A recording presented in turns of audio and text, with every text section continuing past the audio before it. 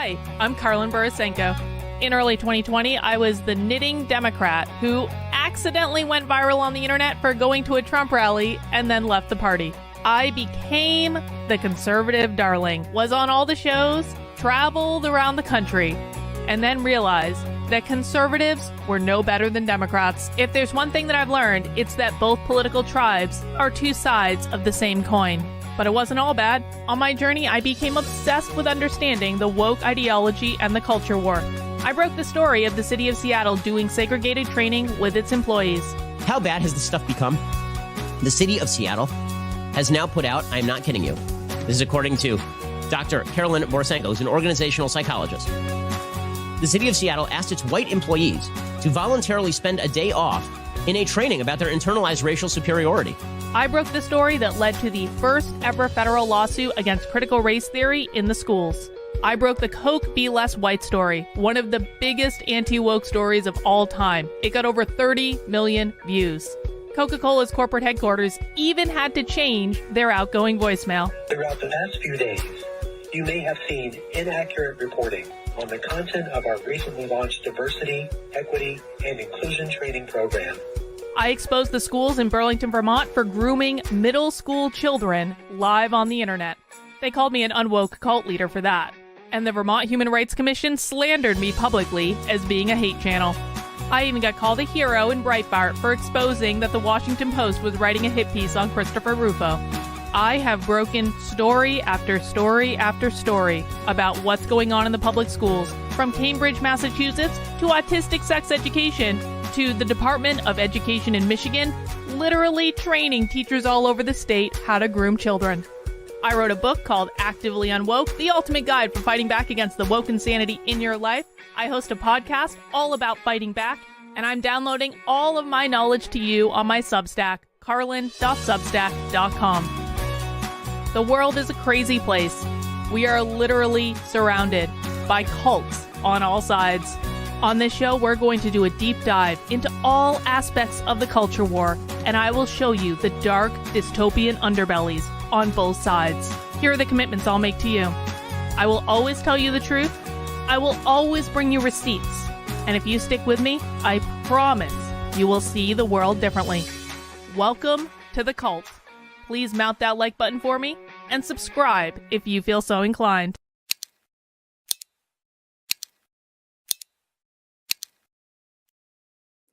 Well, hey, everyone. Happy Wednesday. I am so sorry to be about 15 minutes late, but as Autumn has correctly identified, the shit hath hitteth the fan on Twitter in regards to, again, the Libertarian Party of New Hampshire. And so I have some things to say about that because and I have been tweeting about it today, and I'll do a little brief intro. This is not going to be the main thing we talk about today, but since Autumn has asked about it, and it's what I've been spending the last several hours doing, I will speak briefly to the LPNH drama, because here's the thing.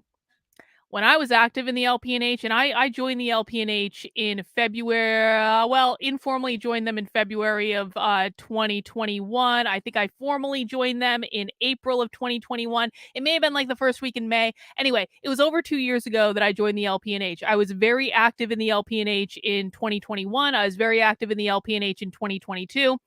After the midterm elections, I basically pieced out because of bullshit like what's happening on the Twitter today. Because of this bullshit. Because of the people running the fucking Twitter. And I just started focusing on my own stuff and not really paying them much mind. And then they removed the chair of the party, the elected chair of the party, who is a good friend of mine and a good friend of my husband's. And I spoke up about that. But I guess my point is with the LPNH stuff, when I was active in the party, I felt some obligation to cover for their bullshit. I don't feel that obligation anymore. I don't feel that obligation anymore at all. So if you guys want to know the real story of what is going on with the LPNH and the Twitter account for the LPNH, I'll tell you that briefly. We're going to talk about it. However, the bulk of what we're going to talk about today, we're going to do a couple things. Number one, because we watched the Andrew Tate interview with Tucker Carlson, I did want to just check in with our favorite internet narcissist, HG Tudor, because I kept saying Andrew Tate is a narcissist, Andrew Tate is a narcissist, Andrew Tate is a narcissist, Andrew Tate is a raging narcissist. And of course, in my comments on the YouTube channel, on the videos where I said that, I had all of Andrew Tate's little fanboys coming in going, what evidence do you have that Andrew Tate is a narcissist? You're just jealous. You're just ugly. What kind of car do you drive? Me. You shouldn't be diagnosing people as being narcissists. Me. All right, well, H.G. Tudor is the ultra narcissist. He is the world expert on narcissists. He knows more about narcissism than anyone else in the world because he teaches it all the time. He also happens to be a diagnosed narcissistic psychopath himself, and he's a self-aware narcissistic psychopath. And so he knows what's up. He understands what narcissism is. He understands what psychopathy is, and he explains it all the time. And guess what? H.G. Tudor has an entire playlist on Andrew Tate. He has so many videos on Andrew Tate. Now, I've never actually watched any of these videos before because, like, when I saw them pop up, I was kind of like, bro, duh. Andrew Tate is obviously a narcissist. I don't need to see any ultra analysis on this. I already know that Andrew Tate's a narcissist. It's already very clear as day to anyone with a functioning brain that Andrew Tate is a narcissist. But because there were so many questions about it from Andrew Tate's little simpy bitch fans, I thought we'd spend some time and maybe watch one of the videos and get an objective perspective on whether or not Andrew Tate is a narcissist. So we'll do that first. But the big thing that I want to talk about today, you guys know that I have, so on the cult, we don't take political sides. I think that the alt-right is just as insane as the socialist left. I think they are equally insane. They are two sides of the same coin. And so I discuss both of them. Now, the vast majority of my time on this channel, this week aside, because it's just been a weird week with the Andrew Tate stuff, most of the time on this channel, we focus on the woke left, the socialist left, the progressive left, whatever you want to call them. There is some nuance between those groups, but I'm going to use it colloquially for right this second. Most of the time we focus on the left because the left is actually the bigger danger to this country. Even though both sides are insane, both sides are authoritarian, the woke left is far more dangerous to this country than the woke right or the alt-right, however you want to refer to them. However, I do have a little bit of a fascination with Nick Fuentes because Nick Fuentes says some really crazy shit. And Nick Fuentes is very smart, and Nick Fuentes has an audience and a following that is rabid about Nick Fuentes. And quite frankly, I'm a little bit concerned that Nick Fuentes might be the Antichrist, and I'm not actually exaggerating on that. I do actually think there is there is a greater than 0% possibility that Nick Fuentes is the actual Antichrist. I think we'll see some proof of that today. However, just because I think that Nick Fuentes is a racist and an anti-Semite, just because I think Nick Fuentes says crazy shit, that does not mean that I believe that censorship of those ideas is appropriate. And Rumble, the so-called free speech platform of Rumble, the bastion of free speech, where the right could be the right could have conservative ideas, the right could say what they wanted to say without fear of being censored or deplatformed or any of those things. The right last night, Rumble last night, censored Nick Fuentes. And I got this tweet here from Isabella Riley. She says, and then this is one of the rare instances where I agree with Isabella Riley. I happen to think that Isabella Riley is fucking hilarious. And I love her tweets. I love following her. She says some batshit crazy things, and I don't think she actually means all of them. But what I love about Isabella Riley is like the full-throated commitment to like this alt-right tradcon wife thing that she's doing. And, you know, you got to respect the game. You really, really do. But on this point, I actually agree with Isabella Riley. She said last night, free speech is simple. Rumble loses all credibility after removing Nick Fuentes' speech. What's the point of all these alternative platforms if they don't implement free speech? It's upsetting for them to advertise free speech and fail to deliver something so simple. I agree. Because you know what? Here's the deal. And I saw some other people talking about this too. Rumble as a platform sucks. It does. I'm not talking about the people who are watching right now on Rumble, because I do appreciate the people that I have watching on Rumble. I do appreciate you guys. The people on Rumble are fine. I understand why they're using Rumble. I understand that, you know, the people on Rumble are trying to support free speech. They're trying to support a platform that wasn't supposed to censor creators.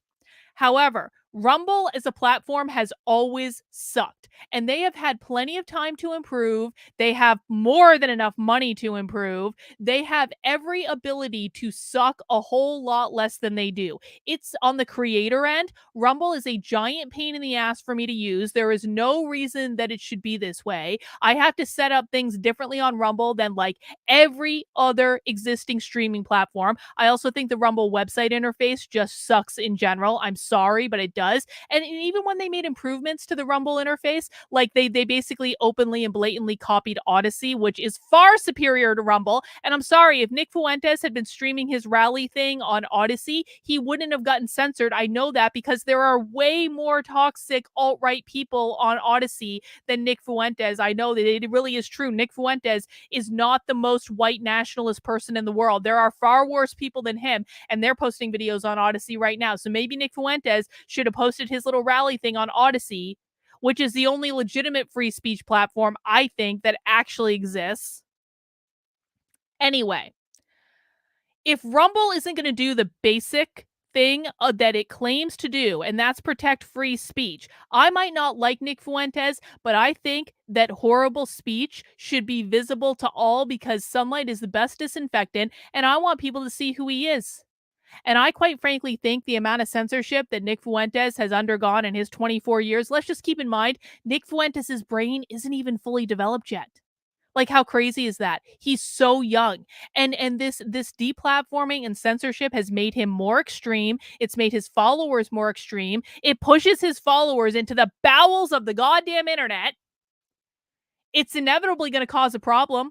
Nick Fuentes is going to be far more powerful than Nick Fuentes deserves to be because of all this censorship bullshit. And I think that people on the conservative right had maybe kind of, I don't know, the idea that Rumble was their safe space. Rumble was the place where they didn't have to worry about this bullshit. And now it kind of looks like Rumble is doing exactly the same thing as YouTube. So what I thought we would do on this stream today is I want to know why they censored him. But luckily, Nick Fuentes has his own website, which is cozy.tv, which is where I watch Nick Fuentes when I'm watching him after hours to find out what crazy shit he's saying and have him playing in the background. Yes, I really do this because I'm a crazy person.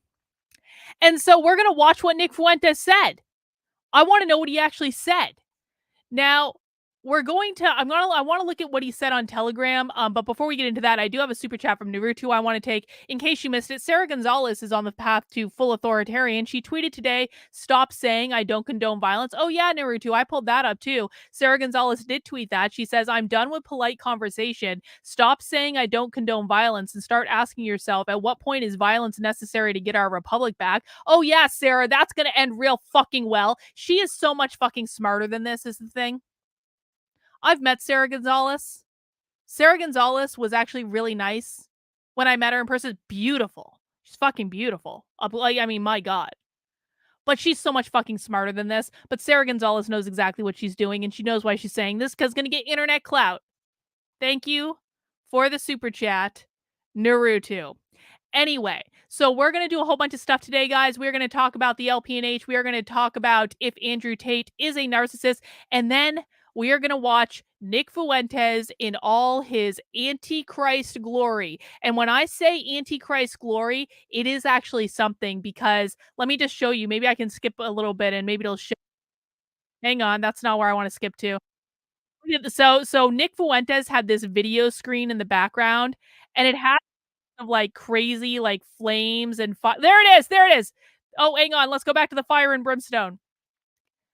Where's the fire and brimstone? Fire and brimstone. Give it, Nick. Come on. Come on. So it had this like moving image in the background, and sometimes it landed on straight up fire and fucking brimstone. And Nick Fuentes really did look like the Antichrist. He really, I mean, he really did. Well, I guess we'll see it in his talk. But Nick Fuentes really, like, if Nick Fuentes wants to put video of himself on the internet looking like the fucking Antichrist, I think that's a good idea. Show people what he is. Let's just be honest about it. So we're going to do all that today, guys, and more. We got a long stream ahead, so please grab a snack, grab a drink. It's going to be awesome. I do want to remind people before we get started, please make sure you are subscribed to my Substack. You can subscribe for free over at Carlyn, KARLYN.substack.com.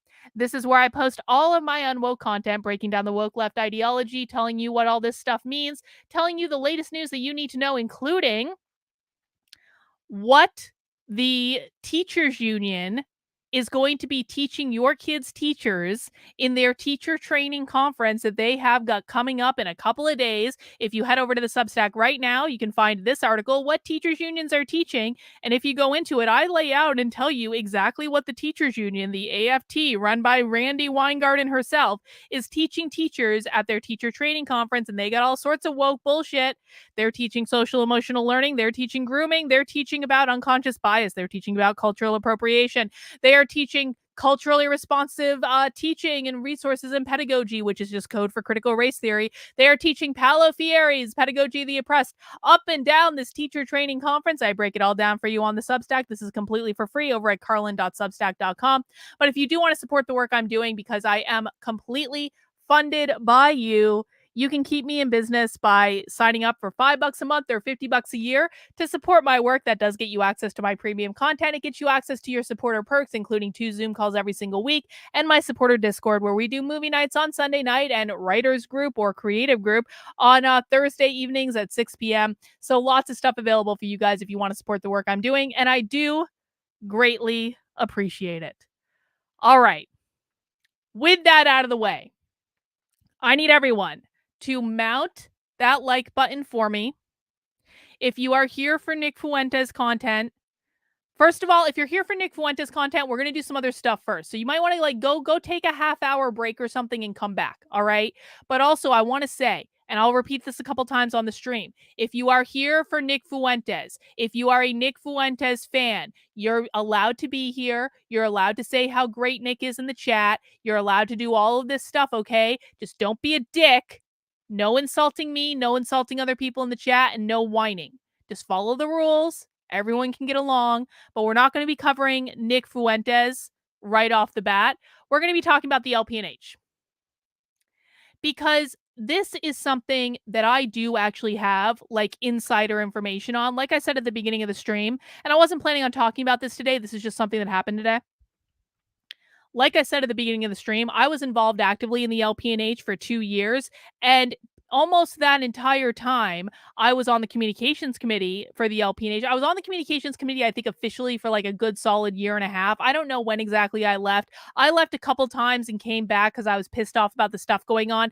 The point is, though, is that not only was I a member, I mean, I still, I guess, I am technically a dues-paying member of the LPNH right now. I will be until next year. I mean, and hopefully after that, if they continue to get their shit together. I mean, if they ever actually start getting their shit together, I don't know. But I am actually currently a dues-paying member of the LPNH. But not only that, I was active in the party. I was friends, or I thought I was friends, with the people running the LPNH Twitter. And I was in the fucking communications committee. I was in the signal chat, the private signal chat, where they were talking about this shit constantly, where they were planning all their stuff. I was in all the conversations every single fucking time. The shit has hit the fan over something that has been tweeted from the LPNH Twitter. I was in a lot of those conversations. I know exactly what people are saying. I know exactly how they're reacting. I know exactly how all this shit works, and I've never talked about it before. Because up until recently, up until they really lost their shit and removed the duly elected chair of the party because he took away the keys to the Twitter account when they didn't want the keys to the Twitter account taken away because they don't want any parameters or guidelines on the bullshit that they are allowed to tweet. I always defended them. Even when I didn't agree with what was tweeted, even if I didn't personally like it, I still defended them. I never spoke publicly about all the bullshit that happens behind the scenes, but I fucking had enough. I have fucking had enough with this bullshit. So today, when Nina Turner tweeted that insulin should be free, medicine should be free, because Nina Turner is a progressive activist that believes in universal health care, the LPNH tweeted something overtly fucking racist and said Nina Turner picking crops should be free. Now, the LPNH has done shit like this on multiple occasions. What they're going to say is, we were trying to make a point about forced labor and we were just doing it in the most based way possible. Well, Naruto says, if you want to push the merch store, maybe add it to the ticker. I'm not going to focus on that right now, Naruto, but thank you for the super chat. I do appreciate it. The LPNH, over the last 2 years, has gotten in so many internet kerfuffles for tweeting, I'm sorry, overtly racist bullshit. They know exactly what is going to happen when they tweet overtly racist bullshit. It is no longer a mystery about what is going to happen and what the Twitter response is going to be when they tweet overtly racist bullshit. They know exactly what they are doing. They are trying to provoke people, to outrage people, so that they can clout chase from the alt-right on Twitter. That is the entire party strategy right now. I'm not joking about that. There is no recruitment to the LPNH. The LPNH is actually bleeding members because of the Twitter. What I want people to understand about New Hampshire is this. Okay, New Hampshire's a weird place. There is disproportionately a ridiculous amount of libertarians that live in New Hampshire because of the Free State Project. The Free State Project is the idea of getting libertarian concentration in New Hampshire so that we can get elected to office and implement libertarian policy on a statewide level. So there are legitimately thousands of real principled libertarians that have literally picked up their life to move to New Hampshire to be a part of the Free State Project. There are only about 100, and I actually think it's less now. There are probably like around about 100 dues paying members of the Libertarian Party of New Hampshire. I personally, my personal supporter community, I quite literally have 10 times the dues paying supporters in my community supporting my work than the Libertarian Party of New Hampshire has members in New Hampshire. I'm telling you this because there is a massive pool of libertarians in New Hampshire who want nothing to do with the Libertarian Party of New Hampshire because of the Twitter. Because the Twitter is not about advancing libertarian ideas. It is not about advancing libertarian principles. There was a time when it was. There really was. 2 years ago, they made a mistake every now and again because they were trying to figure out this based messaging thing that they wanted to do. But there was a time when I felt much more comfortable with what the party Twitter was doing than now. When you exist in a state where there are thousands of libertarians that move here specifically to be libertarian, that they build their entire lives around being libertarian. They only talk to other libertarians. They do libertarian activities. They do libertarian events. They have libertarian clubhouses. And you quite literally can't get even a sliver, a tiny fucking sliver of the libertarians in New Hampshire to join the LPNH because of the LPNH's racist Twitter bullshit. That is a problem. And so what I want people to know is that the LPNH Twitter is controlled by a tiny handful, and their names are Reed Coverdale, Eric Sawyer, and Jeremy Kaufman are the main tweeters. They are controlled by a tiny group of really fucking insecure white men. And I wouldn't actually be bringing up that they're white because it doesn't have anything to do with it, except that those deeply insecure white men whose names are Reed Coverdale, Eric Sawyer, and Jeremy Kaufman continue to do racist bullshit like this.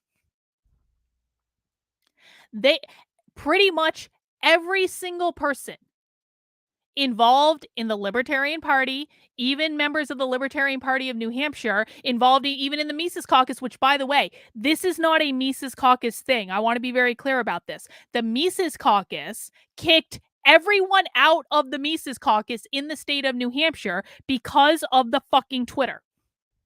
So this is not Mises Caucus.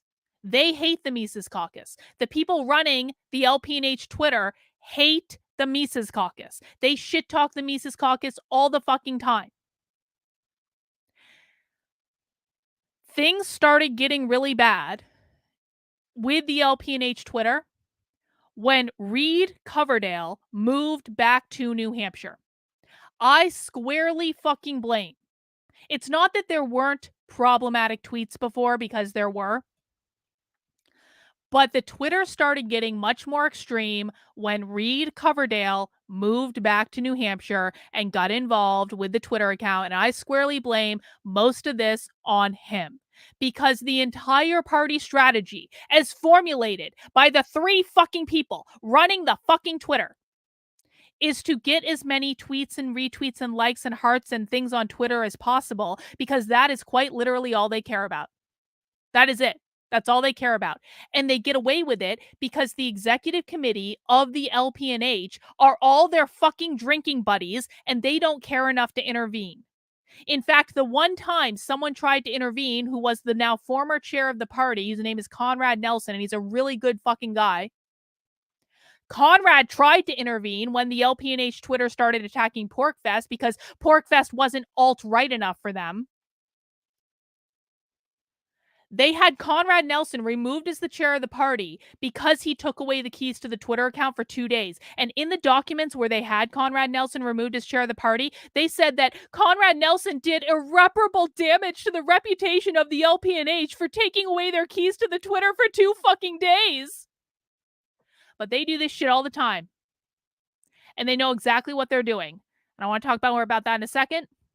A Pilgrim Progressing says, thank you for your balanced thoughts on this. So I'll give you my balanced thoughts on this. I've been holding this shit in a long time. So this is not an accident. They do this on purpose.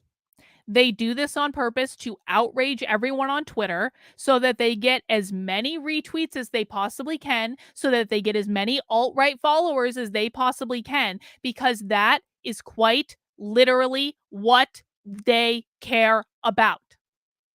And you'll see stupid bullshit like this asshole who advocates for free medicine. They were just talking about forced labor. Bro, they were not talking about forced fucking labor. And this is the fucking problem.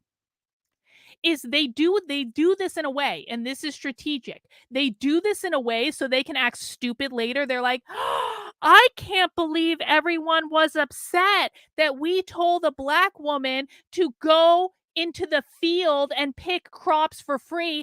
I can't believe everyone was upset that we did this. We were just talking about forced labor. We don't like forced labor. You don't like forced labor. It's all bullshit. It's all a cover. They know exactly what they're doing and they do it on purpose and then they plan to do it and they write it in a way where they can say, I just can't believe that everyone is so upset about this. Because they know when they do overtly racist bullshit, like telling a black woman she needs to go pick cotton in a fucking field, they know it's going to outrage everyone.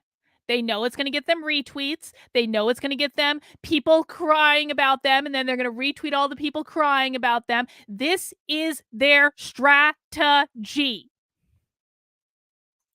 This is their strategy.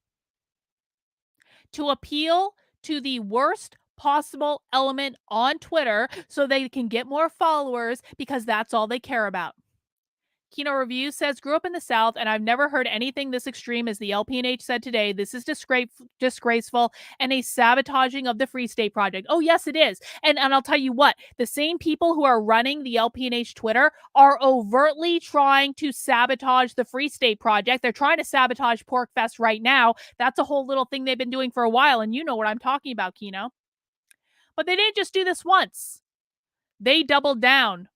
They doubled down over and over and over and over and over again. And this is what they do every single damn time. They're doubling down, and all of their alt-right followers are like, based, you're so based, bro. And so this is how they get off. This is all they have in the world. Look at this. Look at this. Fuck it. I have a right to free fucking cotton. They're making memes about this stuff now. I cannot tell you.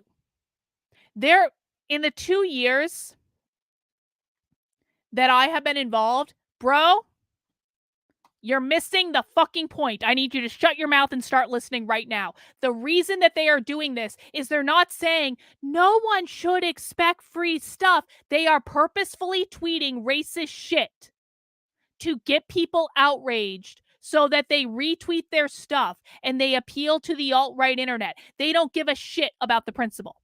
This is what I'm telling you. And every time you guys do this, like, I don't think it's racist to say we shouldn't expect free stuff, and they're right, and they're so based. They're so based. Every single fucking time you guys do this, you are acting like retards. You are doing exactly what they want you to do. You are playing right into their strategy of clout chasing the alt-right on goddamn Twitter. So fuck off with that. I am so sick of people pretending they don't know what they're fucking doing, because they do. They do. The main person running the LPNH Twitter, I'll tell this story because I don't give a fuck anymore. The chair of the communications committee, his name is Eric Sawyer. He runs the LPNH Twitter. He is the main tweeter from the account. Eric Sawyer has a spider web tattoo on his arm. Does everyone know what a spider web tattoo means? Anyone? Any bikers in the house? Any bikers? Anyone know what a spider web tattoo means? I know what a spider web tattoo means, because when Jeff Douglas, who is the national organizer for the Mises Caucus, was having a conversation with Eric Sawyer, the main tweeter of the LPNH Twitter account, about the spider web tattoo that Eric Sawyer has on his arm, and yes, it's on his elbow. Yes, it is. What does that mean, Renan? What does that mean? Tell us what that means. When the national organizer for the Mises Caucus had a direct conversation with Eric Sawyer in Reno at the Reno Reset last year, he asked him about the spiderweb tattoo. And I know this because this conversation was relayed to me by Jeff Douglas before Jeff Douglas decided to email my mother and lie about me, when Jeff Douglas was still being nice to me. A spiderweb tattoo means, and Eric Sawyer confirmed this, that he doesn't really like black people. It's a white supremacy thing. It's an Aryan nation thing. And that is what essentially Eric Sawyer told Jeff Douglas in Reno, which was then relayed to me and many other people. And that is the main person tweeting from the LPNH Twitter. And I am tired of pretending like you are continuing to do. You can Google, bro. Google LPNH Twitter. You'll come up with a plethora of examples. I'm not going to do your fucking work for you. I am tired of pretending that this is anything but deliberate. I'm sorry. Jeremy Kauffman tweets on a regular basis about how Black people are less intelligent naturally than every other type of person in the world. I've never liked it, and I never said anything about it, even though it is absolutely overtly goddamn racist. And if you guys don't believe me about the meaning of the spider web tattoo, then Google meaning of spider web tattoo and it will come right up. It is a white supremacy thing. It is an old biker thing. That is exactly what it means. And that's what Eric Sawyer, the main tweeter of the LPNH, told Jeff Douglas it meant in Reno.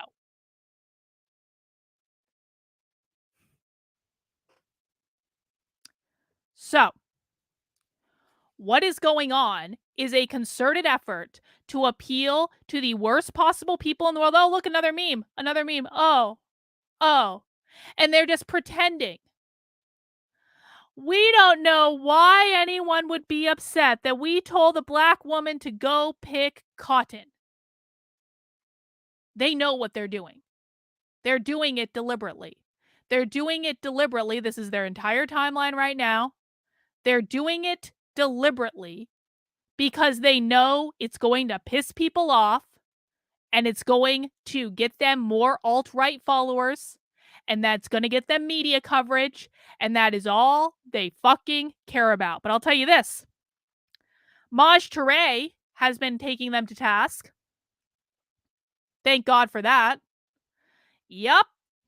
Jeremy, the guy with the funny vote for me ads, has tweeted on many occasions that he thinks that Black people are just naturally dumber than everyone else. And statistics back him up, and he's tired of not having to say it anymore. And listen, man, Jeremy is a really smart person. He really, really is. I learned a lot from Jeremy. Jeremy's ads were great. I promoted Jeremy's ads. I did everything I could to promote Jeremy's senatorial campaign. I thought his ads were incredible. Some of Jeremy's messaging is so good. And I actually do believe that Jeremy, not Eric, and not Reed, Jeremy Kauffman is actually like a deeply principled person. I really do believe that. But some of the shit that comes out of his mouth is just incredibly unnecessary. And when you combine it with Eric's spiderweb tattoo and the overtly racist shit that the LPNH account keeps tweeting, I don't even know what to say. Okay. So Maj Touré has been taking them to task. He also admitted what it meant to someone in Reno. He admitted it. He wasn't hiding it. He admitted it because he apparently felt like he was among friends. Isn't that funny? Maj Touré's been tweeting about them. So the LPNH, obviously believing that something else was going to happen, put this poll to Maj Touré because Maj is pissed. And I don't think that this poll is actually going the way that the LPNH thought it would, because Maj says whoever runs the LPNH Twitter page is consistently on dumb shit, whoever it is. And I fucking told Maj who it was, and I don't fucking feel sorry for that. Fuck you guys. So the LPNH put this poll on Maj's Twitter and says, who has a better understanding of libertarian principles, us or Maj? And look who's winning. Maj Touré is winning with almost 2,500 votes by 58% to 42%. That didn't go the way that the LPNH thought it would, I promise you. And I'm going to bet that poll's going to get deleted at some point. Rottweiler, this is another reason why people on the libertarian side can't reach people on the far left, because chuckle fucks like this feed the idea that people on the right of Mao are unabashed racists. See, and this is the fucking problem. This is the problem. This is the last thing I'm going to say about this. I've been tweeting a lot about this today. If you want to know my full thoughts and have more information, you can go to my Twitter, Dr. Carlin B on Twitter. But I tweeted this. I said, today the LPNH will recruit hundreds of thousands of new alt-right fucking nationalists to the Libertarian National Party by singing their very favorite racist songs. They know what they're doing. They know the audience they're targeting. They are not targeting libertarians. They are targeting alt-right nationalists. This is not an accident anymore. It never was an accident. Like they know what they're doing. I just don't know how to make it any more clear. They know they're not, oh my God, I don't know why everyone's so upset about this. They know what they're doing. They will pretend they don't know why everyone is upset. They will call the people who have problems with it trash. The world will think that the LPNH and the 3 people running the LPNH account, who are again Eric Sawyer, Reed Coverdale, and Jeremy fucking Kaufman, the world will think that this is who libertarians are, and will think that the LPNH represents libertarians when they do not. Again, the vast majority of libertarians in the state of New Hampshire, of which there are thousands who moved here specifically to be libertarian, the vast majority of those people want nothing to do with the Libertarian Party of New Hampshire because of the Twitter. These people do not represent libertarians. They represent the alt-right. That is who they're appealing to. That is who they're clout chasing to. It is so clear. All you need to do is look at their messaging. All you need to do is look at all the people who have been backlashing against them, telling them to cut this shit out. But unfortunately, the executive committee of the LPNH and Robley Hall, who is one of the most useless fucking people I've ever met in my life, will do nothing to stop them.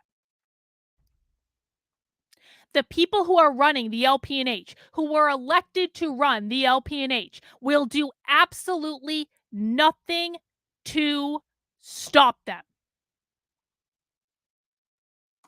Except, Sarah, as I've previously explained 3 or 4 times, but you clearly aren't listening, Eric Sawyer told someone that was exactly what it fucking meant. He told him. Didn't hide it at all. Not being secretive about it. So you're the one making shit up now to excuse someone who has been tweeting overtly racist bullshit from this account for 2 fucking years. There will be angry meetings behind the scenes where absolutely nothing will be done to stop it. And let me tell you about this angry meetings thing. There have been, in the 2 years that I've been involved in this party, several dozen meetings about the LPNH Twitter, both internally within the LPNH and also involving people from the Mises Caucus, also involving people from LP National. There was a time where there were like monthly fucking angry phone calls with the leadership of the LPNH and LP National, basically saying, cut out the fucking shit on Twitter, you're making us all look bad. There have been every single time this happens, there is a meeting where someone goes, maybe we should create a set of guidelines for the Twitter. And then someone else goes, yes, we should create a set of guidelines for the Twitter. We should form a special committee to create a special set of guidelines for the Twitter so they stop tweeting overtly fucking racist shit. These conversations have happened so many times, and it never goes anywhere. Do you want to know why?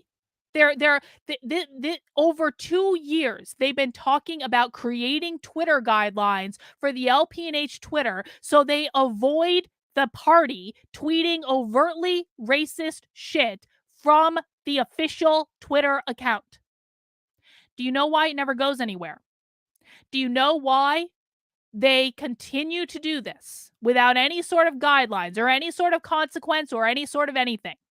Because every single time that someone tries to do this, the process is sabotaged by Eric Sawyer. The people running the Twitter account ignore it. They don't create. It is fucking Eric Sawyer's job to run the communications committee. He is the chair of the communications committee. It is his one fucking job within the party. And every single time that someone says we need to create guidelines for the Twitter, Eric, he sabotages the process. He ignores it. He doesn't involve himself. No one actually participates, so no one is involved. The people who are put in charge of running the committee to come up with the guidelines, Stephen Nass, ignore their responsibility. They refuse to do it. And so to this day, even though there have been conversation after conversation after conversation after conversation after angry meeting after angry meeting after angry meeting after angry meeting after angry meeting, they refuse to put guidelines in place, even though so many people have been affected by their Twitter bullshit. People have lost work, they've lost clients, they've lost jobs. Because anytime someone finds out that someone's involved in the LPNH and the Twitter tweets something overtly fucking racist and it ends up on the news, people's jobs end up getting called, people's businesses end up getting called. It has cost people in New Hampshire tens of thousands of dollars of money, and this has been brought up time and time and time and time and time again.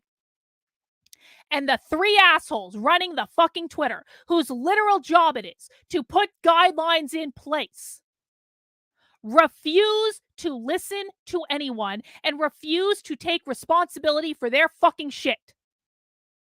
They are impacting the perception of libertarians on a national fucking level. It is disgusting. It is ridiculous. And I'm sorry. The National Party supports this shit. I cannot even.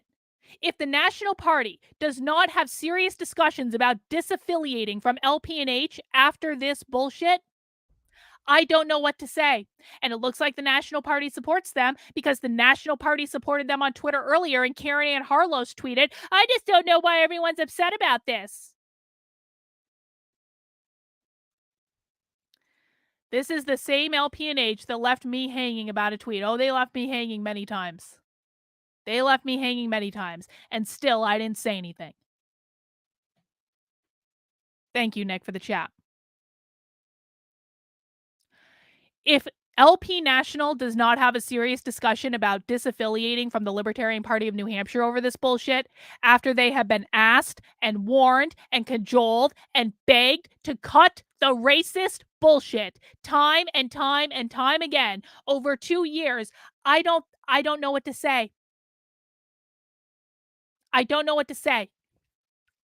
Everyone knows what's going on. Everyone in the LPNH knows what's going on. Everyone in the Mises Caucus knows what's going on. Everyone at LP National knows what's going on. And no one wants to say anything about it. And no one wants to do anything about it. And it is disgusting. They are driving people that would otherwise be a perfect fit for the Libertarian Party.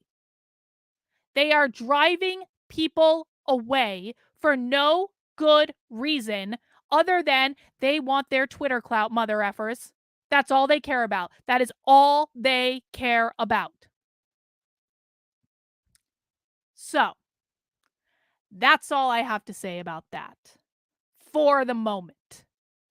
But I am so sick of covering for this bullshit. I did it for 2 years. Every single time they tweeted something crazy, and man, I liked some of the base tweets. I fucking loved that Happy Holidays tweet. I thought the Happy Holidays tweet was great. That was awesome. But there is no need for this. There is no need for it. And everyone defending their messaging. They're just not in favor of forced labor. That's not the point. You can make a point about not being in favor of forced fucking labor without telling a black woman to go pick cotton.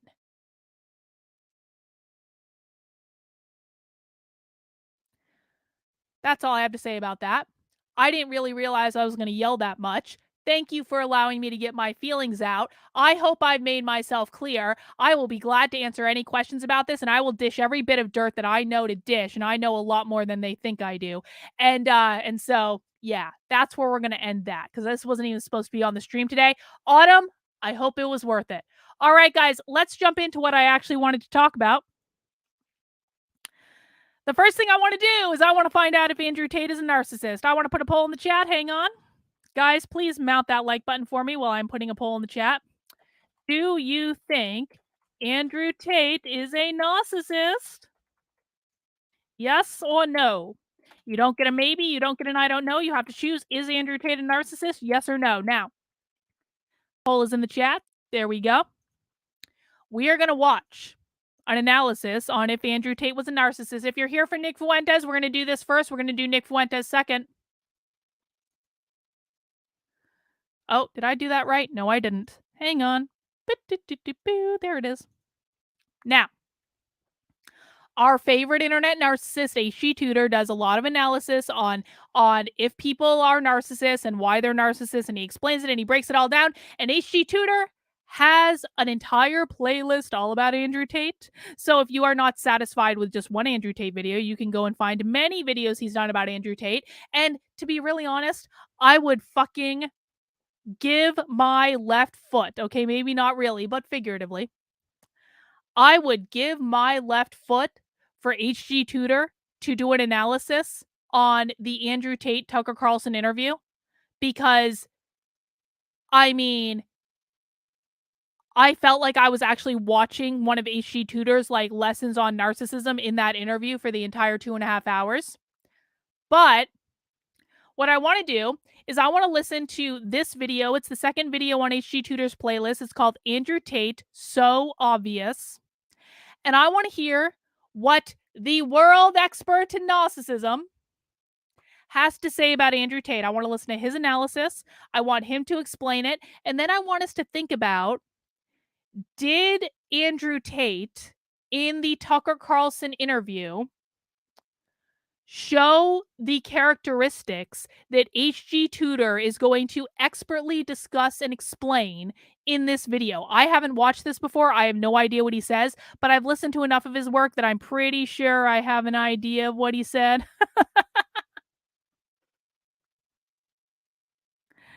Sin says, except that HG Tutor has a nicer voice than the two in that interview. Oh, isn't that the truth? Beth, thank you for the super chat. This is for an epic rant. That was an epic rant, wasn't it? I'm sure I'm going to get a boat ton of shit from the LPNH for this. They're going to be tweeting. They're going to be like, Carl is an anti-Semite though. She believes in weird spiritual stuff. They're going to be crying about me for fucking days, and I don't really care. Fuck you guys. Anyway, we're not going to talk about them anymore. We're going to talk how rude of us to take attention away from HG Tutor. All right, guys, let's listen to what the world narcissism expert had to say about Andrew Tate.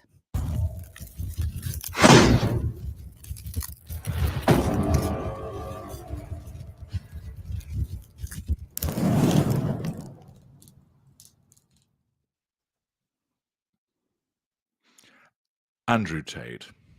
So obvious. Hello, I'm HG Tudor. You may recall that in August I created a video called Alpha Male and demonstrated that the label of alpha male was being regularly used to describe people who are actually narcissists. No, I will swear, Beth, that poll is already over. People decided. Dealing with. And this surrounded, of course, the behaviors of Andrew Tate, who indeed is a narcissist. If you're unfamiliar with who Mr. Tate is, well, a little refresher. Emery, Andrew Tate III, is an American-British international internet personality and former professional kickboxer. Following his kickboxing career, Tate began offering paid courses and memberships through his website, and later rose to fame as an influencer. Tate's misogynistic commentary on social media has resulted in bans from several platforms. Oh shit, I didn't mean to do that. Oh no. Ah! I just screwed everything up. Hang on. Hang on. I was trying to get this super chat. I screwed everything up. I'm sorry. I've hit the wrong button. Rottweiler said, what does HG Tutor know? He doesn't have a Bugatti, does he? Well, HG Tutor does have a very nice car. I think the last time I think Maybe not a Bugatti, but I think he has like a Jaguar or something like that. I think I heard him say it in a video. He has a very nice car. He has Tudor Towers, his estate in the countryside. HG Tudor is doing just fine. HG Tudor has probably gotten more pussy than Andrew Tate has. I'm being serious about that too. He's written entire books about it. They're great. Anyway.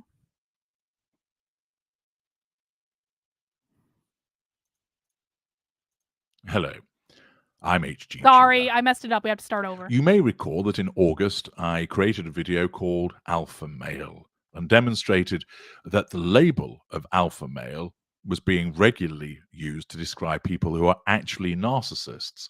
And it would mean that many people didn't realize what they were dealing with. And this surrounded, of course, the behaviors of Andrew Tate, who indeed is a narcissist. If you're unfamiliar with who Mr. Tate is, well, a little refresher. Emery, Andrew Tate III, is an American-British international internet personality and former professional kickboxer. Following his kickboxing career, Tate began offering paid courses and memberships through his website and later rose to fame as an influencer. Tate's misogyny. Autumn, we decided earlier that you're allowed to come to one of our Zooms as long as you turn your camera on so we can confirm that you're actually a woman. Commentary on social media has resulted in bans from several platforms. He had a career in kickboxing. He was a guest on the 17th season of Big Brother, and he came under scrutiny for his homophobic and racist comments on Twitter. After the release of a video in which Tate appeared to beat a woman with a belt, Tate was removed from the show after only 6 days of participation. Both Tate and the woman said that they were... Can you imagine being such a cocky douchebag that you go on Big Brother and hit a woman with a belt? You really want to tell me that he's not hitting women in private when he goes on Big Brother to hit a woman with a belt? Please. Friends, and the actions in the video were consensual. Tate's website offers training courses on accumulating wealth and male-female interactions. According to the website, it also operates a webcam studio using girlfriends of employees. Tate and his brother started the webcam business, employing as many as 75 webcam models to sell fake sob stories to male callers, claiming to have made millions of dollars doing so.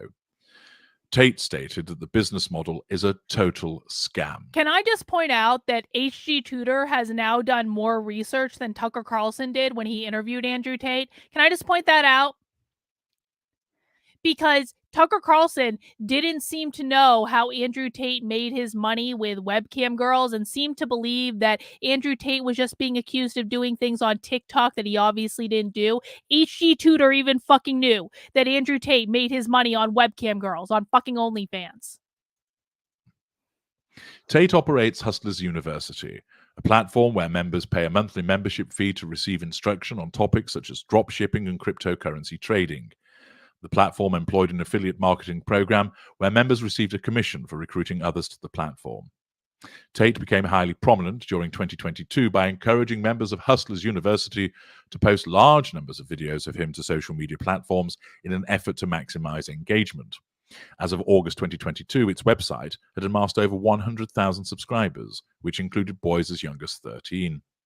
That same month, Stripe pulled out of processing subscriptions for the platform, and Hustlers University shut down its affiliate marketing program. Daniel Angus, a professor of digital communications at Queensland University of Technology, stated the affiliate program had all the hallmarks of a pyramid scheme. Tate received attention for his tweets describing his view of what qualifies as sexual harassment amid the Harvey Weinstein sexual abuse cases, and for tweeting several statements about his view that sexual assault victims share responsibility for their assaults. In 2017, he was criticized for tweeting that depression isn't real. 3 of Tate's Twitter accounts were suspended at different times. In 2021, an account that he created to evade his previous ban was verified by Twitter contrary to their policies. The account was subsequently permanently suspended, and Twitter said the verification occurred in error. Online, Tate became known among far-right circles through appearances on InfoWars and acquaintances with far-right figures such as Paul Joseph Watson, Jack Posobiec, and Mike Cernovich. Posobiec. Tate became highly popular during summer of 2022, surpassing both Donald Trump and COVID-19 in Google searches in July. By August, Tate was described by Rabil Sidkar in The Independent as a cult-like figure to young directionless men and boys who support his anti-feminist views. Tate has described himself as absolutely a sexist. So Destroy says Andrew Tate is possibly a narcissist, but it's likely he's just low IQ or both. HG Tutor has another video in which he calls him a lesser narcissist, which basically means he's a narcissist with a low IQ. So congratulations on that. Now I will say I don't like your Twitter name, and if you use the anti-white shit in my chat, I'm gonna ban you. But like you're not saying anything wrong right now, so I'm just warning you. Anti-white bullshit is not allowed on my channel. Okay. You're allowed to be here. You're allowed to say whatever you want as long as you follow the rules. But that's one thing I don't allow on the channel. And I'm just letting you know. Not in trouble or anything. I'm just letting you know. And absolutely a misogynist. He has stated that women belong in the home, can't drive, and are given to the man and belong to the man. And claimed that men prefer dating 18 and 19-year-olds because they have sex with fewer men. The White Ribbon Campaign, a non-profit opposing male-on-female violence, considers Tate's commentary extremely misogynistic and its possible long-term effects on his young male audience concerning.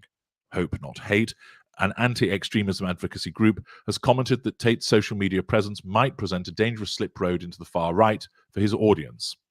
In response to criticism, Tate stated that his content includes many videos praising women and mainly aims at teaching his audience to avoid toxic and low-value people as a whole.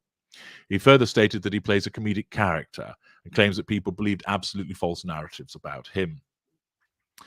In August 2022, Tate was permanently banned from Instagram, where he had 4.7 million followers, and Facebook for violating their policies on hate speech and dangerous organizations and individuals.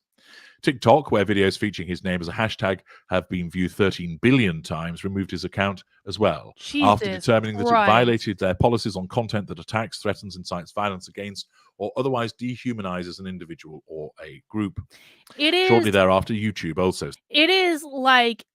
It is really concerning to me how assholes like this can gain such a following.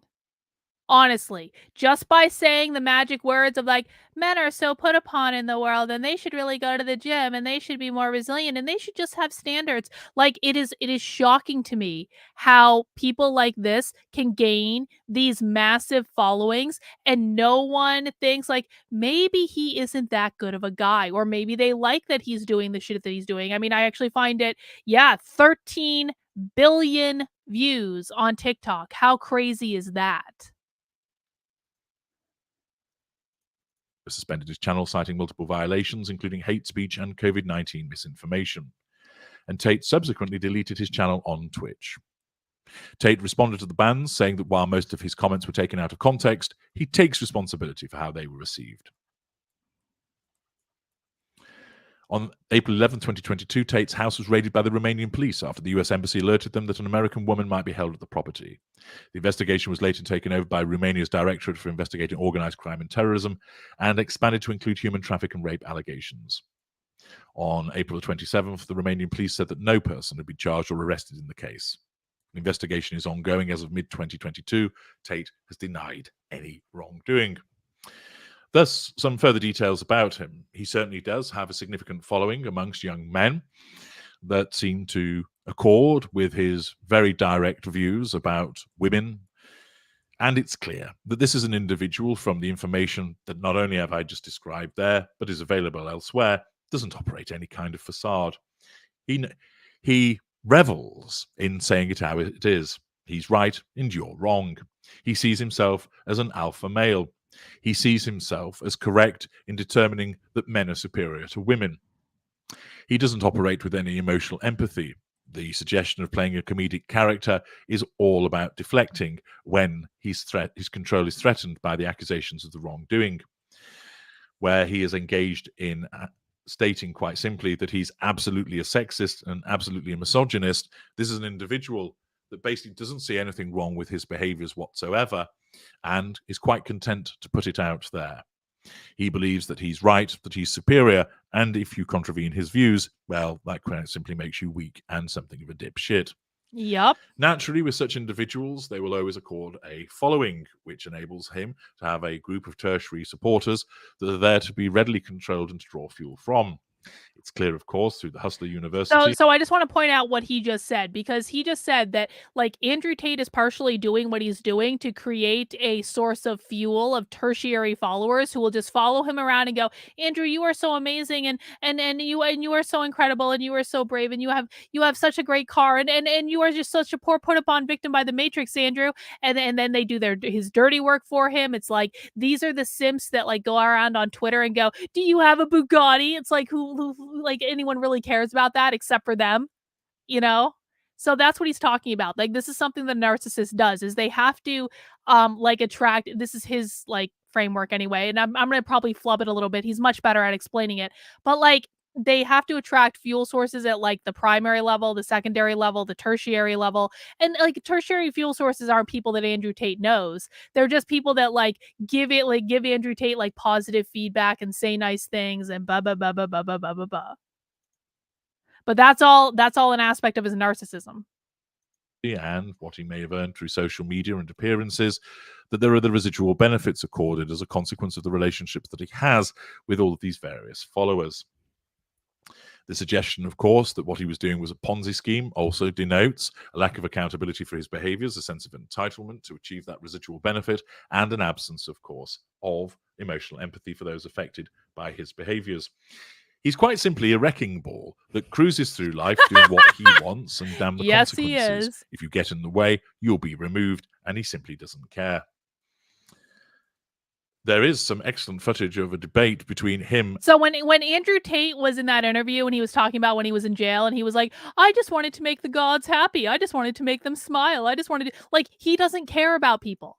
He is not capable of love. He is not capable of human empathy. Anytime when Andrew Tate in that interview with Tucker Carlson was like, I just want to make the world a better place, Tucker. I just want to help men be men and live happy and fulfilled lives. Andrew Tate doesn't give a shit about any of this. He only cares about putting money in his own pocket or getting other benefits from people. That's it. And Piers Morgan, which I will be analysing in due course. But with all of that stated, which underlines, of course, the fact that he's a narcissist, a piece of footage has come my way, which is well worth viewing in terms of demonstrating the obviousness of his behaviour, the fact that he believes he's far cleverer than he actually is, grandiosity, and the way that he doesn't realise just how easy it is to see through him. Of course, there are always going to be some Epsilon Semma morons who are taken in by what he does and thinks, wow, that's so cool, he's a genius. I just love the Brave New World reference. He does this sometimes when he like calls out specifically like Epsilon semi-morons that are like he does this with, like, Meghan Markle too, like Meghan Markle's sugars or whatever. But I love that. It's like the only people who are following along Andrew Tate and think that Andrew Tate is the greatest thing since sliced bread are pretty fucking stupid. However, many other people will see straight through it, which denotes the obviousness of his narcissism and the obviousness of the way that it functions. I'm going to play you now the footage, which is basically him demonstrating that he too can be the Tinder swindler. If you haven't watched my fantastic series about the Tinder swindler, I'd very much encourage you to do so, as not only does it help you understand so much more about narcissism and psychopathy, it also denotes the various interactions, but also provides you with information about what the victims are also. A fascinating and deep dive into the dynamic between the narcissist and victims. Here, it would appear that Tate is on some kind of show, or perhaps of his own, where he's basically explaining, I'll show you how easy it is to be the Tinder swindler and get money out of women. Here comes the footage. I want to test something. I have an idea. I want to try something. Cult of Who do Tate. I choose? Let's try this one. Hello? I'm in hi. I'm in the hotel in Prague. There's been a problem with my bank. There's been a problem with my bank cards. They've frozen all my cards. I don't know what it is. I'm gonna have to talk to the banks to find out what it's to do with. I think it might be to do with one of my passports, which was closed. I need you to send me $10,000. I'm gonna send you some bank details. I want you to send me 10 grand, but I need it like urgently. I'm gonna give it back to you, but I need it urgently. Is that okay? Okay. Please, as soon as you can, I'm gonna send you the details now. Sure. All right, baby. Bye. Okay. What the fuck? That's how easy the game is, gentlemen. Okay, so having seen Who would agree to that? Would anyone in this chat agree? Like, so if Andrew Tate called you, was like, if anyone called you, I mean, let's just put aside Andrew Tate for a moment. If anyone called you and was like, baby, I need $10,000 pronto. You can send that. You can say, I need it right now, baby. I'm gonna send you details. Like, I'm sorry. Yeah, that kind of like screams stage to me. I'm sorry. No one is gonna send, like, I'm not sure if my husband called me. It was like, Carlin, I need $10,000 like right now for some reason. Like he couldn't get into our joint bank account or like whatever. I'm not even sure I would send my husband $10,000. So no offense, Victor, but like if my husband called me and was like, I'm at the hotel, I need $10,000, I'd be like, go stay in a cheaper hotel. Why the fuck are you in a hotel where you need $10,000? Like, what hookers are you ordering at the hotel tonight? Not that my husband would ever do that, but still. Rottweiler says, people like Tate make people think he represents men's rights activists, thus making outside lookers think men's rights activists are like him. He can just fillet a cactus. I agree with you. And we talked about this the last time we talked about Andrew Tate, is like, I think he makes like all men's rights activists have like real and legitimate points about divorce and children and like support groups for men and things like that. And like men, there are very legitimate points that they have that I think are worthy of consideration. And then assholes like Andrew Tate come along and they pull shit like that when it's not about helping men. It's not about supporting men. It's not about making life better for men. It's only about feeding Andrew Tate's narcissism and filling Andrew Tate's bank account. And he makes all men's rights activists look like assholes. I agree with you. Thank you for the super chat. you saw Mr. Tate sat there with his bronze trousers on, explaining that he wanted to test something out. And he goes away, returns with his phone, and makes it look like that he's there as the grand manipulator, puppeteer, selecting a mark, selecting a victim, and decides, let's try this one, as if there's plenty of people that he could choose from, that his phone is chock full of women just waiting to throw their dollars at him, exhibiting his grandiosity. He then, of course, rings up the individual, and a female voice says, hello. He immediately launches in with, I'm in a, and then remembers, oh, actually, I haven't said hello, which, of course, very much gives the game away. I'll be returning to that in a moment. He then explains, hi, I'm in a hotel in Prague. And then explains in the usual Tinder swindler fashion that he's got a financial issue, that his cards are frozen, the bank's called. Hang on, I just want to mention for anyone who joined the stream, we are going to get to the Nick Fuentes content. This video has about 5 more minutes, and the very next thing that we're doing after we listen to HG Tudor's expert analysis on if Andrew Tate is a narcissist is we're going to watch Nick Fuentes, and we're going to talk about why he got censored by Rumble. So if you're here for Nick Fuentes, sit tight. I know we didn't get to it first. There was other stuff going on, but it is going to be the main attraction, so it's going to be at the end. You know, go get a drink and a snack or something. Come back in a few. Thank you for joining, Yuri. Was the problem, and he's not sure what it is. He references that it's his passports, and he immediately says, I need $10,000, but I need it. I need you to send it to me, and I need it urgently. Is that all right? And immediately this lady confirms, okay, I will do it.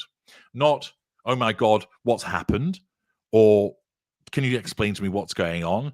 Or have you contacted the bank to find out what the problem is? Have you spoken to the bank to try and unblock the issue? Or, well, actually, that's a lot of money that you're asking me for. But quite simply, it's immediately, yeah, I'll give you $10,000. nobody would respond to a telephone call in that manner. Exactly, it was staged. Even if, for example, it was a son or daughter ringing a parent, they'd immediately go, sorry, what's happened? Well, you need to contact the bank if they've frozen your money. That's the way to get to it. Yeah, I'll help you out, but let's see if we can tackle things with the bank first before I first start transferring money. Or what do you need $10,000 for? That's a rather large amount of money. Those would be the natural questions that anybody What hookers would are you pose. buying for And of course, $10,000, Andrew? Mr. Tate fails to recognize that anybody with functioning brain cells would look upon this and immediately go, oh dear, it's staged. And of course, the individual is compliant, saying that they will got it right. do it. He then signs off with a flippant, all right, baby, bye. And then triumphant, laughs and demonstrates, look how easy that is, and telling the gentleman, presumably those viewing, just how easy it is to ring up a woman and get her to give you $10,000. Look at me. I'm so charismatic. I'm so powerful, so manipulative. I'm able to ring up a random chick from my phone and get $10,000 out of her. Naturally, it's completely staged. The person answering the phone is just following a loose script, or has just been told, look, there's $500 in it for you. If when he rings up and he asks you for money, you just say, okay, yes, I'll do it. It's so patently obvious. Now, of course, what does this tell us? Well, he knows that this is staged because he set it up, but he simply doesn't care. And the arrogance of his narcissism is such, and the lack of insight, is that he really believes that people watching this are going to be taken in by it. Yes, he does, because he's a moron. Wow, he is just Mr. Cool, ultra charismatic. Just calls, he gets the money. I'm going to sign up for his Andrew Tate how to ring random chicks and get money out of them course, costing me $1,000. Thank you very much. He knows it's staged. He doesn't care that it's staged. But where his narcissism really kicks in is that, notwithstanding the obviousness of this behavior, and that 99% of people watching this would immediately go, the lady on the other end of the phone is in on this. You've not persuaded her to do anything at all. He thinks that most people will be taken in by this and thinks it's brilliant. He thinks that people won't see through this. That's the blind. There's part of me that's like, if you didn't see through this and realize what was going on, and you really believe that Andrew Tate just like got some woman to give him $10,000, and this is like all the proof that you need to give Andrew Tate money to sign up for his pimp and hose degree or whatever the hell. There's like some small part of me, well, maybe it's more like a medium size. There's some part of me that's like, you know what? If you are really fooled by this and you don't think about this before you give this jackass money, you deserve to get conned, man. You deserve to get conned. Like fools and their money are quickly parted. It's a life lesson. Hopefully you learn from it and you get better next time. Blindness of his narcissism, that whereas most people looking at it can see the obvious of it, he can't. Of course, if you were to put that to him at a later juncture, as part of the threat to control that suggestion would pose, his narcissism would probably cause him to go, oh yeah, I knew, of course, that people would see through it. I was just proving the point that some people can't. And that's him backtracking and deflecting, that his narcissism would do that. But his form of narcissism is very obvious. It operates with no facade. It's bombastic. It's bullying. It's belligerent. He's big, you're small. He's right, you're wrong. He's powerful and charismatic. You are all weaklings, and you're there to follow him into the promised land. And such is the level of entitlement and arrogance that he churns out nonsense such as this, which is transparently see-through, save to a small number of people that would blindly think, wow, that's impressive. And of course, in a way, they deserve all they get if they then get fleeced out of their money and find that when they ring up somebody in their phone book who's female, they go, get the fuck out of here. I'm not giving you that kind of money. Are you retarded? And they yes! wonder, perhaps I haven't I love that followed the guidelines use the R word. I love correctly. It. Bonus This is Andrew Tate, retard. an obvious narcissist engaging obvious behaviors. I'm HG Tudor. Thank you for watching. All right. So my point with this is this. I heard from a lot of people when I covered the Andrew Tate Tucker Carlson interview over the last couple of days, when I posted that video yesterday saying Andrew Tate is a clear and obvious narcissist, and here's proof that Andrew Tate is a clear and obvious narcissist. And not only is he an obvious narcissist, he's also a con man that beat women openly on fucking video. I got a lot of comments saying, how do you know he's a narcissist? You can't diagnose him as a narcissist. Do you have any proof that he's a narcissist? How do you know? Do you have a Bugatti? Well, for the 23% of you that answered no, you don't think Andrew Tate is a narcissist, you've now been told by one of the world-leading narcissism experts that he is such an obvious narcissist that you're probably an epsilon semi-moron if you couldn't figure that out. So, if you want more information,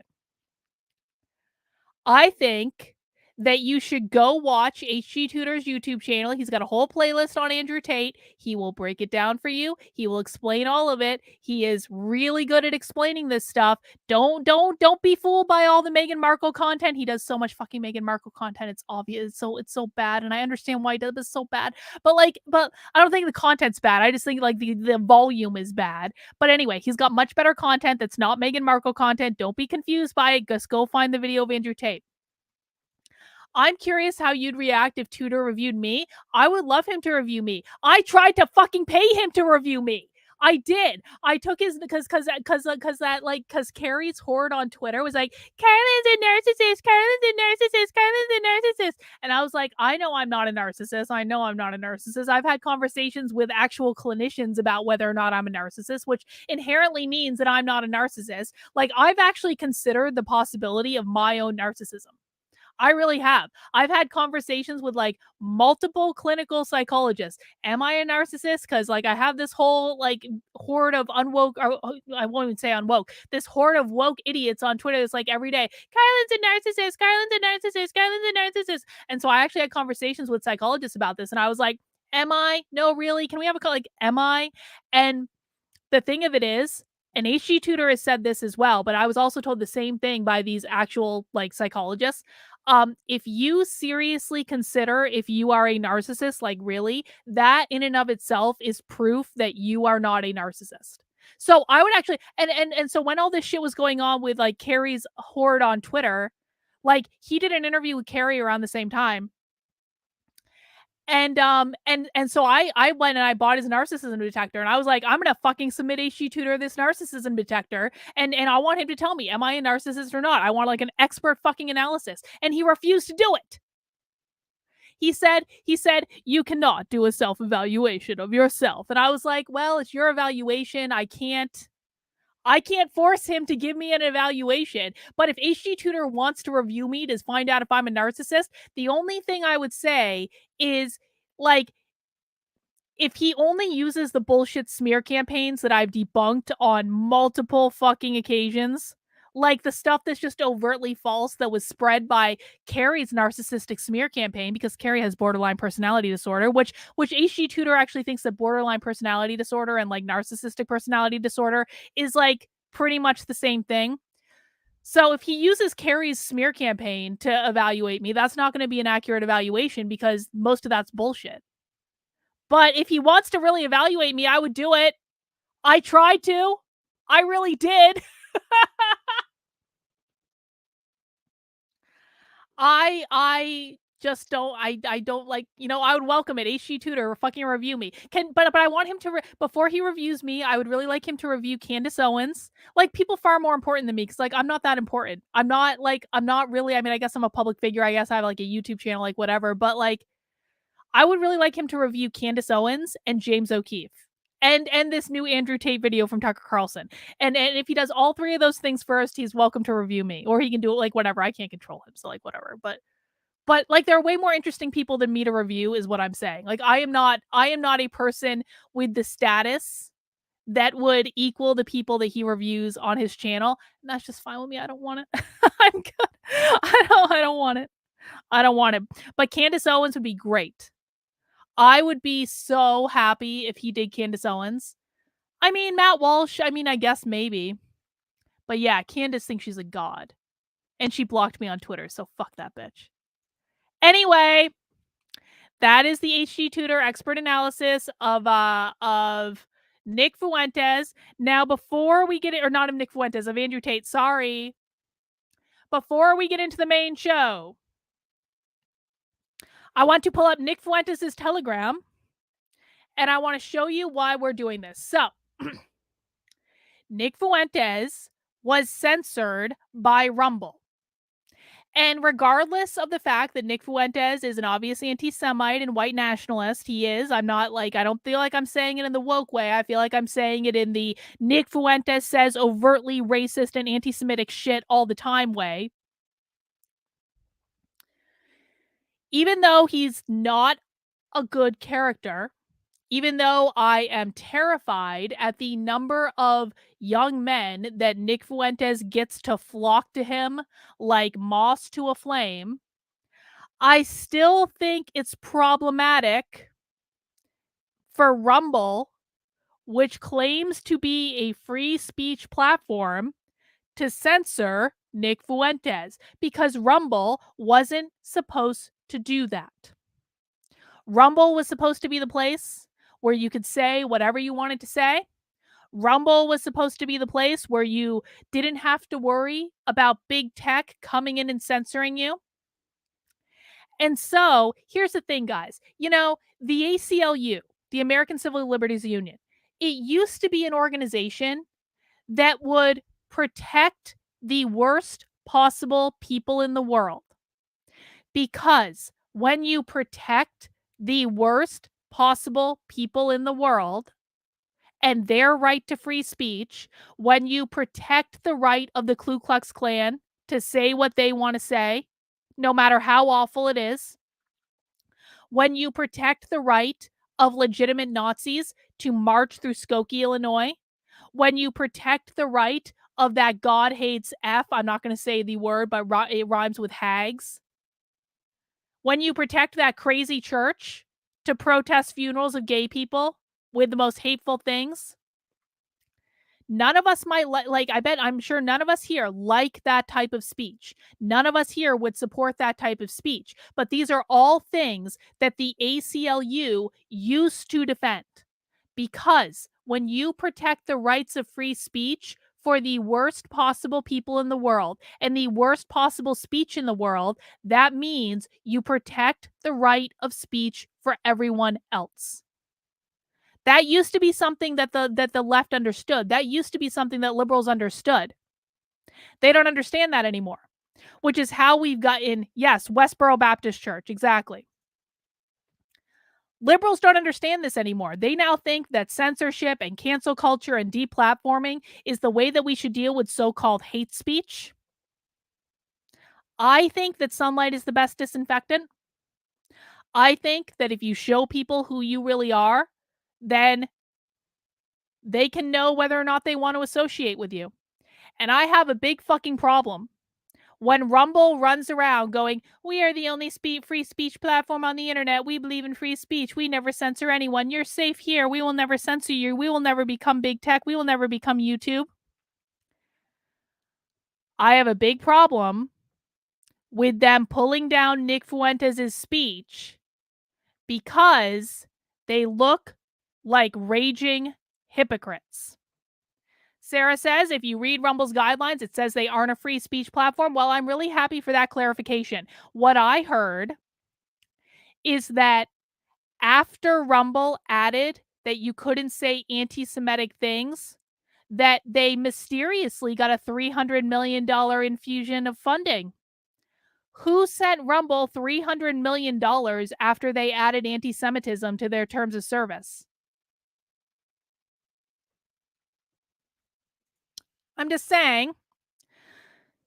So this whole thing puts a bad taste in my mouth. And it's not because I support Nick Fuentes. It's not because I like Nick Fuentes. I have an odd fascination with Nick Fuentes, but it's not because I think what he says is good. It's because I think what he says is bad.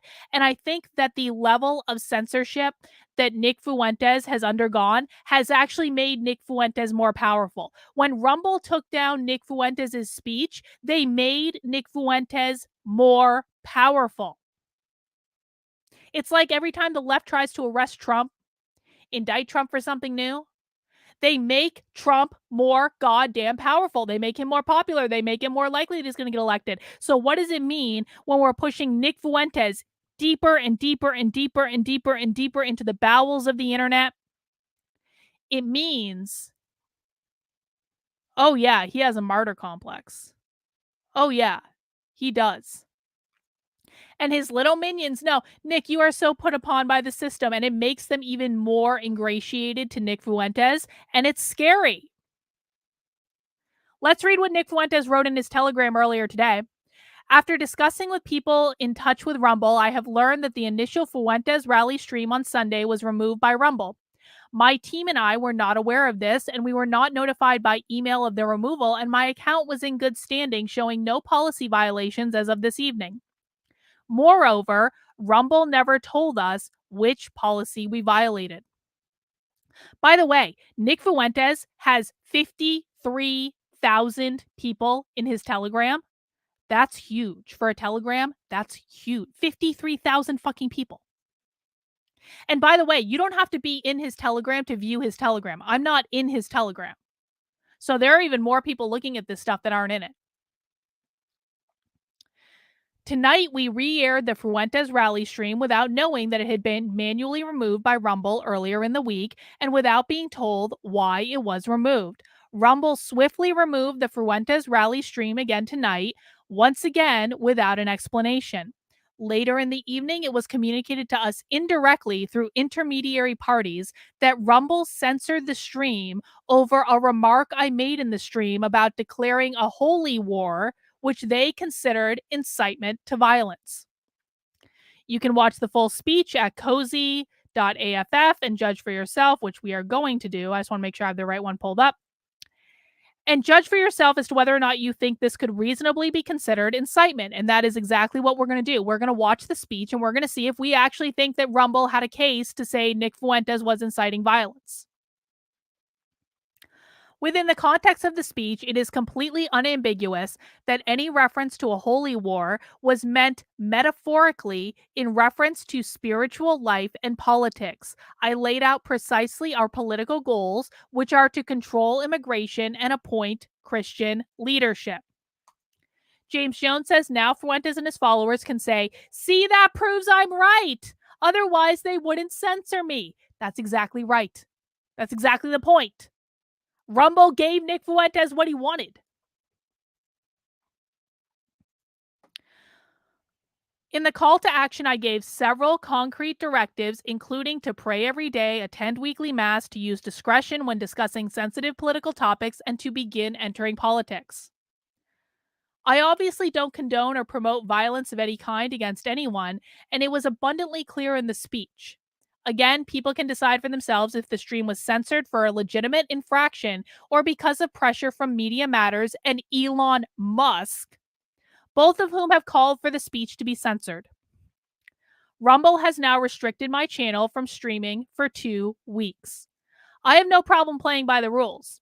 If Rumble consider these remarks to be in violation of their guidelines, then I will make sure nothing similar is published on my Rumble channel in the future.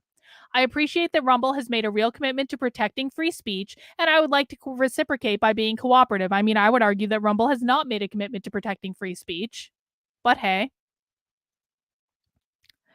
With that being said, the opaque decisions and processes surrounding the censorship of this stream would feel familiar to anyone who has already been censored on YouTube or Twitch. This is always how it starts. Rumble has rules, I respect them, and when Rumble enforces its rules, I recognize their discretion and authority to do so. I do not like that my stream was removed without a notification and reason given. That is the problem. It makes it difficult for me to play by the rules. I am the most controversial streamer on Rumble. Here was the hiccup. It was a stress test. How this was handled does not make me very optimistic, but I hope I'm wrong. All of my streamer friends on Rumble were clearly nervous about what happened tonight. There is a slight chilling effect. It is important that we continue to be vigilant and hold Rumble to their commitment for free speech. Well, we're going to watch this here speech, and we are going to find out what he actually said. And I'm going to be very interested to see what happens with this here stream, if I'm honest about it. Good thing it's being saved as a backup, just in case it gets taken down. But what I want to make very clear is that I am watching this stream for the purpose of assessing what actually happened. This is like a fact-finding mission. I do not endorse anything that Nick Fuentes said, unless I specifically say I endorse it, which is very, very, very rare. Okay? Because sometimes Nick Fuentes does make a good point here or there about the inner workings of politics and things like that. I'm not talking about the anti-Semitic shit. I'm not talking about the racist shit. I'm not talking about the white nationalist shit. I do not endorse anything that Nick Fuentes says. I just want to see for myself what happened, and I want to see what was actually censored. And I think that's important. And so I will, if I believe there's an incitement to violence, or when we get to the part where Nick Fuentes is talking about his holy war, I will specifically denounce any incitements to violence at all.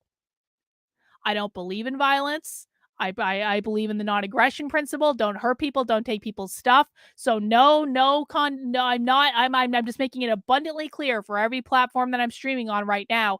I don't condone this shit. But I don't condone censorship either, and I especially don't condone censorship from platforms who run around saying, we're the free speech platform. So let's just see what he had to say. And maybe it's as bad as Rumble says it is, and maybe it's not. And we're going to do it. We're going to do it the old-fashioned way. We're going to do our own research, all right? So guys, please mount that like button for me if you haven't already. And I will just remind everyone, for the groypers among us that I know are lingering in the background right now, because you always are, you are allowed to be here, groypers. You're allowed to talk about how great Nick is in the chat. You are allowed to sing Nick's praises. You are allowed to talk about how Nick was wronged by the system. You're allowed to do all of that. Just don't insult people. Don't insult me. Don't insult other people in the chat. And don't whine. And that's it. And I just want to keep it nice. I'm not going to insult Nick unless he says something really stupid, which he very well might do, and so maybe I'll insult him, but I'm allowed to. It's my channel. I'm saying, just be nice. Be chill. I'm actually on your side on this one in that I don't think Nick should have been censored. This Nick Fuentes stream is being reviewed for scholarly reasons. We are on a fact-finding mission. We want to know what happened. All right, let's get started. Oh, shit. Did I set up the sound? Probably didn't even set up the sound correctly. Hang on. Did I set up the sound? No, I didn't. I did it wrong. I did it wrong every time. Boop, doop. There it is. Bing. She's one of the bitch. Go. Hang on. Gotta actually get to the speech part. They always do this. Okay. Oh, what's this?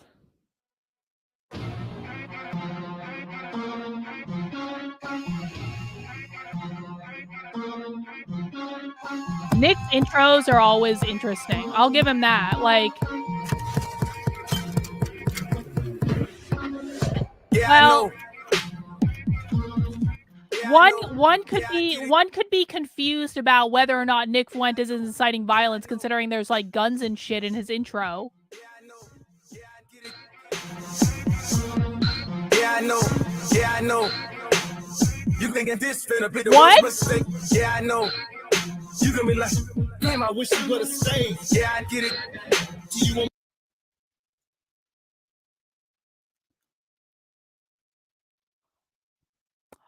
One could be forgiven for thinking that Nick Fuentes doesn't like the Jews.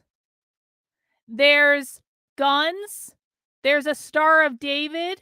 There's skulls. I mean, Nick, what did you want people to think? I'm a gorilla out the cage that won't behave. I'm just turning the sound down because I don't want to get a copyright bullshit. Which usually it doesn't actually give a copyright strike. You just have to like share revenue or something, and then you do a fair use like appeal, and you usually win. I just don't want copyright. Why? Like, one could be forgiven for thinking this might be an incitement of an actual holy war. You're using grenades and fucking skeletons and crosses. I'm kind of seeing Rumble's point right now, if I'm honest about it. This is just... Okay, Nick, what the fuck? This is unnecessary. Okay, I might not be on Nick's side on this one anymore. Just based on the intro alone, we're still going to hear what he has to say. But these visuals are something else, man. What did you think was going to happen, Nick?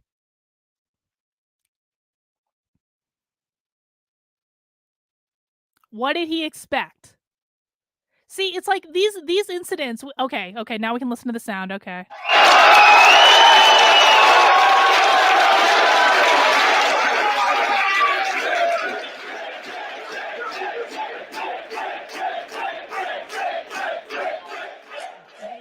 Thank you, everybody. Please sit down.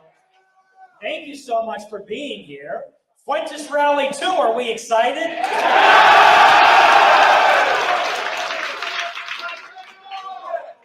We're going to have a lot of fun tonight. I'm going to do things a little bit differently. You know, I always have to decide with these. Do I read a script or do I just do my thing? What do you think?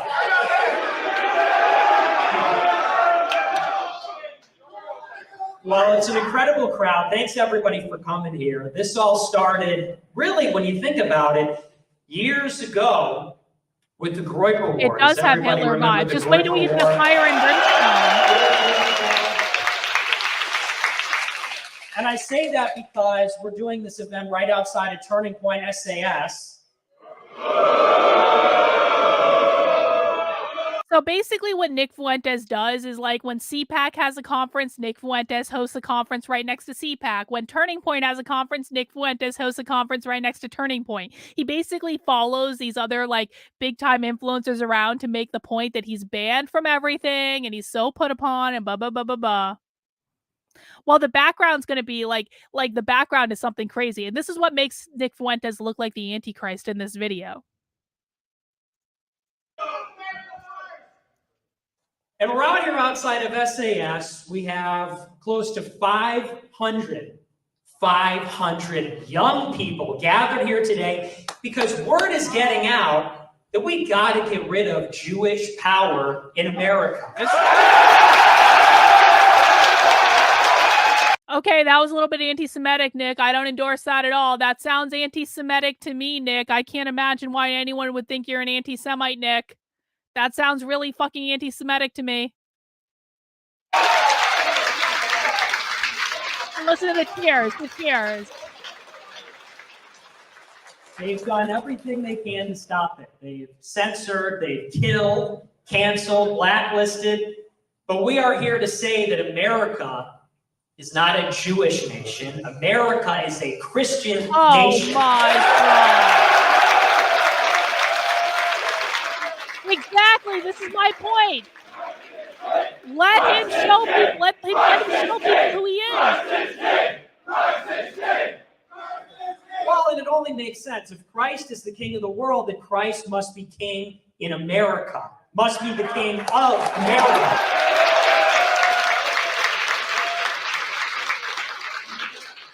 Well, let me ask you this, because I'm actually curious. It's a very young crowd. I was thinking about it. I watched the Turning Point, and they had a pretty good lineup. I'm not going to lie. They had Trump, who I love. What do you think about Trump?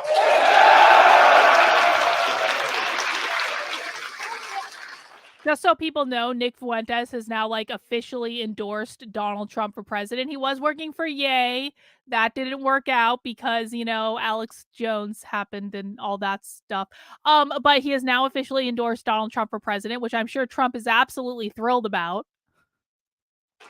So they have a good lineup. They got a lot of people there, but the difference between Turning Point SAS and Fuentes Rally is this. It's very simple. People go to Turning Point SAS for the experience. They go there because it's lights. These are Christian nationalists. It's sound. Yes, everybody's there. People come to Fuentes Rally too because they want to hear what we have to say. And we're the only ones that are saying anything. I look at the message over there and it's the same thing we've heard for 20, 30 years from conservatives. Low taxes, small government. They're starting to say a little bit more. It's actually kind of amazing. Years ago, we went out there to the Turning Point rallies and some of the Daily Wire speeches, and people said, hey, it's America first, not Israel first. That's number one. Number two, people said it's actually not so conservative to support mass migration into America, legal or illegal. And last but certainly not least, we said, what's up with all the gay people on the stage? What are we doing with that?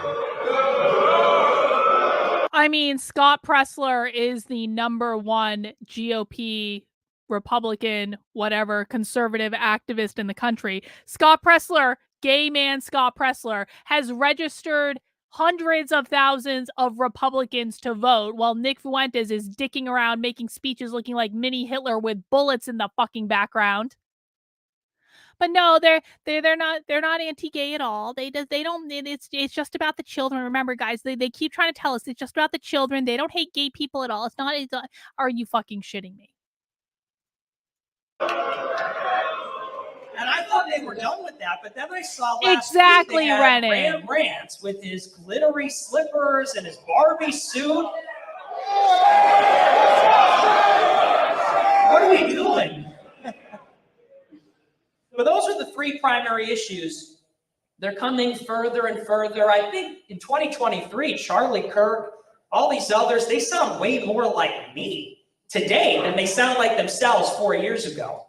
But I want to restate for those in attendance, the reason we're here, why we gather, it's around two primary issues. I already named one. And this is, like I said, the word is getting out. It's obvious. Anybody that takes a cursory look will find it. And that is that America has an elite. It's not just a government, not just big government. It's the media, it's finance, it's Hollywood, academia. It's all the institutions, and it's a small club. And the people that are running the country, they're not liberal. They're not leftist. One of the primary things they all have in common, many of them, is that they're Jewish. We'll get into that. Wow. Because it's a sensitive subject, but we'll talk about okay, why that Nick, matters. That's a little anti-Semitic. That's anti-Semitic. And what's more, it's not just that they might be Jewish, but the ones even that aren't are atheists. They don't believe in God. They don't believe in Jesus Christ. It's not hard to see why things are the way they are when all the most important decision makers don't believe in God. Surprise, surprise. So number one is we need to eradicate Jewish stranglehold over the United States of America. That's anti-Semitic, Nick. He is like, I've watched more Nick Fuentes than like the average person or really anyone ever should watch. Like, as far I've watched just as much Nick Fuentes as I've watched socialists. And I'm gonna say this, like, he's usually not this overt with what he thinks about the Jews. This is like a really special treat right here. We're gonna get to see Nick Fuentes' anti-Semitic flag fly because he's usually not this overt about it.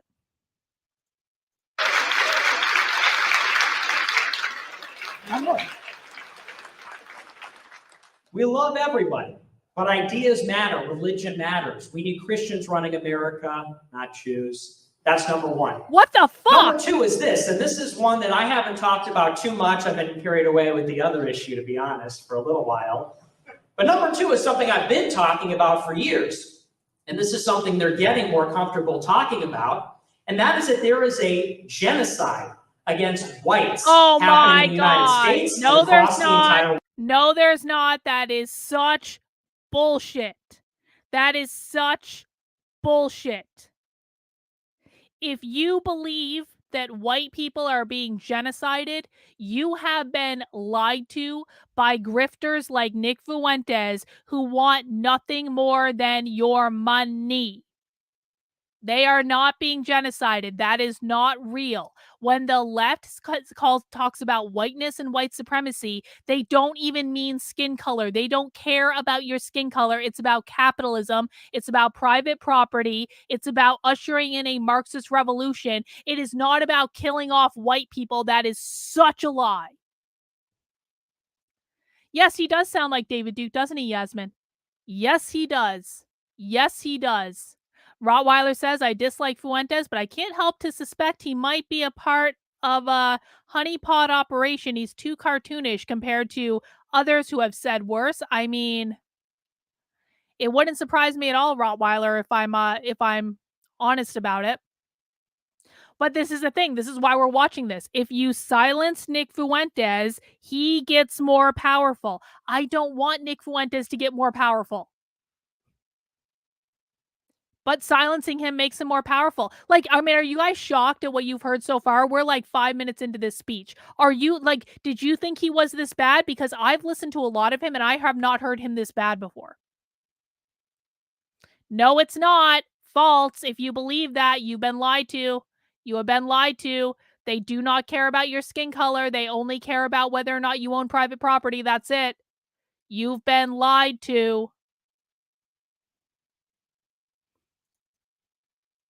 World. It's happening.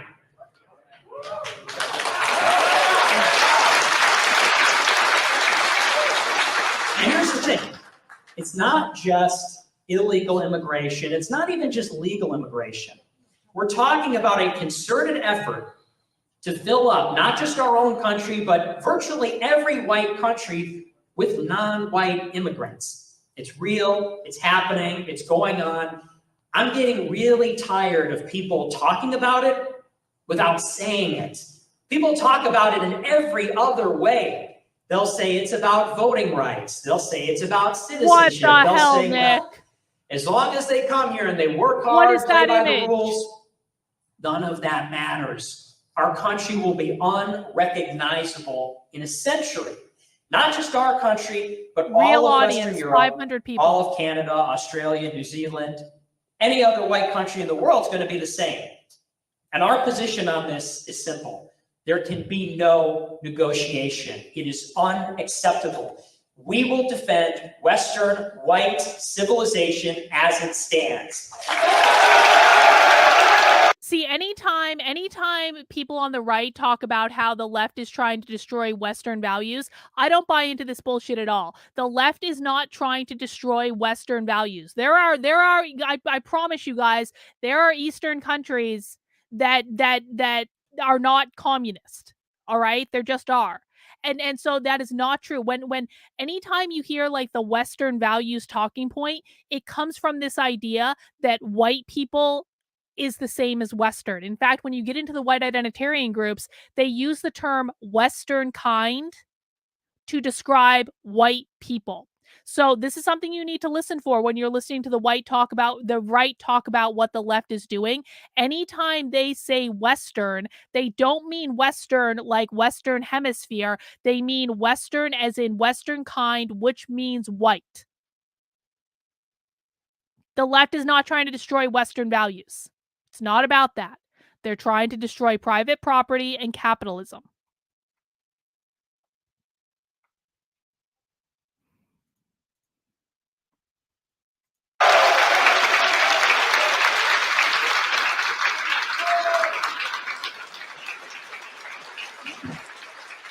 And people talk about a lot of things, but they don't talk about those two issues. People get very uncomfortable. Amazoni, you and I are going to disagree today. I know this is your thing. I don't agree with it, though. I don't agree with it. Genocide in the world. Now, and I want to get a quick poll out of the audience, because I would imagine, how many of you guys went to Turning Point USA? Be honest. Raise your hands. How many went to Turning Point? Okay. Seeing quite a few hands, almost like half the room. The reason I ask is simple. We are not fighting a conventional war against Con Inc., against Turning Point USA, against the conservatives. We don't have $50 million from Zionist donors every year to spend on Bang Energy Girls and Ram Rants and the favorite gay black veteran. What's his name again? Rob Smith. Your favorite gay black veteran. This is a good time to remind everyone that Nick Fuentes is the most obviously repressed gay man that I've ever seen in my life. Nick Fuentes wants a dick in the ass more than almost anything in the world. You can feel it. You can tell every time he talks about gay people. You can tell how much Nick Fuentes wants a dick in the ass. It's not even funny. And that's why he talks about gay people so much. And that's why he hates gay people so much, because he is obviously and clearly gay. Nice. Now, here's the thing. We don't have the same resources they do. We're fighting a guerrilla war, but in many ways, we've already won. And here's why I say that. We have all day long young Zoomers that watch my show. Guess See, what? there it is, the fire They're and the the children brimstone. of politicians. He's the fucking Antichrist. Some of the most famous ones you may know. I'm just going to throw that out there. We've got fans of the show. They're children of billionaires, children of leaders in the country, in industry. They also happen to be people that are in Turning Point USA right now. Chapter presidents, in the leadership, in every other organization. Now, how many of you, just a show of hands, are here at Fuentes Rally but believe in the message of Turning Point USA? Is there one person? Not a single person. So it's a pretty clear dynamic. So when Nick Fuentes asked how many people, and there are 500 people in the room, by the way, like this was like not like a small little like, you know, corner, like in a bar somewhere or something. When he asked how many people in the room had also went to the Turning Point conference, he said that half the room raised their hand. When he asked how many people in the room believe in Turning Point's message, 0 people raised their hand. And this is why we need to make sure we're watching what Nick Fuentes is doing, because Nick Fuentes has people in all of these organizations that these organizations are never going to acknowledge. He said, we've got Turning Point chapter presidents. We've got people all over Turning Point. Like, they don't believe in Turning Point. They're just using the mechanisms of Turning Point in order to gain power and to like hijack their movement. It's like when the queer Marxists hijacked like the gay rights, the gay activist movement. It's the same thing. They're trying to hijack Turning Point. They're trying to hijack any organization that has more resources than them, pretending to be a part of that organization, pretending they agree with the values, so they can take advantage of the resources, because that's the only way they're going to get resources. At Turning Point USA or Leadership Institute, whatever you want to say, every day, Freudbers who believe in this message, who believe in me, are infiltrating the highest ranks of their leadership. But we're all here today 100% ideologically aligned. This is a revolution. This is what I'm talking about. He's going to be dangerous.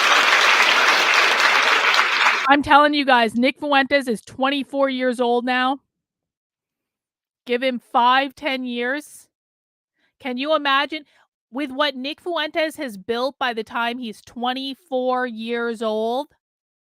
You give this asshole 5 or 10 years, he is going to be dangerous. He's going to have, he has 50,000 people in his Telegram right now. He has 500 people at an event. He is quite literally presenting himself as the Antichrist. This is like a cult. This is why we're watching this. This is going to be dangerous, guys. And again, the more Nick Fuentes gets suppressed and the more he gets censored and the more he gets deplatformed, the more popular he gets.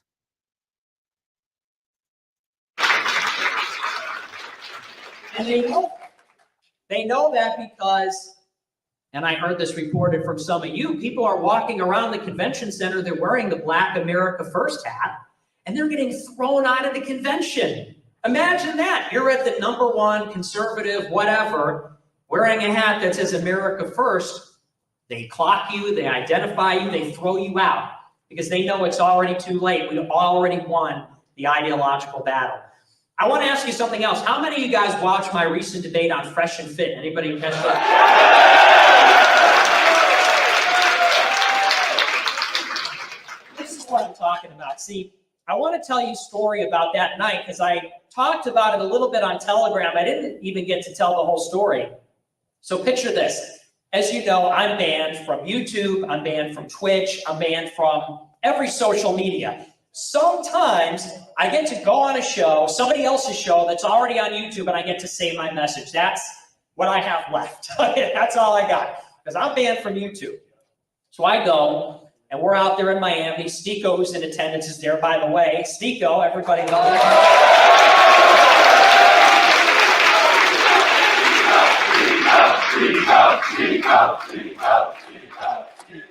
Love Stico, he's the best. But so we're at Miami, I'm with Fresh and Fit, I'm with Stico, we're about to go live, and for those that don't know, it's me, it's Fresh and Fit, there are these great guys, Red Pill podcast, Stico's there. I'm supposed to, and John Zerka, of course, Zerka.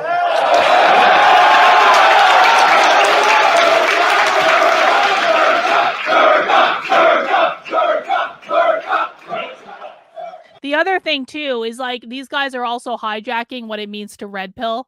By the way, like, and I should have figured this out a lot earlier than I did. Like, there are a lot of different groups that use the term red pill, and what I mean when I say red pill is to wake up to the reality of the world as it really is. It's not to become a fucking alt-right Christian nationalist, but when they say red pill, they mean to become an alt-right Christian nationalist.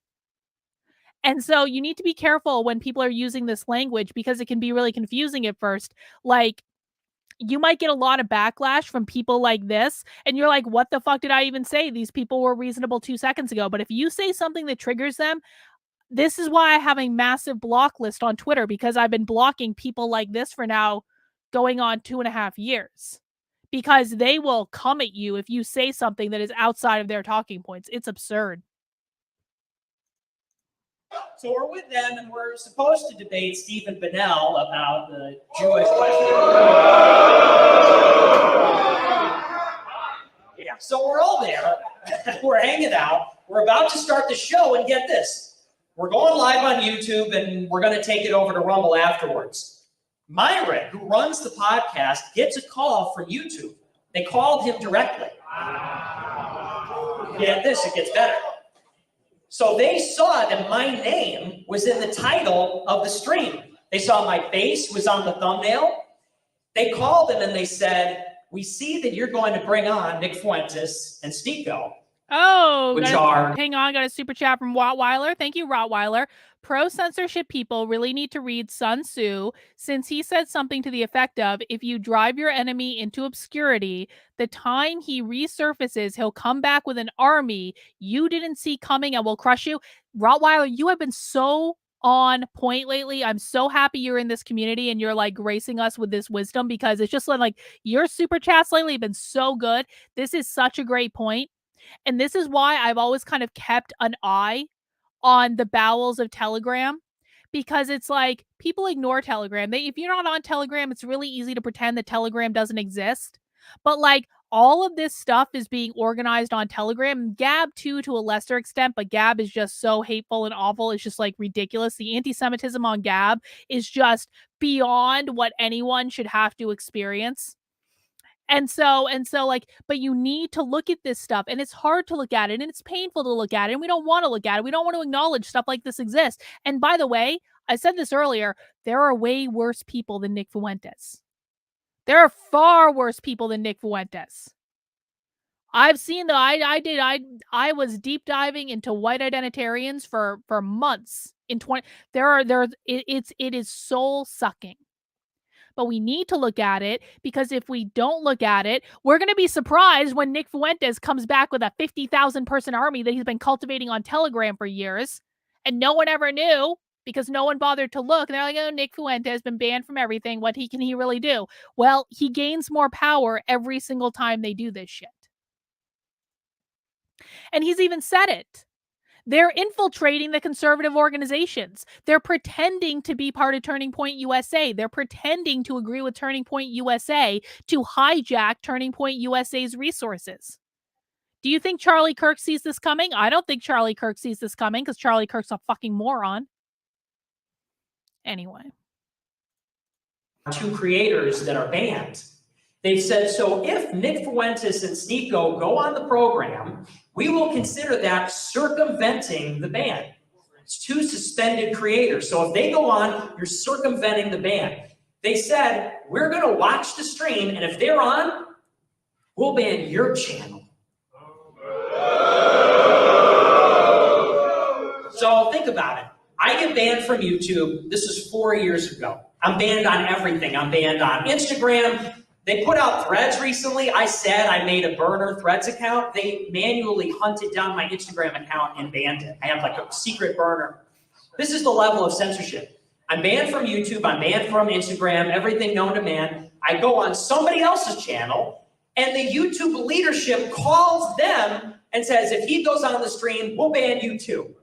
That's the level of censorship with these ideas. That's ridiculous. yet, That's how he's in getting so spite of it powerful. all, the show went on. I did the debate. I debated the left's #1 guy, Stephen Bennell, on the #1 issue, and I beat the shit out of him.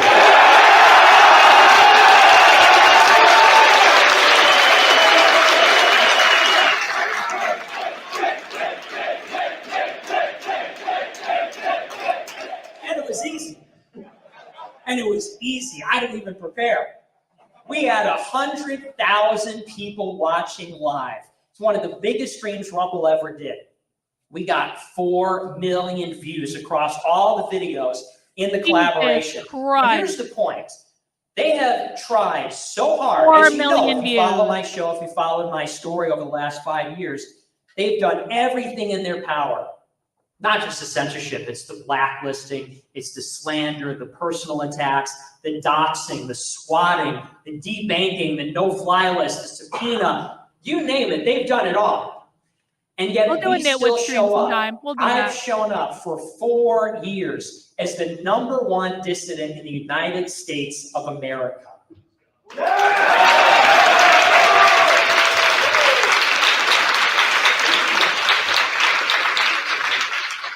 I show up and I debate Destiny, and you know, I tried to be this guy's friend. I really did. I thought we could be friends, but he didn't want to be my friend, so now he's my enemy. Normally, I don't do personal attacks because I feel like we could just win on the issues, but now I feel the need to point out Stephen Bennell, who is the left's #1 top guy, is a literal cuckold. Do you know this about him?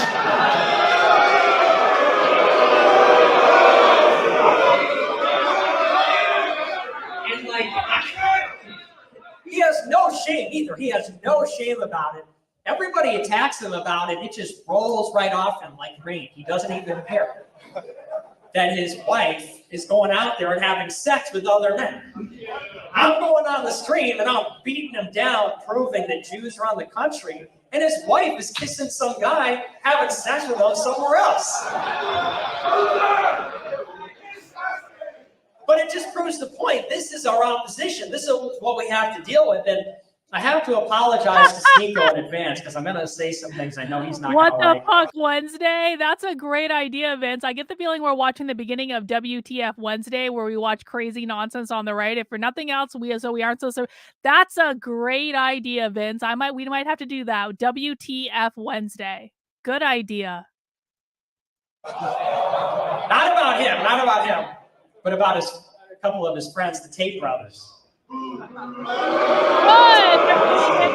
Good. Okay, we can. I liked them for a long time. No, I did. okay. I was very positive, but then they attacked me first. So now we have to take it. So you notice that it's Nick Fuentes doesn't dislike the Tate brothers because they're pimps and produce porn, which is what Nick Fuentes in theory should really be against. Nick Fuentes doesn't like the Tate brothers because they attacked him first, and so now they're enemies. And Gloves off a little bit, but Sneeko always defends them, so I don't want to throw him under the bus here. So Destiny, as you know, he's a cuck. His wife sleeps with other men. And by the way, the wife is a pig. Gross. Disgusting. Gross. What? And you know what? She's always hitting on me. She hits on Sneeko. All right, Amazoni, if I don't agree with you, but I'm displaying your super chat. I appreciate the super chat, even if I disagree with the sentiment. But people can do what they want. Thank you. You know something else, and this is a little vulgar, I apologize. I know it's a family event. We got to put it out there. Sneeko and Zerka, they want to be nice to her because she's got a pretty face. You know, I'll give her, she's got a pretty face. But when Leafy exposed her nudes,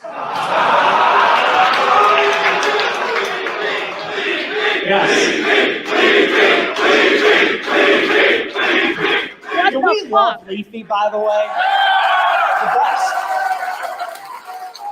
Why are they talking about, if they're against porn and want to have family values, then why are they talking about someone's nudes that were exposed?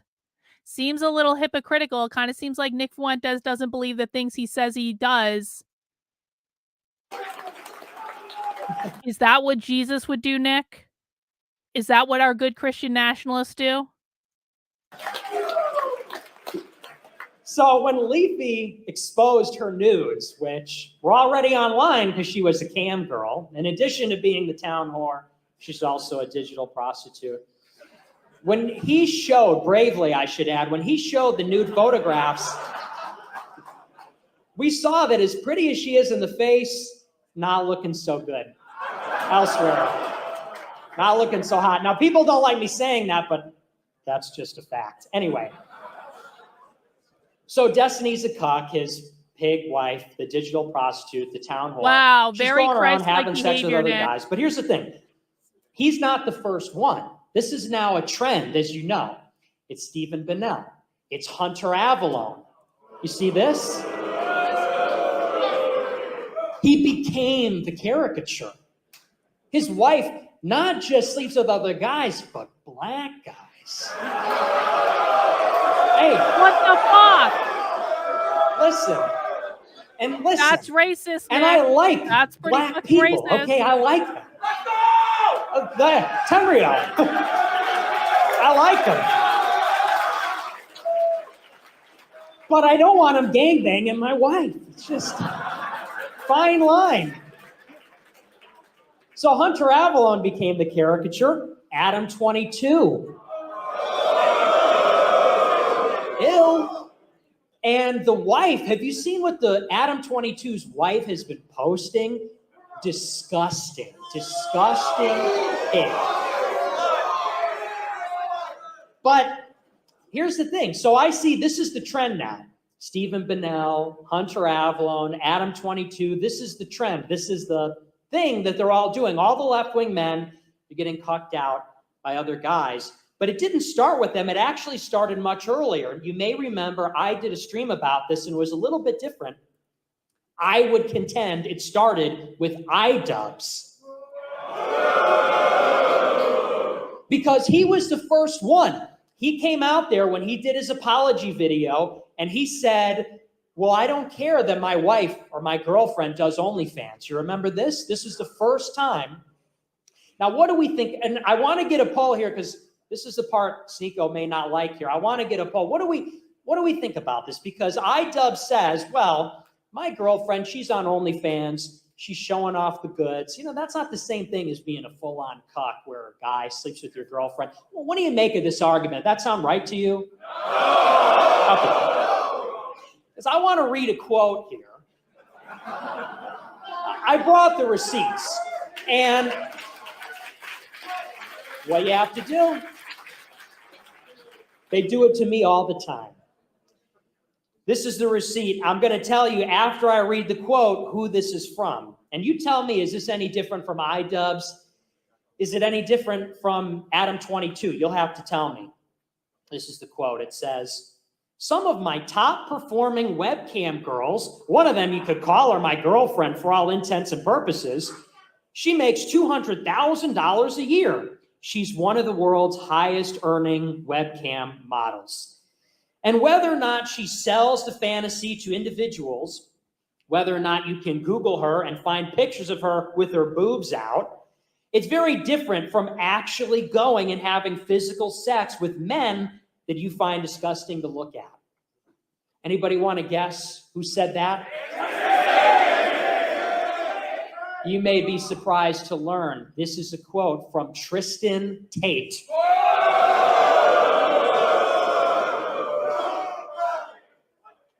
How is that any different? Riddle me that. How is that any different from iDubbbz? How is that different from Stephen Bennell? How is it different from Adam 22? It's the exact same thing. He's a rich guy. He's got a lot of money. You can afford a girlfriend, a beautiful girlfriend who's not a webcam model, but yet this is something that they like, I think. This is something, it's not just a matter of convenience. In other words, this is all they could get. This is part of their lifestyle, something they're into. And this is, by the way, one of the most famous, one of the most influential people in the world, at least second to the brother. But I got a little quote here from the brother, Andrew Tate. And he says this, and this is about the interview he did with Tucker Carlson. It's a little rewind. He said, quote, "So yeah, CobraTate.com, I have my PhD program, that's pimp and hose degree, and that's kind of funny, actually." It's actually funny. It's not funny, it's gross. It sickens me. He says, "That's the pimp and hose degree, and it teaches basically how I got girls, how I met girls, how I got girls to like me, fall in love with me, and to work on a webcam for me." Wait a second. I thought he claimed to be innocent on the basis that, these were the real girlfriends. He doesn't make money off of it. Sounds like guilty to me, based off that quote. And I think, regardless of what you think about the Tate investigation, here's my thoughts on this. I wanted to read that and expose it, and I'll elaborate in a moment here. Here's my thoughts on those brothers and this phenomenon that's happened over the last year. I think they're funny. I agree with them about women. I think that you do have to treat women kind of badly, actually, in a certain way. I think that men should be proud of themselves. They should earn respect. They should be strong. They should get a skill, all that. And I'm sure this investigation is totally political. Romania is a NATO country. There's a massive U.S. embassy there. Was there pressure exerted? Absolutely. And I think it's a matrix attack. That being said, they're in the business of digital prostitution.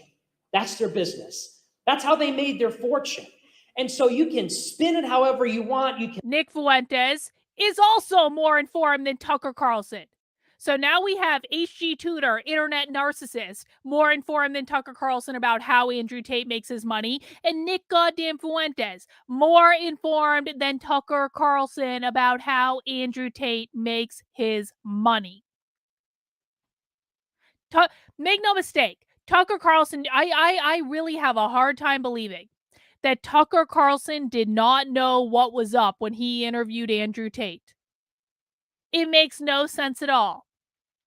How is it possible that Tucker Carlson did not know how Andrew Tate was making his money? And he was like, "Oh, they just want to get you for TikTok videos, Andrew. You are a poor, put-upon victim of the world that just wants men to go to the gym."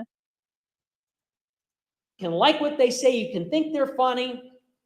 The laws should be rewritten. If the laws don't condemn them to jail, they should be changed so they are. Andrew and Tristan Tate should be put in jail for making porn.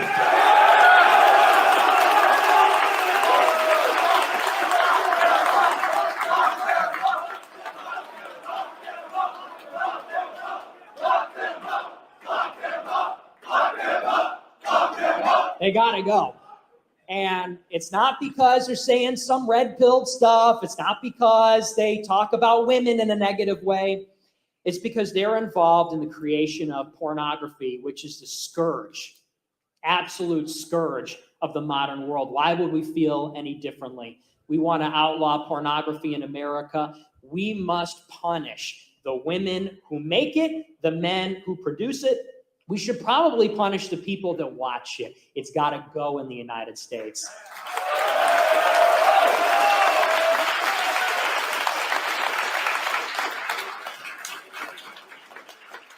But I want to say something a little bit more because they've taken the world by storm. I know, I just don't want to admit it. I know, though. There's my movement, which is very political. I fucking know what Tucker Carlson was pandering to the worst possible people on the internet. I'm just feeling still really disillusioned about that because I really thought that Tucker Carlson was like the real deal, and he's not. Thank you, though, Vince. James Jones. Oh, so he's in factor of S post facto laws. Yes, he is. Yes, he is, James Jones. Thank you for the super chat. I do appreciate it. And we talk about politics and about the elites, and we talk about what's happening with immigration. And I understand the appeal of Andrew and Tristan Tate. I understand the appeal of the self-help content. I think it's actually a good message. People should go out there and work on themselves. They should work out. They should exercise. They should go and read books and develop themselves so that they can be men. But here's the difference. Self-improvement is not an end in itself. we improve ourselves to glorify God, not to glorify ourselves. I'm working on myself. Thank you.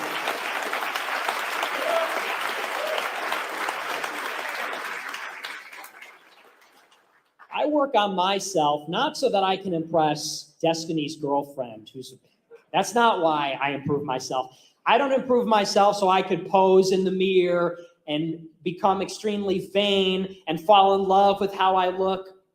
We work on ourselves so that we can protect and provide for family, for the nation, for the church. And that's how we're supposed to get along and improve ourselves. And yeah, well, we already got applause for that. Thank you, though. I appreciate that. And I want to read a quote. Somebody sent this to me on Telegram, and I think it really gets to the heart of the matter about this self-improvement cult, because it's a fine line. It's an important distinction. This is a quote from St. Moses the Black. He said, "You fast, but Satan doesn't eat. You labor fervently, but Satan never sleeps." Amazon Eve, I don't allow that The term only on the channel. You dimension know this. with which you can outperform the devil is by a... Listen, Amazon Eve, you know, you and I have developed an uneasy truce, and I appreciate that, and we agree on some things. I don't agree with you on the Jewish stuff. I really, really don't, but I'm letting you go in the chat saying whatever you want to say, but do not use the term anti-white on my channel, please. I do not want to attract the people that term attracts. And you've been around long enough to know this. I'm letting you say what you want to say. I'm not disrupting you. I'm just asking you to do me this one courtesy of do not use that term on my channel. Thank you. I appreciate it. Acquiring humility, because Satan has no humility.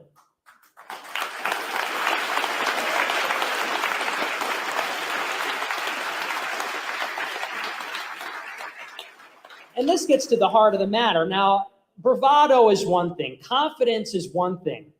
But we have to keep in mind not to idolize ourselves, not to idolize the pursuit of wealth, women, material success, career success, because it all goes away. And this is a little talk I gave on Fresh and Fit on Wednesday. And it was an interesting group because I'm with like strippers and OnlyFans stars, and this is not like a receptive audience for this kind of a message. But I said on the Fresh and Fit show, because I have people there that agree with me on a lot of the political issues. I think they disagree with me, though, on the spiritual stuff. I said this: when it comes to what young men have to do and why they have to do it, the wealth, the money, the girls, the career, all of that is secondary. That's not the primary objective. And the reason why is because all those things you're not going to take with you when you die, when you go to heaven. The life that we live here on this planet is fleeting. It's temporary. And so much of the modern world is built up to distract us from that. And it's funny because I hear all the time, people are vaguely aware of this. They're aware of the constant, overwhelming stimulation, the constant, and you can look at young people today. They have AirPods in all the time, blasting music. They have their phone in their face all the time, flashing lights, have to be going somewhere, have to be doing something, have to be talking, have to go to the party, have to smoke weed, take pills, drink alcohol. It is important that people, when all of that is finished, whatever it is that you do, go home and look in the mirror. Go home and look at your reflection.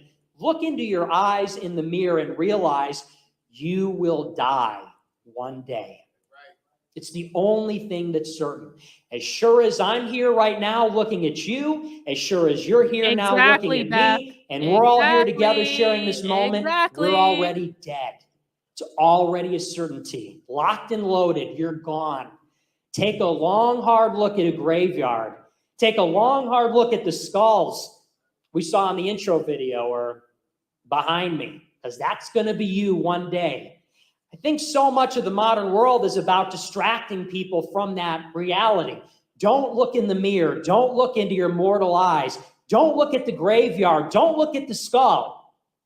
But people have to look eventually. It happens when they get older. It happens when they're reminded by their deteriorating mind, by their body, by the fact they see other people dropping around them like flies. This is a lesson people need to learn now.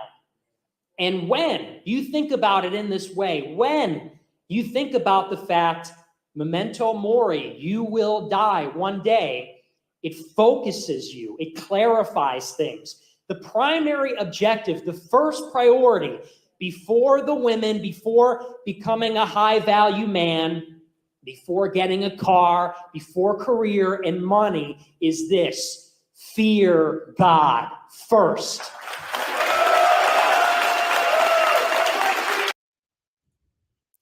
I believe that God loves everyone unconditionally, regardless of what we do. It doesn't make sense to me that God is something to be feared. It doesn't make sense to me that God is waiting on a cloud to smite us for not being perfect.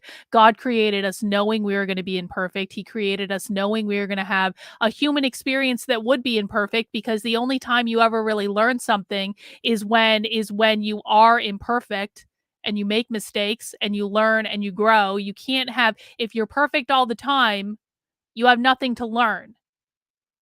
And so when Nick Fuentes comes out and says, fear God, and any of these Christian, like Bible thumping preachers come out and say, fear God, I say, why would I fear God? I know God loves me unconditionally regardless. And I know I always have that. If no one else in the world loved me for whatever reason, I would always have God that will love me unconditionally, will love all you unconditionally, no matter what you do in your life. That is a message of love. This fearful, vengeful God that Nick Fuentes has created is only a reflection of the fact that he doesn't love himself. He doesn't view himself as worthy of unconditional love. He cannot fathom a God that would love him unconditionally, no matter what he said, no matter what he did, no matter who he hurt, no matter how many groups he denounced and tried to declare a holy war on. The reason that Nick Fuentes needs to believe that God is something to be feared is because he cannot fathom the unconditional, perfect love of God, because he does not love himself.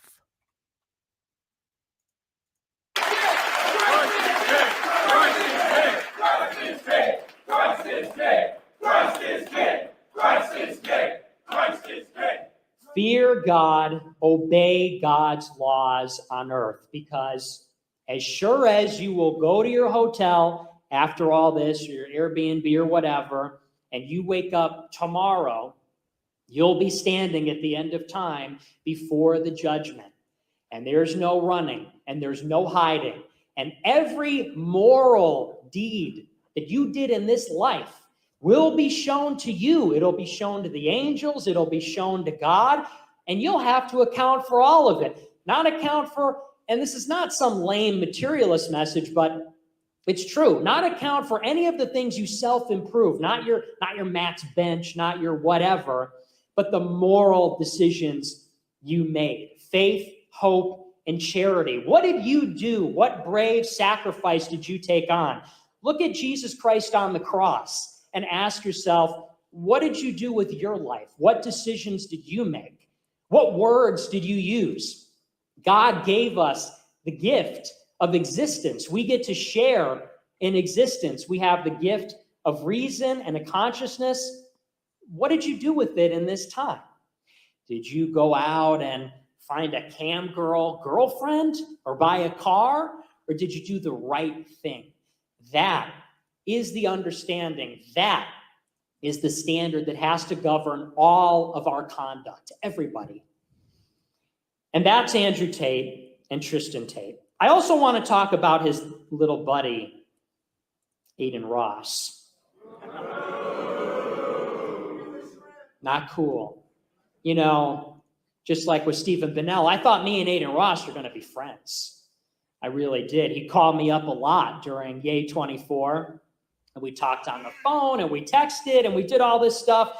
But recently I got on the phone with him with Sneeko, and he flips out and says, "Get away from me, Nazi, we can't talk to you." This is a guy that literally got the call, literally. And people, what is that, Ali? Oh, security, get him out. Out. Get him out of here. Big mistake. Hey, and rough them up. They called out Ali Alexander's name, and as you guys know, Ali, because I've covered it on the channel, Ali Alexander was well caught with his pants down with young boys.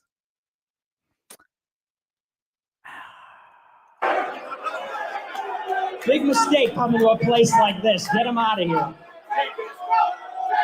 That's right. Get him out. Get him out. I see him. He's running. He's running out the door. Look. Out. Yeah. Hey, thank you, everybody. Thank you for taking care of that. I really appreciate that. Thank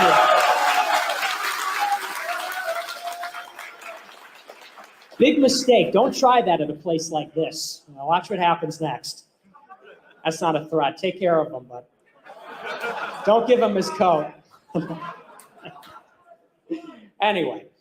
So Aiden Ross, I thought this guy was going to be my friend, and he texts me and he calls me and all this. And like I said, he literally got the call. He's trying to do collaborations with Drake and all these rappers. Ali and all Alexander, these people. so many and things. He literally got a call saying, so hey, many bro, things. You can't talk to Nick Fuentes. As long as you're talking to Nazis, you can't do these big collaborations. The reason I want to hone in on him is this. At the same time that you've got this, in my opinion, self-help cult going on, which is self-idolization and all the rest, you've got the promotion of, on every one of these platforms, nothing but sin. I'm on my show, I'm on Rumble, I'm on Cozy TV, I do a show about politics, and there's a lot of good people making content, Fresh and Fit, they're talking about the truth, Sneako's out there, Zerka, others. Aiden Ross promotes nothing but gambling, pornography, filth, degeneracy. He also, by the way, and I know maybe you see this coming, he does happen to be Jewish at the same time. That's anti-Semitic, but you know Nick. something, it was interesting because he was always asking me when we were talking during the A24 back in November, he was always telling me, but come on, Nick, I mean, why can't we all just come together as religious people? Jews, Christians, and Muslims, we're all people that believe in love. Why can't we all just come together? And this is the reason why. I'm about to tell you because I get this question a lot, and I hinted at it at the beginning of the speech. Why is it? Because this is an issue we talk about all the time, and it's something that, like I said, it's very sensitive. People don't want to hear it. What is the difference? Well, I'm about to explain it for Aiden Ross. I'm about to explain it for everybody. The difference is simple. We in this room, except for we have, I think, one Muslim, at least one Muslim, but almost everybody else in this room, we are Christian. So what we believe is that Jesus Christ is the Son of God. He died on the cross, was resurrected so that he could save the world, save all of us from our fallen, sinful nature. That's the message. And anybody who participates in that sacrifice at the Mass, anybody that observes that, and through baptism, through the sacraments, through confession, if they're repentant, can be saved and go to heaven. This is our creed. This is our Bible. This is our church. That's what it means to be a Christian. That's what it means to be a Catholic. Jews, on the other hand, it's a very different story. They're a different people. Everybody thinks that they believe in the Torah. They look at Christians, they see we're the sequel, they're the prequel. What do they? We're the New Testament, they're the Old Testament. And it's amazing. I said this on the Fresh and Fit show this week, and Myron had never even heard of this. And I think it's true that many people haven't heard of this. They don't just believe in the written Torah. That's what they call it. There's the Torah, which is the scripture. This is the revelation by God. They believe in what's written there, but they also believe in an oral Torah that's not written down. It's something that's transferred over the generations orally. That is until it was written down in the Babylonian Talmud in the beginning of the first millennium. And I want to just read you a few quotes from this Jewish Talmud. Here we go. And in case you don't know, this is the whole... All right. Nick Fuentes is about to say a lot of deeply anti-Semitic shit.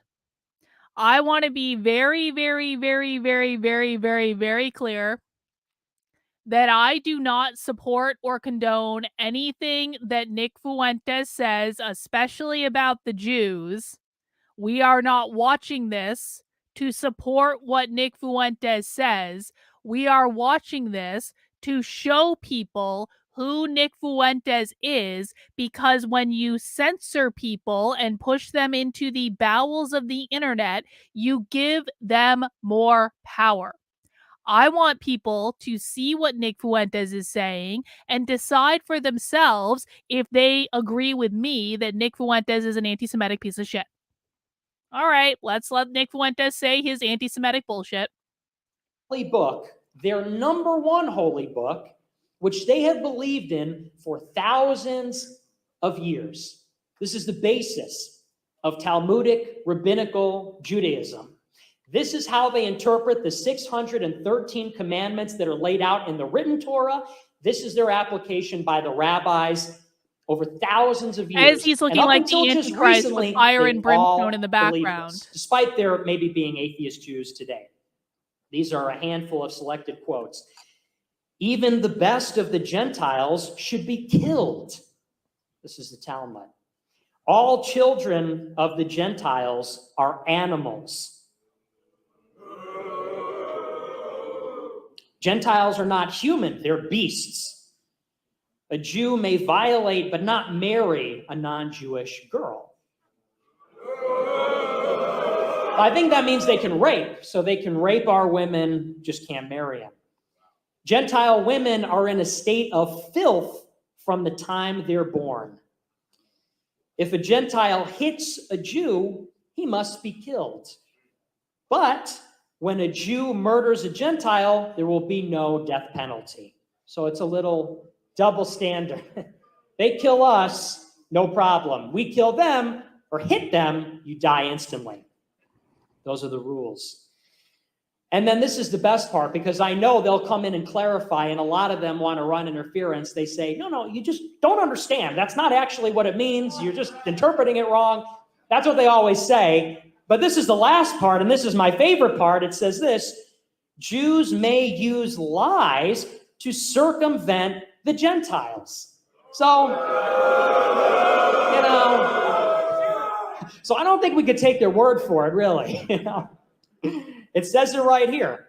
That is what is in their holy book. I feel sick Now, keep in listening mind, to him. and I really do. Does anyone else feel sick watching this? These are the people. This is the weight of a 3,000-year tradition for the people that are disproportionately represented in the government, in media, in finance, in banking, in Hollywood.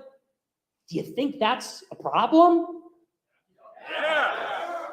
Do you think it might be a problem that the people that are running your banks, that are making the movies your children watch, that are making the curriculum in college that the lawyers study, that the justices on the Supreme Court study, that the politicians study, that the people in the State Department, do you think it's a problem that they believe that all Christians must die?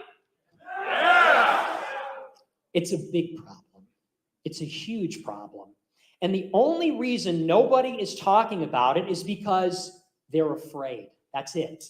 Because anybody that takes a look will find out very quickly this is the reality of the United States of America in the 21st century. This is the reality of the world. We live in a Christian world. We have to have Christian leaders. If you have people that are running the country that hate Jesus Christ, obviously, it's not going to work. You're going to have big problems. And that leads me to a little bit of a difficult subject, a little controversial. What did you all think of Yay 24 back in November? Teflon. What did you think about when he said he loves Hitler on InfoWars? Was that awesome? What the fuck? No, that was not. I mean, that awesome. speaks for itself. No. Everyone loved that. Bad. And you know something? I supported Donald Trump for years. As you know, I campaigned for him in 2016. I helped him campaign in 2020. I was there for virtually every stop the steal. I was there in Lansing, Atlanta, DC, Phoenix, Harrisburg. I was everywhere. And I was there, of course, on January 6th. I wasn't inside the building, thank God.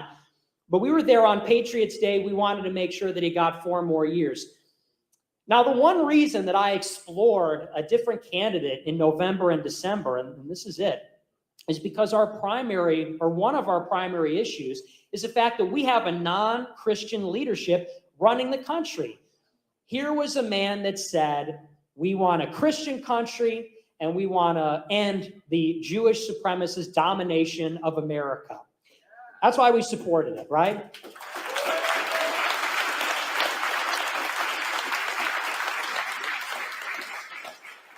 And I supported it for a long time, and I tried to make it work. As you know, it was a long time, November, December, and it fell apart a little bit in December. Tried to get it off the ground again in the latter half of the year. And I don't know what the future is, but I want to say this unequivocally. I followed Ye because I follow God. But when I saw him put the cross on his wife's butt, did you see that? I had to draw a line. And I love him. I love him as a guy. I'm inspired by him. I'm inspired by his courage at Ye 24. But when you blaspheme, when you engage in that level of sacrilege, you've lost my support. You lost it.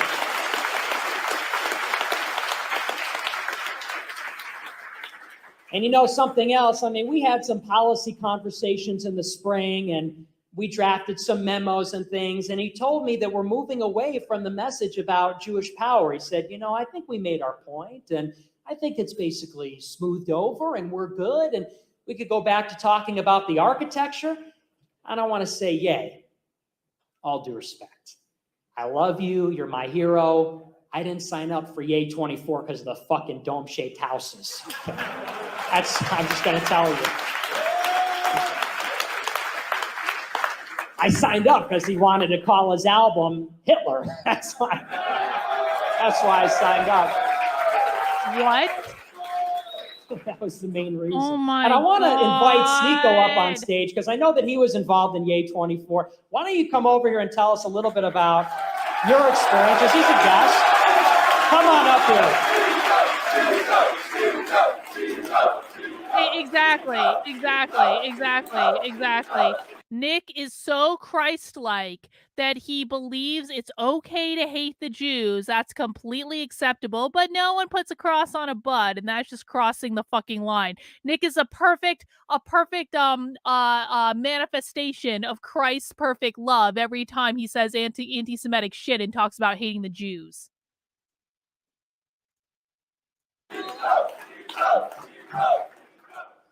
Groyper.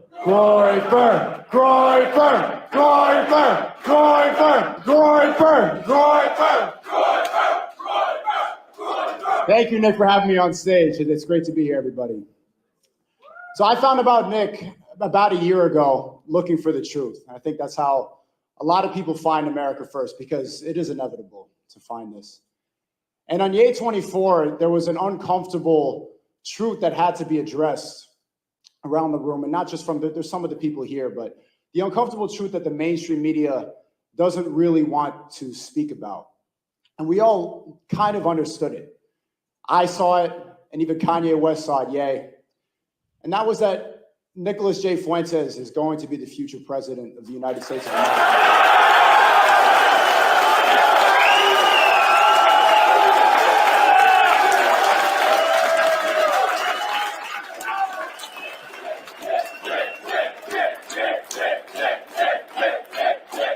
You know what the scary thing is? If they keep banning him from shit and they keep suppressing him and they keep sending all of these disaffected young men right to him because they don't feel like they have anywhere else to go and they need someone to idolize, and they're going to pick Nick fucking Fuentes because he's saying so much base shit that he gets banned off the internet and all this stuff keeps getting suppressed, I would not be surprised at all if Nick Fuentes tried to get elected president. I really wouldn't be surprised.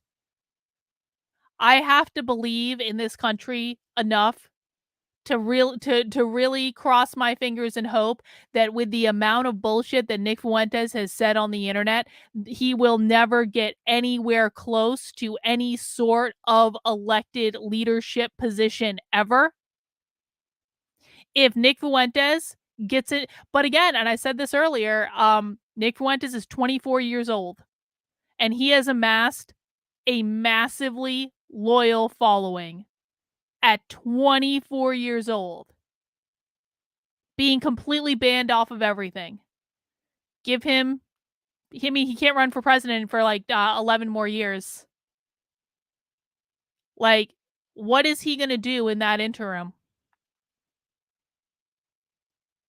Think about the progress that Nick Fuentes has made between the time he was 14 and 24. And you're going to tell me that he can't make even more progress building his little alt-right anti-Semitic white nationalist movement in 10 years? We should all be very, very afraid of this. Not afraid in that, like, we're stunted, but, like, this is not a joke. And I promise you, this is not a joke. He is not going to go away. He is very smart. He is very connected. He has more money and resources than I think people are aware of. He has an extremely loyal, ever-growing following. This is not going to go away just because you're banning him off platforms on the internet.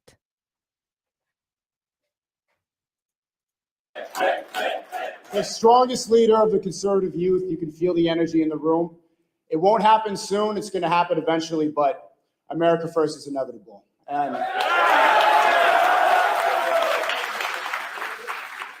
what I really support about Nick, and even as a Muslim, I have to say, this was a Christian nation. It started as one.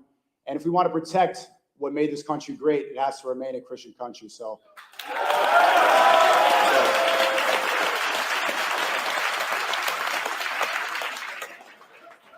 thank you, Nick, and Christ is King.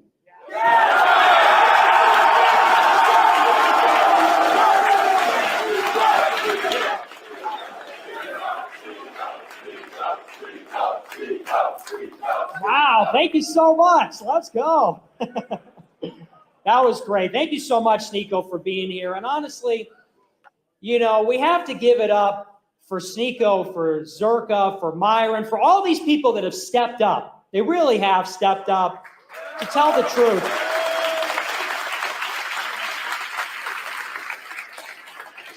And, you know, very few people realize how hard it is. This is a tremendous personal sacrifice and professional sacrifice that everybody that associates with me has to go through. People that are my friends, people that are nice to me, people that appear on a stream with me, people that agree with me. And it's like we talked about earlier, it's not just a censorship on me. They spread it around and they punish anybody who joins up with this movement. So just another round of applause for Sneeko and for everybody that stepped up. God bless.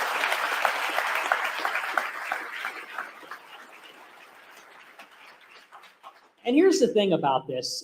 This is very fundamental. I was thinking about this last night. I wasn't going to put this in the speech, but this is just off the cuff here. We look at the country today, and what's the problem? It's corruption. I mean, fundamentally, that's the problem. It's that we have leaders, we have these institutions, because all the problems are solvable. The crime is solvable. Homelessness, we can solve. We can work our way out of all of it, the economic problems, the foreign policy problems. We have geniuses. We have untapped human potential. We have brilliant minds, and we have the means to do so. We really do. We could fix all of it. The leaders don't want to solve the problems. They just don't want to fix them. And that's because they're personally corrupt.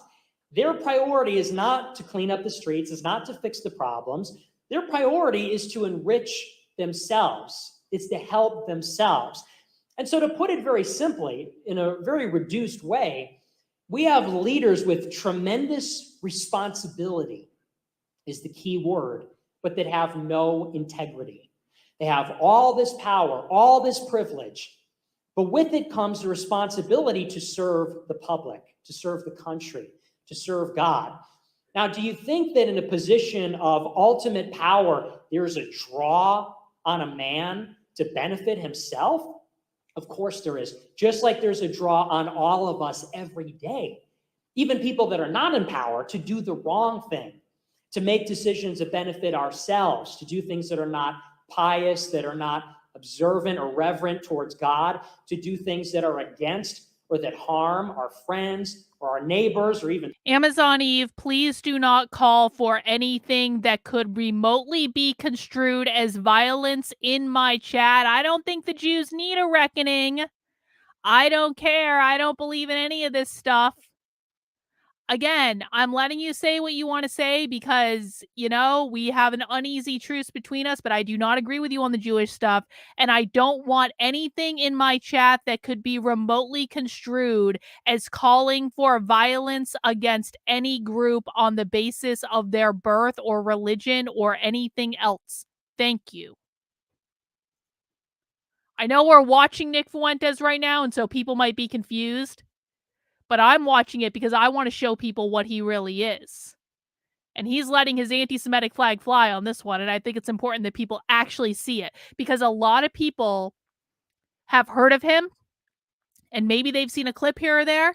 But they haven't actually watched him because he's been banned into the bowels of the internet. And it's important that we watch it.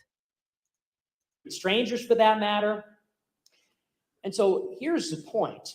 We expect the people with lots of power and lots of responsibility to step up and do the right thing. But too often we want to absolve ourselves of doing the right thing. And so I hear this kind of rhetoric a lot. I've heard it a lot lately because I'll talk to people that they agree with me about women and dating, or they agree with me about politics, about Trump. Or I didn't time you out either, right-wing. Autumn, so cut the shit. But I'll hear things like, that's not realistic. It's not practical. The things you're talking about, it used to be like that, but it's not like that anymore. And we got to tell people how it is, not how we want it to be. But how are things ever going to change if nobody takes accountability? Yeah, go ahead. Yeah, thank you.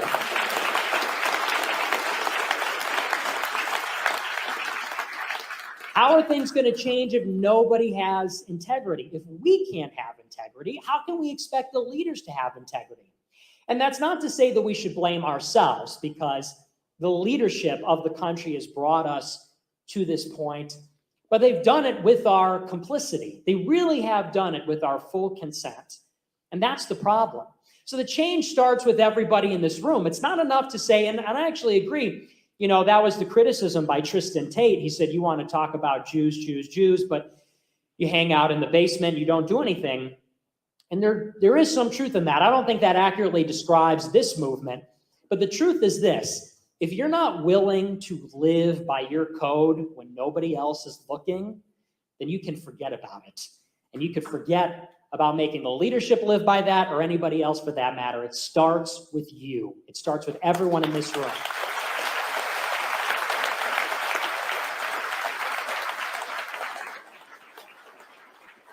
And that's just it. You know, people told me my whole life, you can't do this, you can't do that, you can't say this. And I said, yeah, who's going to stop me? Who's going to stop me from doing and saying it? We have to have the same mentality. And if we had 1 million people with the mentality of Nick Fuentes, they couldn't stop all of us. They just couldn't. And so that's that. But I want to get on to the race then. I want to talk about Yay 24 and Trump. And I'll say it now. I'll use this platform to say fully, because I know people know that I was leaning in this direction, but I want to give out my full endorsement to Donald Trump for president of 2024.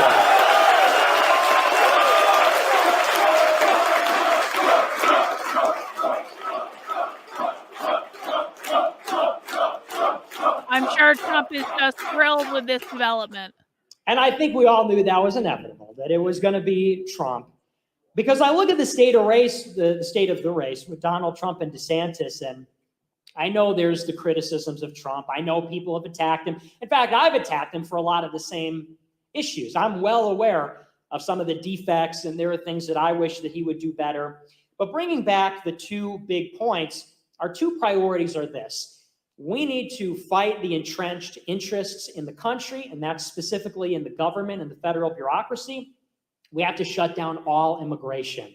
That's number one. We got to stop these people from coming here.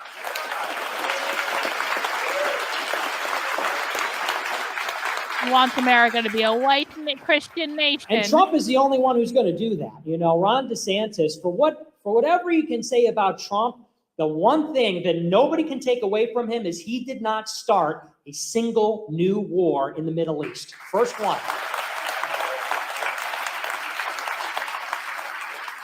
And people can say, you know, he moved the embassy, and they can say that he made some other moves, I think, that were not fine. Again, like I'm not so sure yet, so I don't think we've reached the part of the stream where Nick Fuentes called for a holy war against the Jews. I mean, did we pass it or something? Because I don't think I heard it. I don't think I've heard it yet. But I have said from the very beginning, this imagery that he's using with the bullets and the guns and the skulls and all this stuff, I was opposed to Rumble censoring this before. And to be quite frank, I'm still fucking opposed to Rumble censoring it because Rumble claims to be a free speech platform, and it's like they could have handled it much differently. However, I went from thinking that I didn't know he had all this imagery with the guns and the bullets and the skulls and like all that stuff, and I went from thinking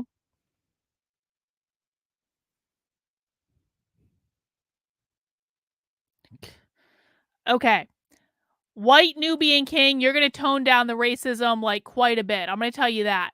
This is just a chat thing for people who don't see it.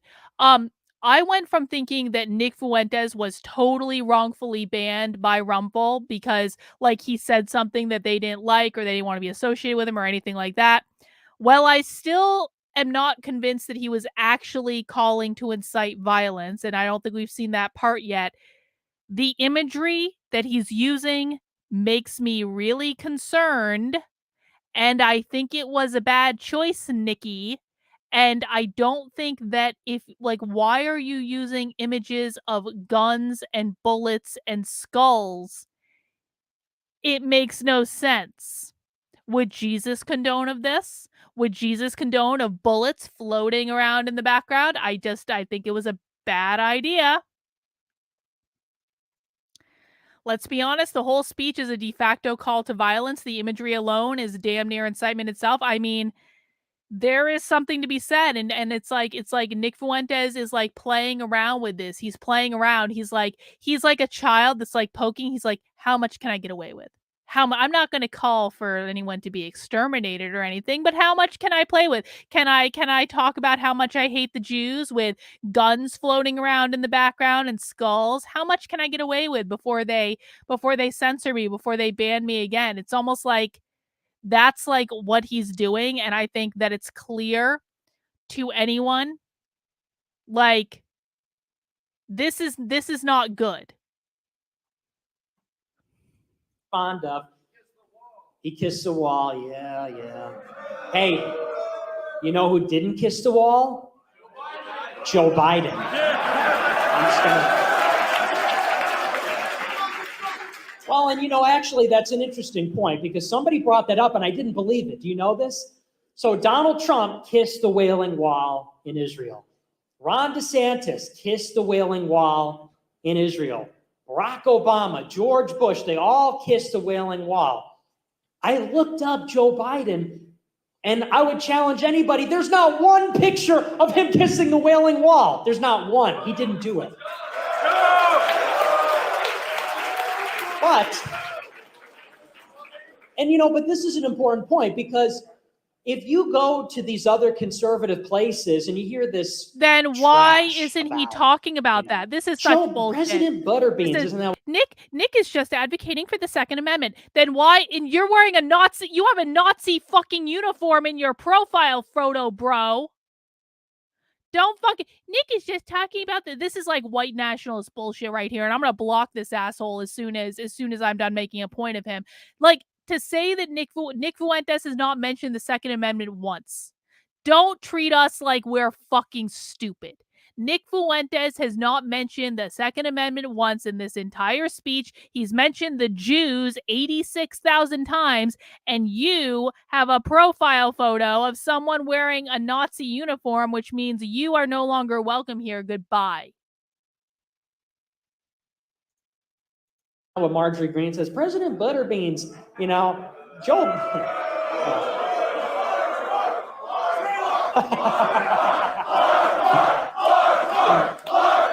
Right? How about Marjorie Greene, huh? What a stupid bitch.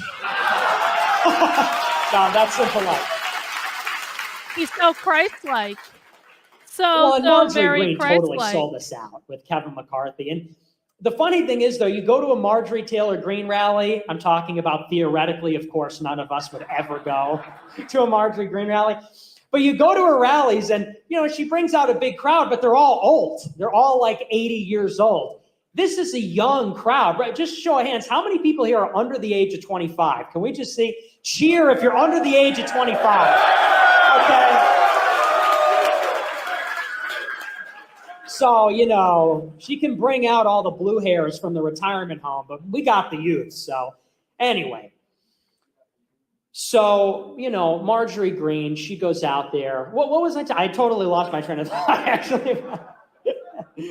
I was talking about Joe Biden. She talks about President Butterbeans, and you watch Steven Crowder. He makes a 2-minute video about Biden farted. This is the level of discourse, by the way. This is the Fox News. Joe Biden pooped his pants. Do you know Joe Biden's a mental retard? No, I haven't heard that. Look at this picture of Hunter Biden's penis. I think I'm good. We've seen that. Hey, but how about Hunter Biden? Am I right? Can we get a... No, you can't. No, but you can't. Standing ovation. No, but you can't. We don't... Listen, here's all I'm saying. You can't say that we should hate Hunter Biden for being cool. You're never going to win that one. He keeps smoking crack and doing cocaine in the White House. I'm supposed to be mad about this? It's supposed to bother me? We don't care. Anyway, but this is the level of discourse in conservative politics. The Hunter Biden penis, Joe Biden pooped his pants, he's stupid. But it obscures a very important reality, which is this, and this is something that, although I'm a diehard Trump supporter, I die for President Trump. You know that. I was there. And I told him that when I was there at dinner. I said, listen, because Ye was pressing me. He's like, tell him what we were talking about. Tell him what we're talking about. And we were talking about our game plan for how we're going to beat him in the debate. I'm like, we're not going to, come on, let's just, that's the playbook, okay? That's our strategy. We don't want to blow that. So I said, listen, Mr. President, I love you, okay? I said, you are the greatest American that ever lived. I have nothing else to say to you but thank you. Thank you for your service to the country. That's all.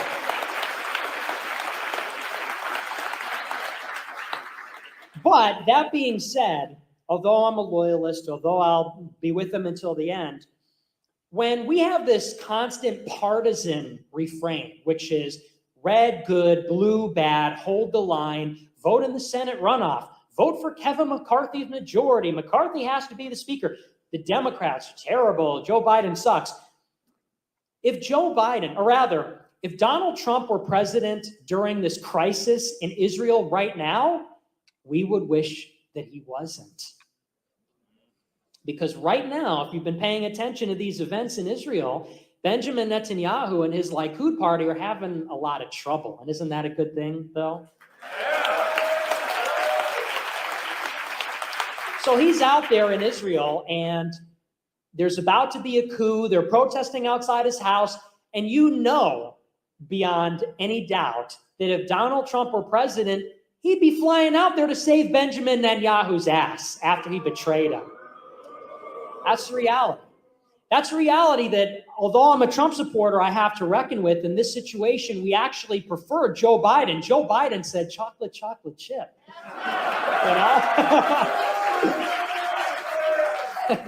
Netanyahu's over there like, oy vey, they're almost at my house. You gotta help me. You're the closest ally. And Joe Biden said, I don't even know where I am. It's like, hell yeah. And that's my president. So the constant partisanship, it obscures the fact that we belong to no party. I'm not a Republican. I'm not a Democrat. I'm America first.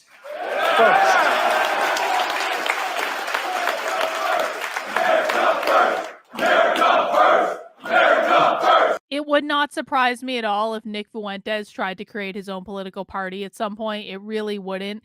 And Trump does no favors by using the America First stuff, or like I mean, he really doesn't. Like, oh God damn it. America first. America first. And if that's Trump, then it's Trump. But if in this narrow case, if it's Biden, then you know what? We're riding with Biden in this case. But look, Trump is the only one that didn't start a new war. And here's the other thing. Of course, he's the one that prevented war with Russia from the very beginning. And once again, because it is now a tradition, can we get a round of applause for Russia?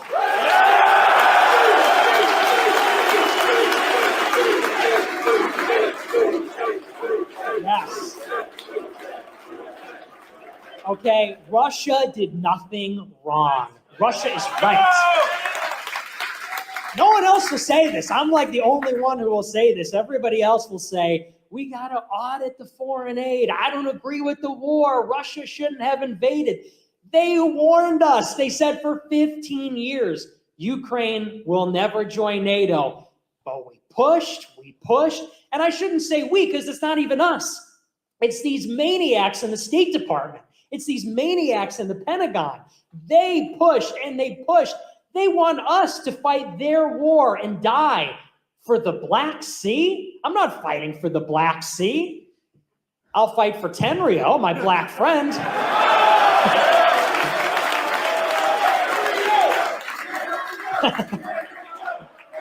But I'm not fighting for the Black Sea. But anyway, so they push and they want to go to war. And finally, there was one patriot, one Christian who put his foot down and said, NATO will not move forward one more inch. And his name is Vladimir Putin.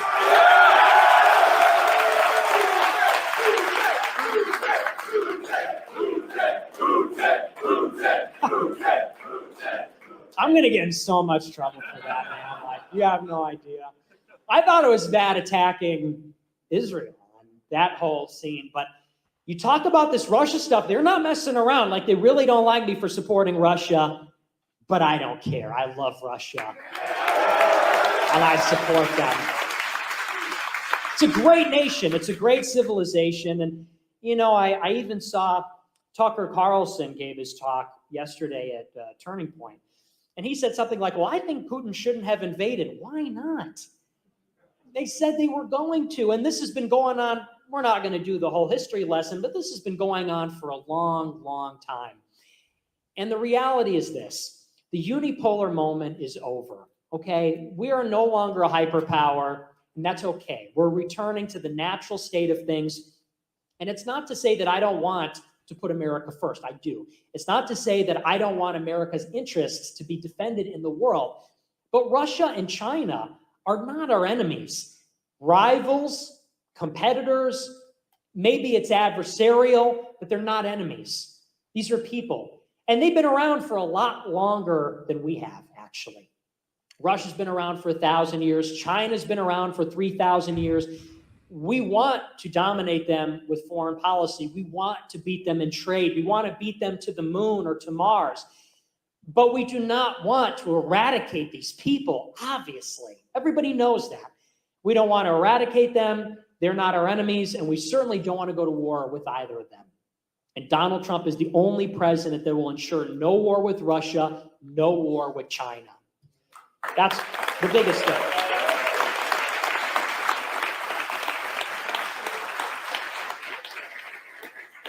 And there was another very interesting point yesterday at the I disagree with not a that. I turning think point, there are but other the candidates that would not go to presidential war with candidates Russia or forum with China, Mike but fine, Pence. like whatever. And I'm sure you all saw Mike Pence got destroyed. You all saw this. Yeah, he doesn't want to eliminate Russia or China, just the And Jews. so Tucker sets up the Exactly, question. exactly. He says, well, you want to support all this money for Ukraine, but what about our country? What about the infrastructure here? What about the cities here, the crime, the homelessness? And Mike Pence, what did he say? Not my concern. Nice American politician, by the way. Not my concern, he says. But you know what they didn't press him on? If you go to his campaign website, you know what you find? A giant Israeli flag. So, and they'll all talk about it, and they actually made a salient point. They said when it comes to the presidential race, in many ways, it's really a tryout for the foreign policy establishment. When you go out and run, you're trying to impress, you're trying to win over the permanent bureaucracy in the intelligence community, in the State Department, in the Pentagon. And that's why they all have uniform views on foreign policy. That's why they all call Putin a war criminal. That's why they all support war with Russia or war with China or all the saber rattling against the rogue Iran or other states or the superpowers. But nobody wants to talk about who it is, in fact, that they're trying out for, because you take Mike Pence, he says, Americans are not my concern. I believe him because I go to his website and there's a giant Israeli flag. There it is. That's who they're trying out for.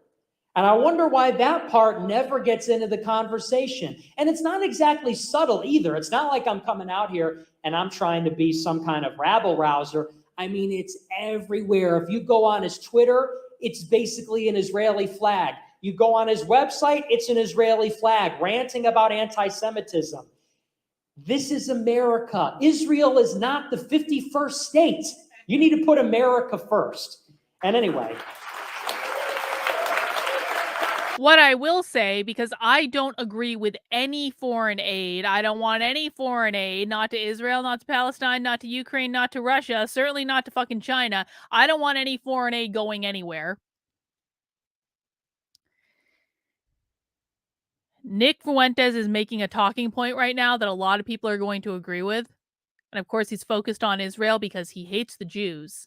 But he's making this talking point in a way that is going to appeal to a lot of people. And I don't know why. Well, I think we all do know why Mike Pence is so focused on Israel, because he wants that Jewish campaign cash to come in. And I'm not just saying he doesn't want just Jewish. Like, Mike Pence wants to appeal to conservative Christians as well. But when I say Jewish, it's like there are really high dollar value Jewish donors in conservative politics. And I think, and there are high dollar value Christian donors in conservative politics too. But I think, like, if Mike Pence is really pushing on that so much, it's because he wants those high dollar values. I gave you a chance, bro. I put you in a timeout and then you come right back in and start saying racist shit again. Like, he wants those donors. That's why he's doing it. And then he'll hit the hardcore Christian conservative donors as well with messagings about Christ and Christian nationalism and yada, yada, yada, yada, yada, yada, yada, yada, yada. But that's why they do it. I hope people understand that. So what I'm saying, though, is Nick is making a talking point that a lot of people are going to agree with because they don't agree with, like, foreign aid in general. I'm going to time him out every time he comes back now, Sin. I've had enough of this shit. I've let the chat go in this because I've just been like, I was tired from my rant earlier and I'm focusing on other things and, like, trying to actually listen to what he says. But no more fucking racist, anti-Semitic shit in the chat. Everyone's been being pretty good. Everyone has, but some of you are skirting the line, and I'm not going to put up with it any longer.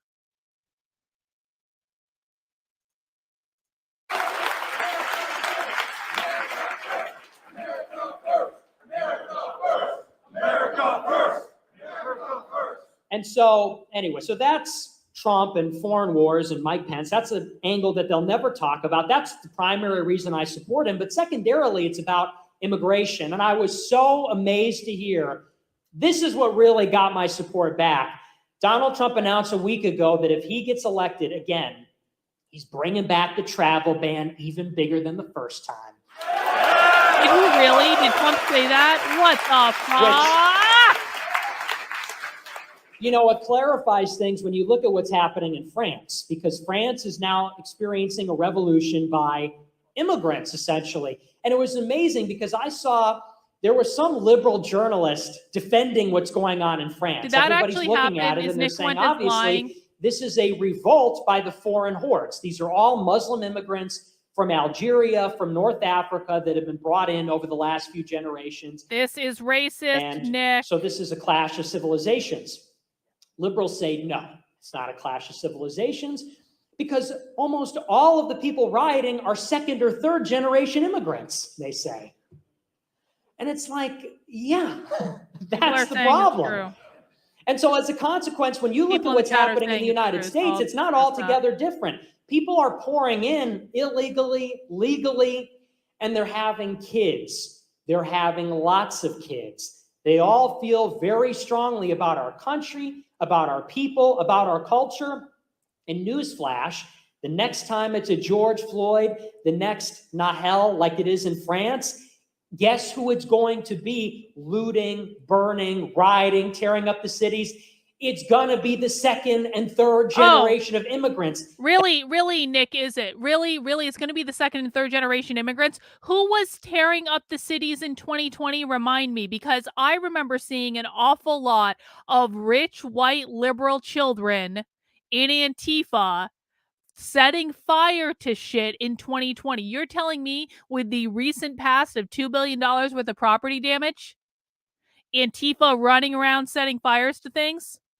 Antifa is not made up of immigrants, Nick. It's made up of the children of wealthy white people for the most part, not exclusively. But there are a lot of wealthy white kids that feel really guilty about being wealthy and white in Antifa. And they were the ones setting fires to things in 2020. That's why they have to go now. That's why they have to go today.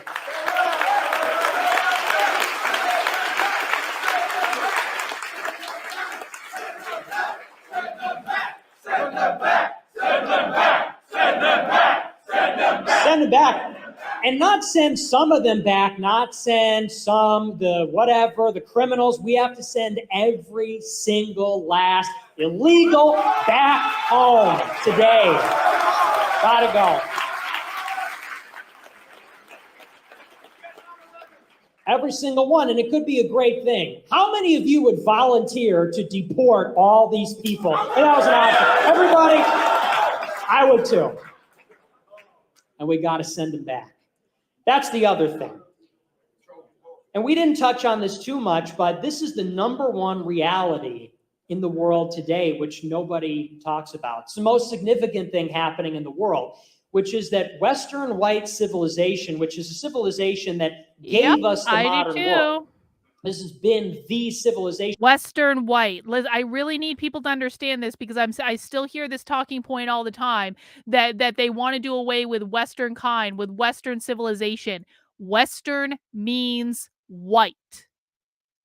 Every time you are saying that the left wants to get rid of Western civilization, you are using white nationalist talking points that they want you to use that allow them to advance a message that doesn't seem racist because you're saying all of Western kind. They just want to get rid of our way of life. No, they're talking about white people. Make sure, and I understand people doing this by accident. I understand people not knowing because, again, this is a subculture that is not fun to look into. But I really want everyone to understand the origin of the language that you're using and the talking points that have been perpetrated on the right about the woke left just wants to destroy all of Western civilization. When they say Western, they mean white. It is a racist argument, and it's not even true. When the woke left uses the term white supremacy, whiteness, racism, systemic racism, etc., they are not talking about skin color. They are talking about private property ownership. That is what they're talking about. It is the fulfillment of the Communist Manifesto that wants to abolish all private property. They do not care what your skin color is. They do not care about Western kind. The only people who use the Western, we know this because we watch the woke left and we watch them from start to finish. The only people who use the Western kind trope or the Western civilization or anything is the right. It's not the left. The left doesn't talk about this.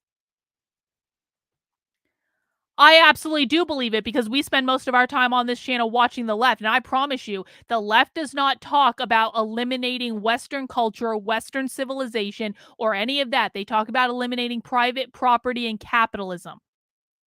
You don't know what the left cares about because you don't watch the left. You only listen to the right. The right are the only people who are pushing this Western talking point because they are using the code word Western to mean white people without sounding racist. Know the origin of the words you're using. Know where these ideas come from. James Lindsay is fucking wrong. James Lindsay is not right on everything. He is wrong on this point. He is always, and he knows I'm right about this too, because I talked about this with him like back in the day. He knows I'm correct. He just doesn't think we're going to be able to win the language war. I think we can win the language war. James Lindsay is wrong. This is completely false, and anyone who believes this has never actually listened to the left at all. This person's going to get banned because they are advancing racist bullshit talking points. The woke left does not always like, you're a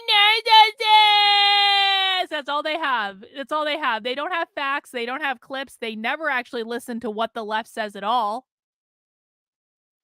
Guys, we watch the woke left on Fridays at 5 p.m. on my channel, and we watch the socialist left on Saturdays at 6 p.m. on my channel. If you want to see what the left is saying, the hardcore of the left, the most dystopian people on the left, I will show it to you. Now we're banning all the Fuentes supporters. I will show it to you at Fridays at 5 o'clock for happy hour and Saturdays at 6 o'clock for Socialism Saturday. But don't come in here and tell me the left is advancing talking points about the abolishment of Western kind or Western civilization, because they are not. They never talk about it. They only talk about capitalism and private property. That is what they care about. That is what whiteness means to them. You can scream and cry all you want in the chat, and I will just keep banning you every time you create a new account to come in and continue to scream and cry and say racist shit in my chat, because you are only listening to alt-right influencers who are lying to you. If you want to see the real deal, you can stick around and stop saying racist shit in my chat. Yes, they are. The grapers are having a merry little fun time today, but we'll just keep blocking them. But for all normal people who are not racist assholes, whiteness does not mean skin color. Whiteness means private property or capitalism, and it's very clear when you actually listen to what the left says. Stop listening to alt-right influencers who are lying to you if you believe otherwise. For 500 years. These are the people that evangelized the New World. They evangelized Africa, Asia, created the railroads, the Industrial Revolution, created everything. This civilization, and it's at that level. It's not just America. It's not just France. It's not just Canada. It's happening across the board. The entire civilization, which gave us everything that we love, is being destroyed purposefully and deliberately by mass migration. And the problem with mass migration, it's not that they're taking the jobs. It's not that they're committing too much crime. It's not that they don't assimilate. It's because they don't belong here. This is not their country. It's the bottom line. And they don't belong here because they're not like us. We can have some immigration. You can bring in probably 50,000, 100,000 people. It wouldn't make a big difference. We're bringing in 7 million illegal immigrants in just Joe Biden's first term alone. 7 million. We're getting to the point where whites will be less than 25% of the population by the end of the century. That's not immigration. That's not an immigration program. That's an invasion. That is a straight up population replacement, and it's happening at a racial level. And it's not difficult to see the significance. You can go out to the places in America where this is happening. You go out to Los Angeles, you go out to San Francisco, New York City. This is a crystal ball. This is a look into the future. You want multiracialism, you want multiculturalism, cosmopolitanism, diversity. Go to San Francisco with a nice car. Let me know how that works out for you. Go to the south side of Chicago on Memorial Day weekend in the middle of the night on a Saturday. See how that goes for you. And it even gets to something deeper, which is this. What's happening is a public problem. And what I mean by that is everybody likes to say, so what? Touch grass, go outside, not a big deal. Don't ruin your career talking about these things. These are things that cannot be, the things that are being destroyed cannot be replaced easily. These are not things that you can. What Nick Fuentes and people like Nick Fuentes on the right like to do is they like to blame all problems on non-white people while not acknowledging the role that white people do actually play in causing problems. Again, if we look back to the riots of 2020, if we look at the Chaz in Seattle, those were started by white people. Every time there's a fucking video that floats around on Twitter of like black kids fighting in school. And like but there's never any videos of like white kids fighting in school. I went to a poor white school. I promise you white kids get in fights too. They do, but they never show that. They only show the black ones. They only talk about the crimes that black people commit. They only and the immigrants commit, but they completely fucking ignore that most of Antifa are rich white liberal kids. They're the kids of wealthy white liberal families. Is Nick Fuentes going to talk about all the fires that Antifa started? Is Nick Fuentes going to talk about how Antifa has firebombed buildings? Is Nick Fuentes going to talk about all the property damage that they've done? Is Nick Fuentes going to talk about all the windows they've broken? No. Because they are the children of white, wealthy, liberal families. And that's inconvenient for him because he wants you to think that all of the problems in America are caused by non-white people because he's a fucking racist. Go out and get. You can make a lot of money. You will never be able to buy a beautiful downtown in the middle of your city. You'll never be able to replace timeless artifacts, traditions, institutions. And these are the things that make our civilization worth preserving. Our civilization, the way it is now, will never produce another Mozart, another Rembrandt. It will never produce more great art, philosophers, scientists, geniuses. You can buy a plastic car, you can buy a Tesla, you can buy a nice condo. It doesn't replace these. No. I would not say that Antifa is doing this on behalf of the black and brown people. I would not say that at all. And if you believe that, then you need to come to Socialism Saturdays at 6 p.m. and actually learn what these people mean. Because you guys are off making shit up out of nowhere that's convenient to serve your racist fucking narrative. You have no idea what these people actually say, what they actually believe. We watch it in its full form every fucking Saturday. You are welcome to join, but I'm going to make the kind request that you stop making racist shit up in my chat to advance your fucking racist talking points. Be better. There was a time when the right was like, we believe in facts and logic, not emotions. No, you idiots only believe in emotions. You only believe in stories that are going to make you feel good about being fucking racist. Things, it's a public problem, and it's happening at a civilizational level. So therefore, it would follow that this requires a public solution at the civilizational level. There is no substitute. There is no alternative. We have to take over the government and send all these people back. That's it. That's all you can do. And I'm so fucking pissed off. and maybe it's because I've been listening to Nick Fuentes for an hour and a half now, and so I'm really fucking teed up. But I am so pissed off that conservatives and the political right can't get it through their fucking skulls that making overtly racist arguments is giving the left exactly what they want. Well, you are wrong because you don't know what the fuck you're talking about. I just don't know how much more clear I can make it. Come to Socialism Saturday and actually listen to the people in Antifa talk, and maybe you will learn what Antifa actually means, because right now you're just making shit up because you're a fucking piece of shit racist in my chat pretending to be. I just don't know why else they would do it.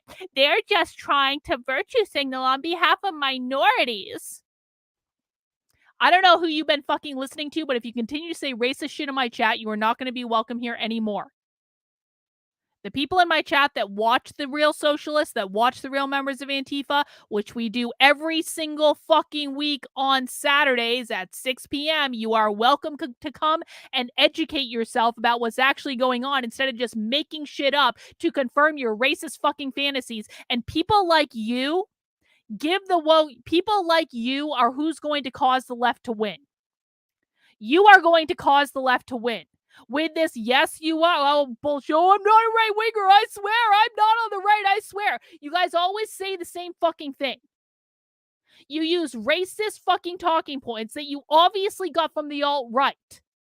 I know exactly who you're listening to because I know where your talking points come from. I'm not on the right, I swear. I just listen to alt-right influencers all the time and parrot their talking points when it's convenient for me to do so. And by the way, don't think I haven't noticed that you only show up when I'm streaming Nick Fuentes. I know the people in my chat.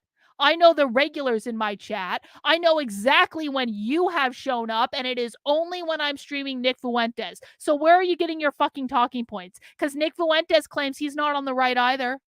I'm not on the right. I'm not a Republican. I'm not a racist. I swear. I just really hate black and brown people and want to blame them for all the world's fucking problems.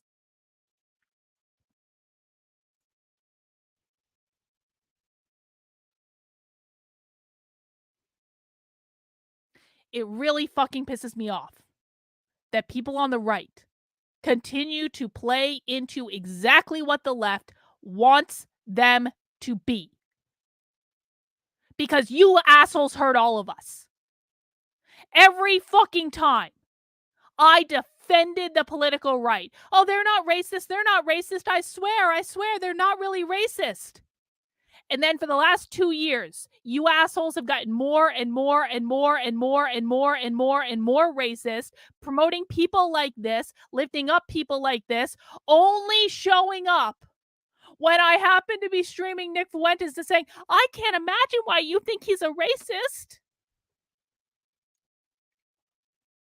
You assholes are the ones that are going to cause the left to win. You are the ones who are going to usher in the little Marxist revolution, because ain't no one joining your side when you're spewing racist bullshit, bro. There are real problems in the world. There are real things going on in public schools right now.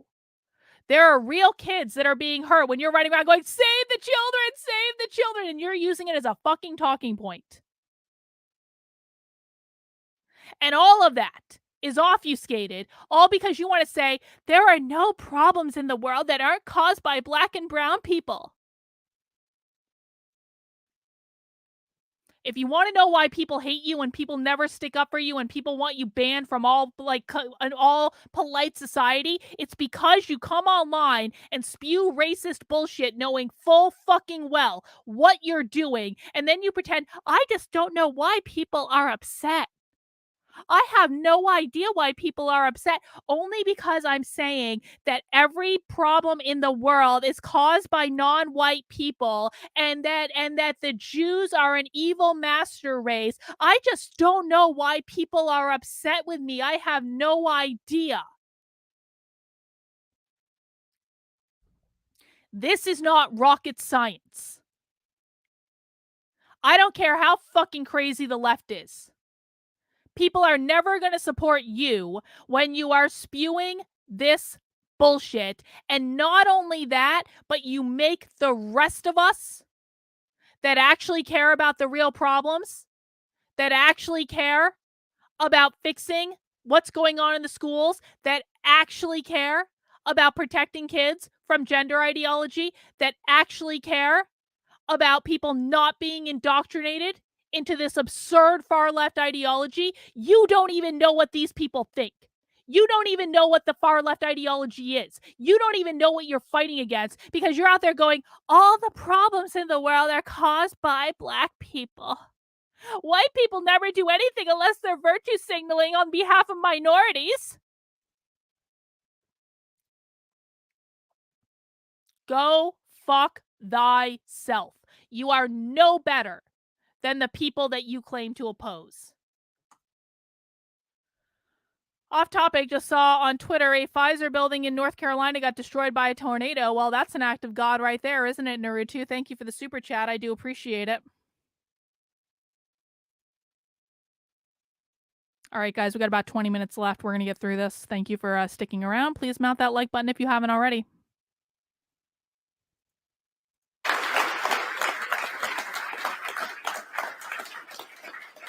And it's a logical progression. They're here. They can't be here. They don't want to leave. Thank you, We got to make them leave. We got to make them go somewhere else. It's not rocket science. People just don't want to say it out loud. People just don't want to articulate exactly what it is that's happening. But we hear all kinds of other ways of describing it. It's called immigration. They talk about a merit-based system or things like that. And that brings me to one of my last points here, which is about the reality of race. People say, well, is it about culture? Is it about assimilation? Is it about these things? Can we have a merit-based system and leave it at that? A colorblind meritocracy, everybody can come in. And the answer is no. We have that now, basically, and it's not working. We have some affirmative action. We have some programs that are meant to redistribute. But basically, if you work hard and if you have a lot of talents, you get ahead. If you're not white, it's a little bit easier for you if you're the same aptitude, the same skill level, the same work ethic. We have that colorblind meritocracy. The fact of the matter is, though, that will never erode the divisions and the lines between the groups. There is a persistent, chronic disparity between the white people in the country and the non-white people. There's a persistent, chronic disparity on a global level. It's not just in the United States. And so I love it. Nick Fuentes is overtly embracing the talking points of Ibram X. Kendi, Nicole Hannah-Jones, and systemic racism and the 1619 Project and all that stuff. Great, Nick. Thank you for proving horseshoe theory before our very eyes. These answers that we're giving them, whether it's racism or white supremacy, or the answer is we need opportunity zones or meritocracy, none of those answers satisfy. None of those answers explain. The only answer is that we're different. We're different people. And the European civilization that we get in Western Europe, which we've transplanted over here in the United States, it doesn't come from a creed. It doesn't come from a culture. It doesn't come from ideas, because if it did, they would do it over there. They could do it where they live. It's because of who we are. It's in our DNA. It's in our genetics. Europeans produce Europeanness. White people produce a white society. As a consequence, it's only white people that can continue a white society. The socialists were literally making the same argument in the stream that we watched on Sunday, by the way. Nick Fuentes is quite literally making the same argument that the far left makes, and it's not even, it's like a carbon copy of it. It's not even close. This is horseshoe theory in action. The far left and the far right are the same. They're both fucking racist. The far left is racist. The far right is racist. This is what racism looks like, guys. Racism no longer looks like the KKK burning a cross on a lawn or any of that. I mean, sure, if that happened today, that would obviously be racism, but that doesn't happen today. What happens today is this. And then people go, but I don't know why people are upset about it. Yes, you do. I'm so sick of people pretending that this is not fucking racist. I'm so sick of people pretending that racism doesn't exist, that it's just made up by the left. It is not made up by the left. It is a real thing. Both the left and the right perpetrate it. It's wrong when if it's wrong when the left does it, it's wrong when the fucking right does it too.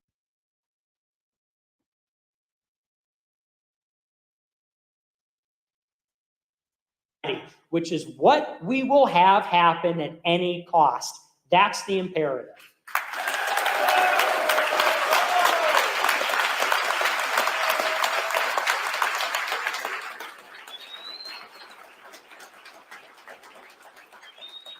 So it's really simple. And a lot of people, you know, I want to take the chance to defend myself a little because I know people are going to watch the speech and they're going to interpret it a certain way. They'll say, well, this is racist. This is anti-Semitic. It is racist and anti-Semitic, this or that or the other. It is.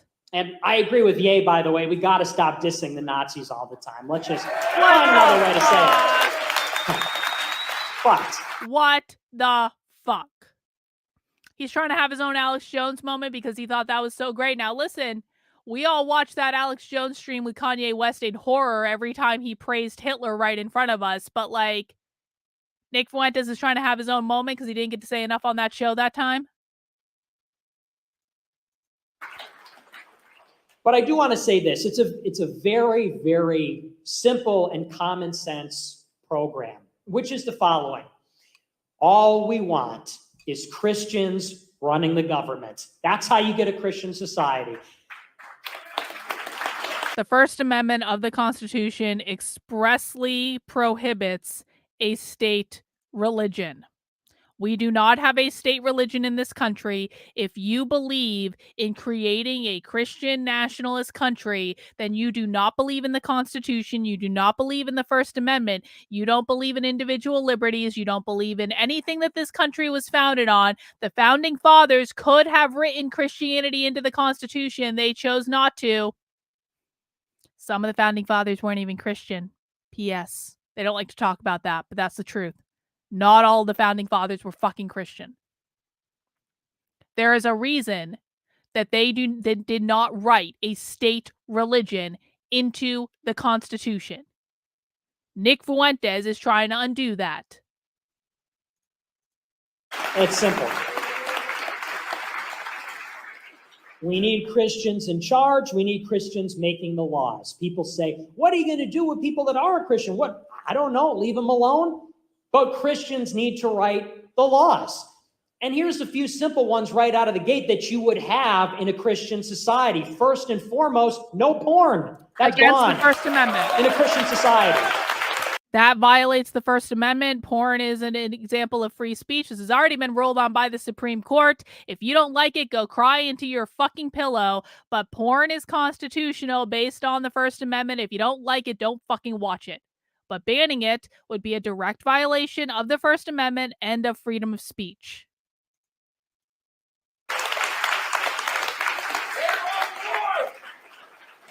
It's just something you'd never have. No. Here's another thing. This no is not propaganda. true. Anyone who believes that porn was ruled as not free speech was lied to, probably by someone on the right who wanted to ban porn. The fact that porn is ubiquitous as it is speaks to the fact that it was absolutely classified as speech. Now, obscenity is a different thing, but most porn is not legally considered obscenity.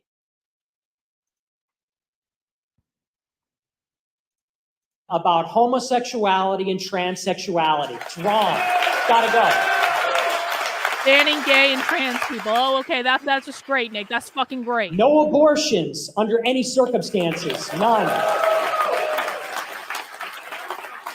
Under any circumstances. You would have laws in place that God make sure damn and it. encourage young men and women to get married, stay married, and have kids.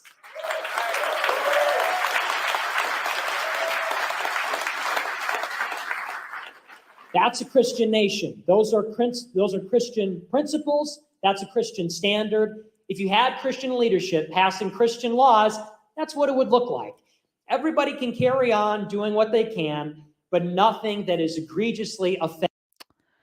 God was not originally in the Pledge of Allegiance. God was added to the Pledge of Allegiance later, and it should fucking be taken out because we do not have a state religion in this country. But God was not in the original Pledge of Allegiance. In fact, I find the Pledge of Allegiance in general to be a little indoctrinating. It's indoctrinating. If you're against indoctrination, why are we having kids recite a pledge every single day when they're young? It makes no sense. But the reality is, God wasn't in the original Pledge of Allegiance because they were actually following the First Amendment, motherfucker.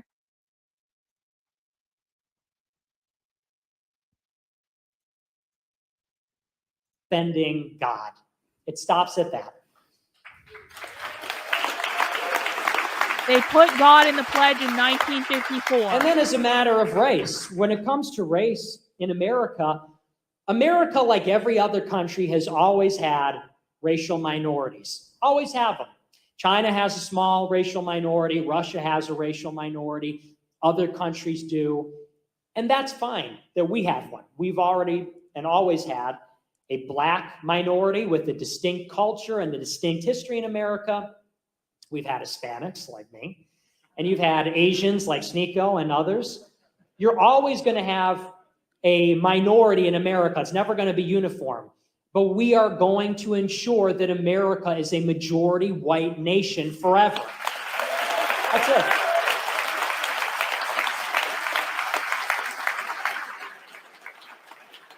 And how do you do that? You know, people say, so what are you going to do? Throw everybody out? Well, a lot of people, yeah. I mean, we're going to throw out all the illegal immigrants, but let's start with this. We've got millions of people coming across the border every single year for the last 30 years. End all immigration. It's called an immigration moratorium. Build a giant wall.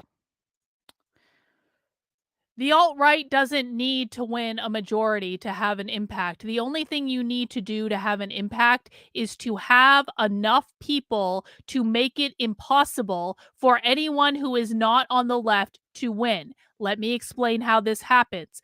Abraham Lincoln was elected president because the Democrats, because Abraham Lincoln, remember, was a Republican before. Some will argue the switch didn't happen. I don't want to get into that argument. Abraham Lincoln was elected president because there were two branches of the Democratic Party that had presidential candidates. One was, what the fuck was his name? Douglas. I forget his name, but his last name was Douglas. But he was one of the people that ran for president. There was another Democrat, and I don't remember his name, but there were two different Democrats because the Southern Democrats couldn't agree with the Northern Democrats about who to nominate. So there were two Democratic candidates. The Democratic candidates for president combined got the majority. Jefferson Douglas. Thank you. Jefferson Douglas. Was it Frederick Douglass? I don't know. Something Douglas. Maybe it was Frederick Douglass. I forget. The point, though, is not the name. The point is the majority of people in the election that elected Abraham Lincoln as a Republican voted for a Democrat. However, the two Democrats split the vote.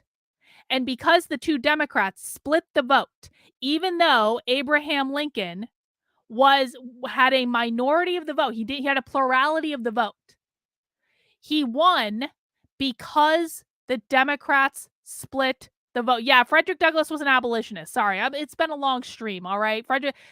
Jefferson Douglass is who I think it was. I forget. It doesn't fucking matter what the name was.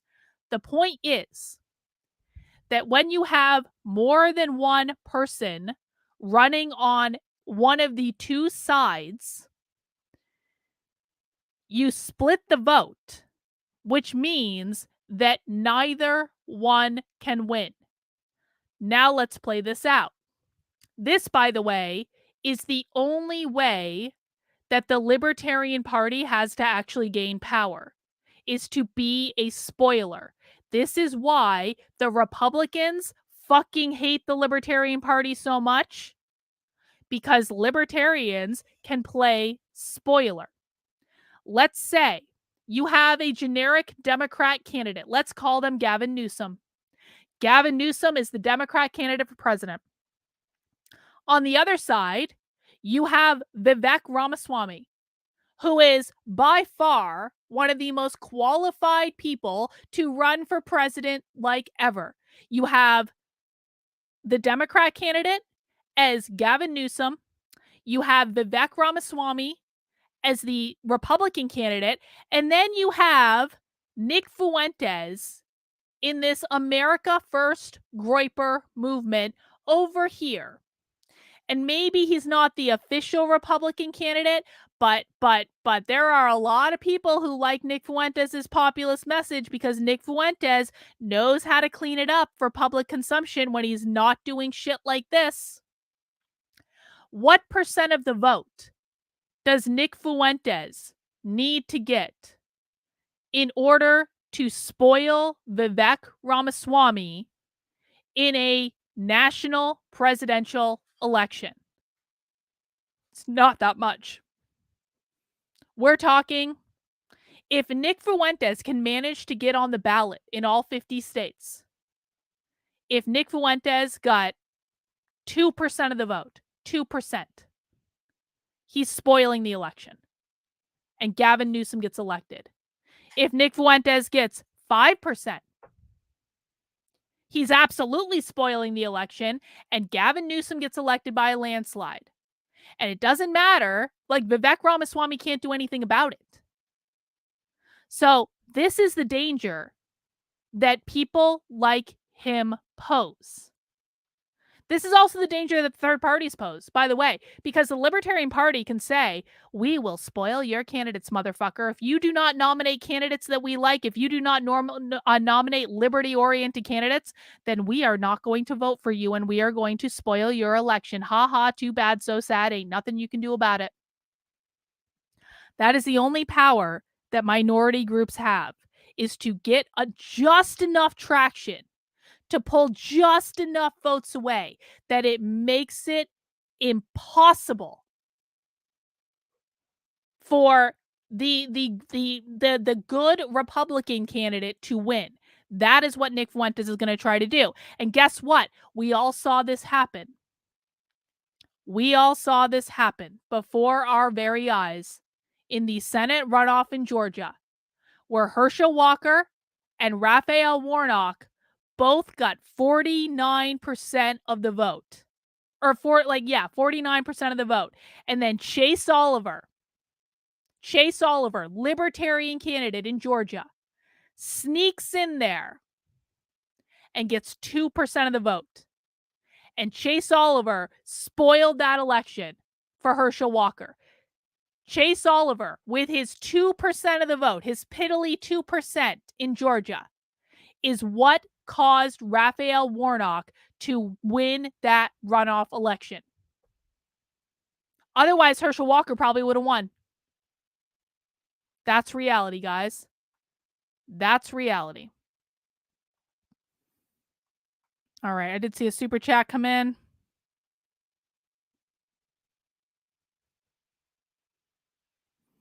You're not going to get any sympathy from me, Peach. You stop saying racist shit and maybe my mods will stop timing you out. It's not hard. Don't say racist shit. We've already had this conversation. Don't pretend you're fucking stupid. I ranted at you for 10 fucking minutes about all the racist shit you were fucking saying. If you pretend you're fucking stupid one more time, I will ban you myself. So I no longer have to deal with you. I just can't possibly imagine why saying racist shit would get me timed out in Carlin's chat. I can't possibly imagine.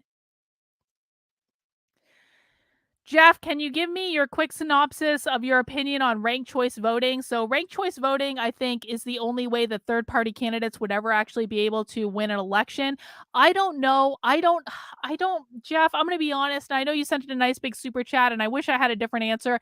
I don't have the frame of reference right now to have an intelligent conversation about ranked choice voting.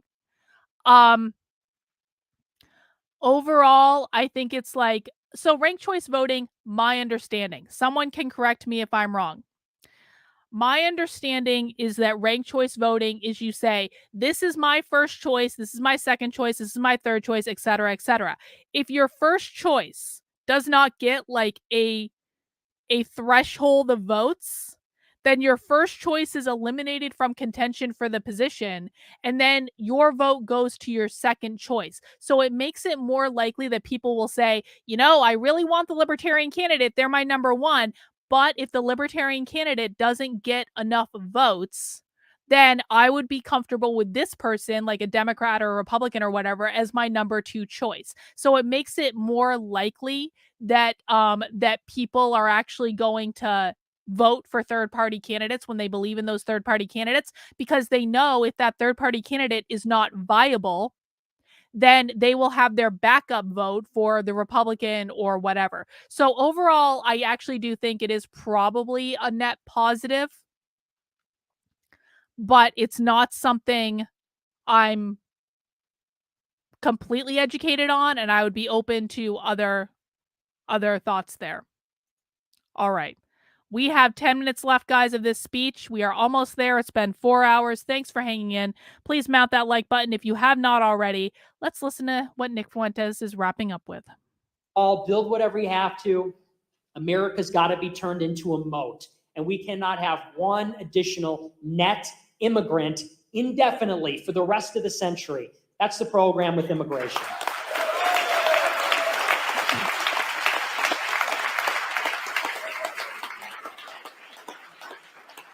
Because you know what? As it turns out, if you just shut off the spigot of immigration that is coming in here all the time, whites may never become a minority in America. Doesn't that tell you something? Everybody likes to say that's a conspiracy theory. You're a right-wing nut job. You're a racist. You're a white nationalist. If it wasn't for mass immigration, which is by design, we would never have this problem. And why should America not be a majority white nation? You still haven't gotten me on Sam's show, Autumn. You have one job. Imagine a country. Okay, actually, someone said Jews. That's the correct answer, actually. I was looking for that. But it doesn't benefit Americans. It doesn't benefit white Americans. It doesn't benefit non-white Americans. And that's only going to become a reality if you have this continued massive immigration. Let's just stop it. Let's just kick the people out and let's just end the immigration. This is a just and reasonable platform. It's not crazy. It's not racist. It's not hateful. It's not even fringe. It's based on two principles. America must come first. We've got leaders that run America. They have to put the interest of American citizens before anybody else. That's principle number one. Principle number two is that Jesus Christ is king. Jesus Christ. Christ is king. Christ is king. Christ is king. Christ is king. He's the king of the universe. He's the king of the world. He has to be the king of this country too. The country's not going to get better until that happens. Those are two irrefutable principles. America first. Jesus Christ is king. Everything must revolve around those two axioms. From those, everything else proceeds. And if it doesn't, then you cannot be with us. You cannot be in our movement. That's the difference between us and every other offering. The last thing I'll say is this. In conclusion, you notice the subtitle of this rally is called Holy War. It's a holy war. It's not a race war. It's not a culture war. It's not a political war. This is a holy war. And people are asking me all the time, well, what are we going to do? Everything is so difficult. It's so impossible. Our enemies are so powerful. How can we possibly beat them? Has now been banned. And I always have to remind people, first of all, we have God on our side, the biggest ally. Wait, was that the holy war thing? Hang on. I just want to listen to that one more time. I apologize. I was banning someone in the chat. Sorry. I have to remind people, first of all, we have God on our side, the biggest ally.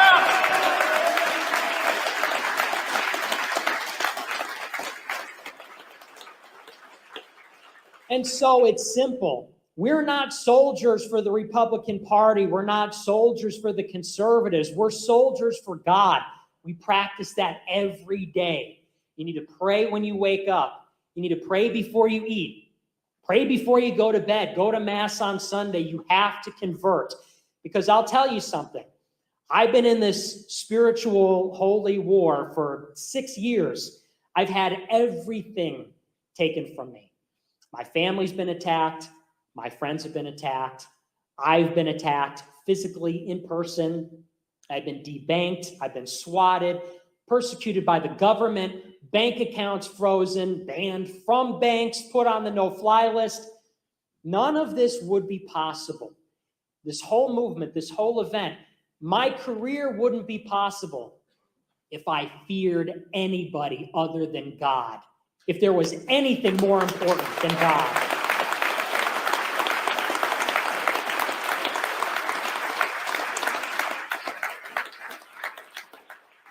So that's what all of you have to do. That's what we all have to do every day, is to steel ourselves and strengthen ourselves spiritually, because this is how you'll be tested.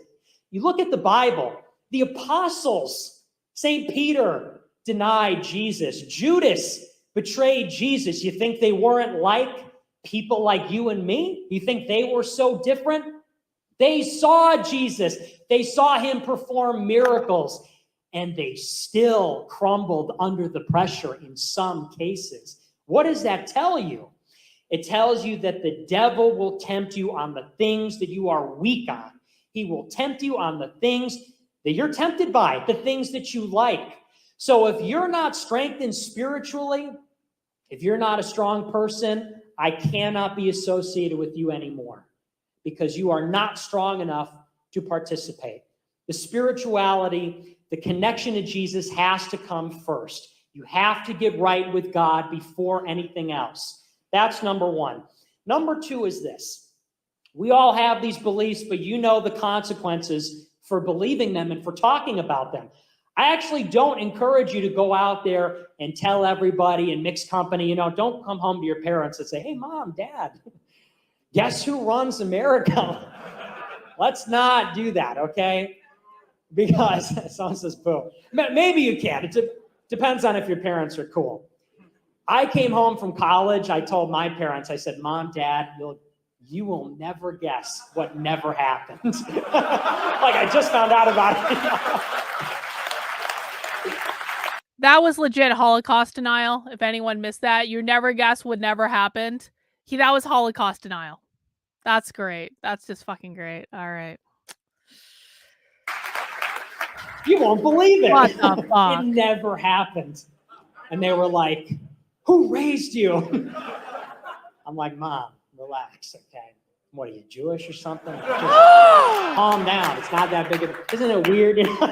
So I worked on them, and now, they still don't really believe in it because they're boomers, but that's okay. Anyway, here's the thing. You got to play it close to the vest. Never lie. Never disavow. Never lie about our beliefs. But our mission, and I'm saying it here just like I said at AFPAC 3 and Fuentes Rally 1, is this. We want a Christian future in our lifetimes. That's what we're building. Slowly but surely, piece by piece. It is not unrealistic that in 10, 15, 20 years, we have 10,000 hard-hitting wipers in every corridor of power in America. Well, that's not terrifying.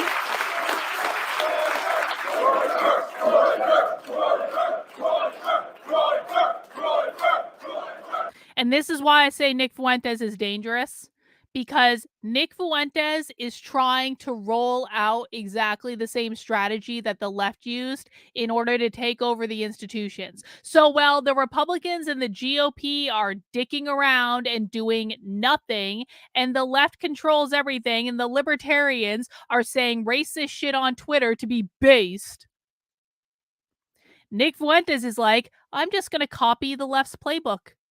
And we're going to get this giant group of people and infiltrate all the institutions. And I'm going to tell them specifically, don't tell them what you believe. Like, keep it to yourselves. We're doing this covertly. And we're going to get all this massive group of people that are infiltrating the institutions.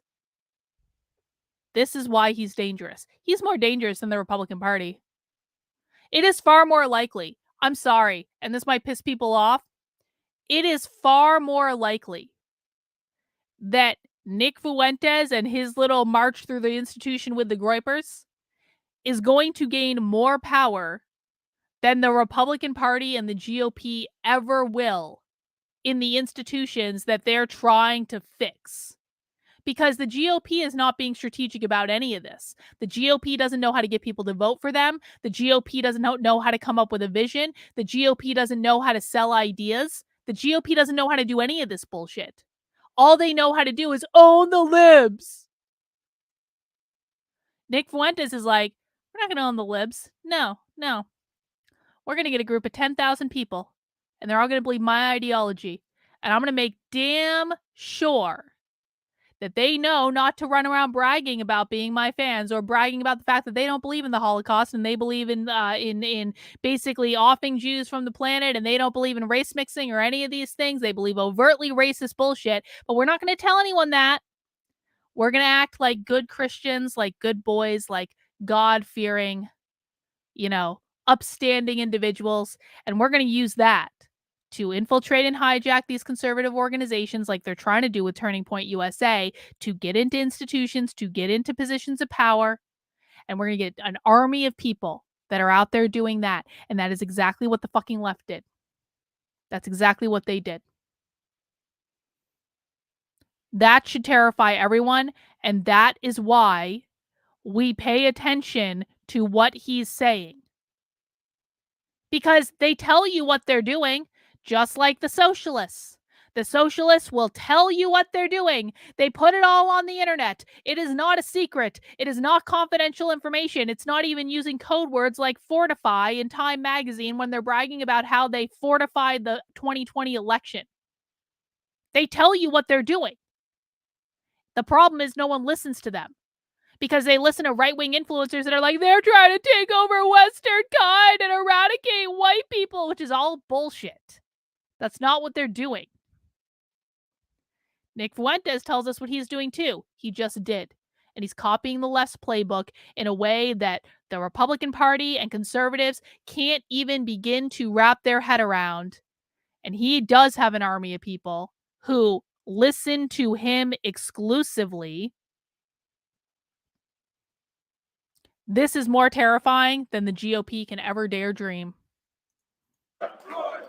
It's not unrealistic. It's already happening. I don't know how many. I'd probably say we got about 100 that have infiltrated. So my message to you is this. Get right with God. Pray, go to the Mass, perform the sacraments, but then you need to go out there and fight like a holy warrior. You have to fight for Jesus Christ on the cross. Get involved. Go fight. Infiltrate the system. And I'll tell you, I know that we're going to win because unlike our opposition, we are actually willing to die for what we believe in.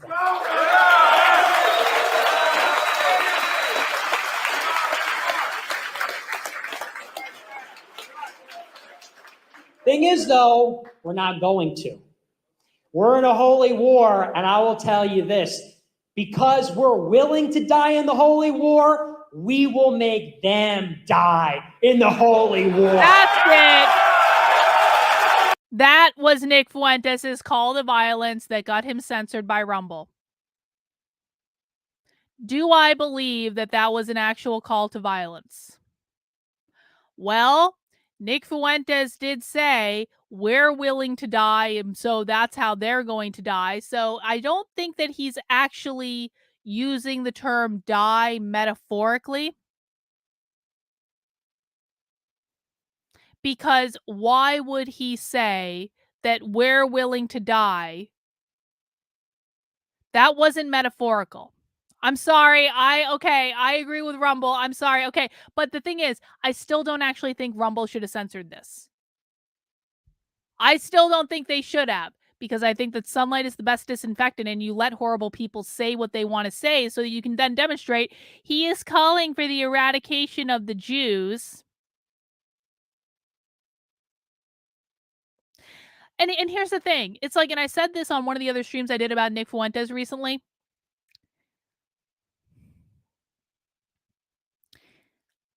He has horrible ideas.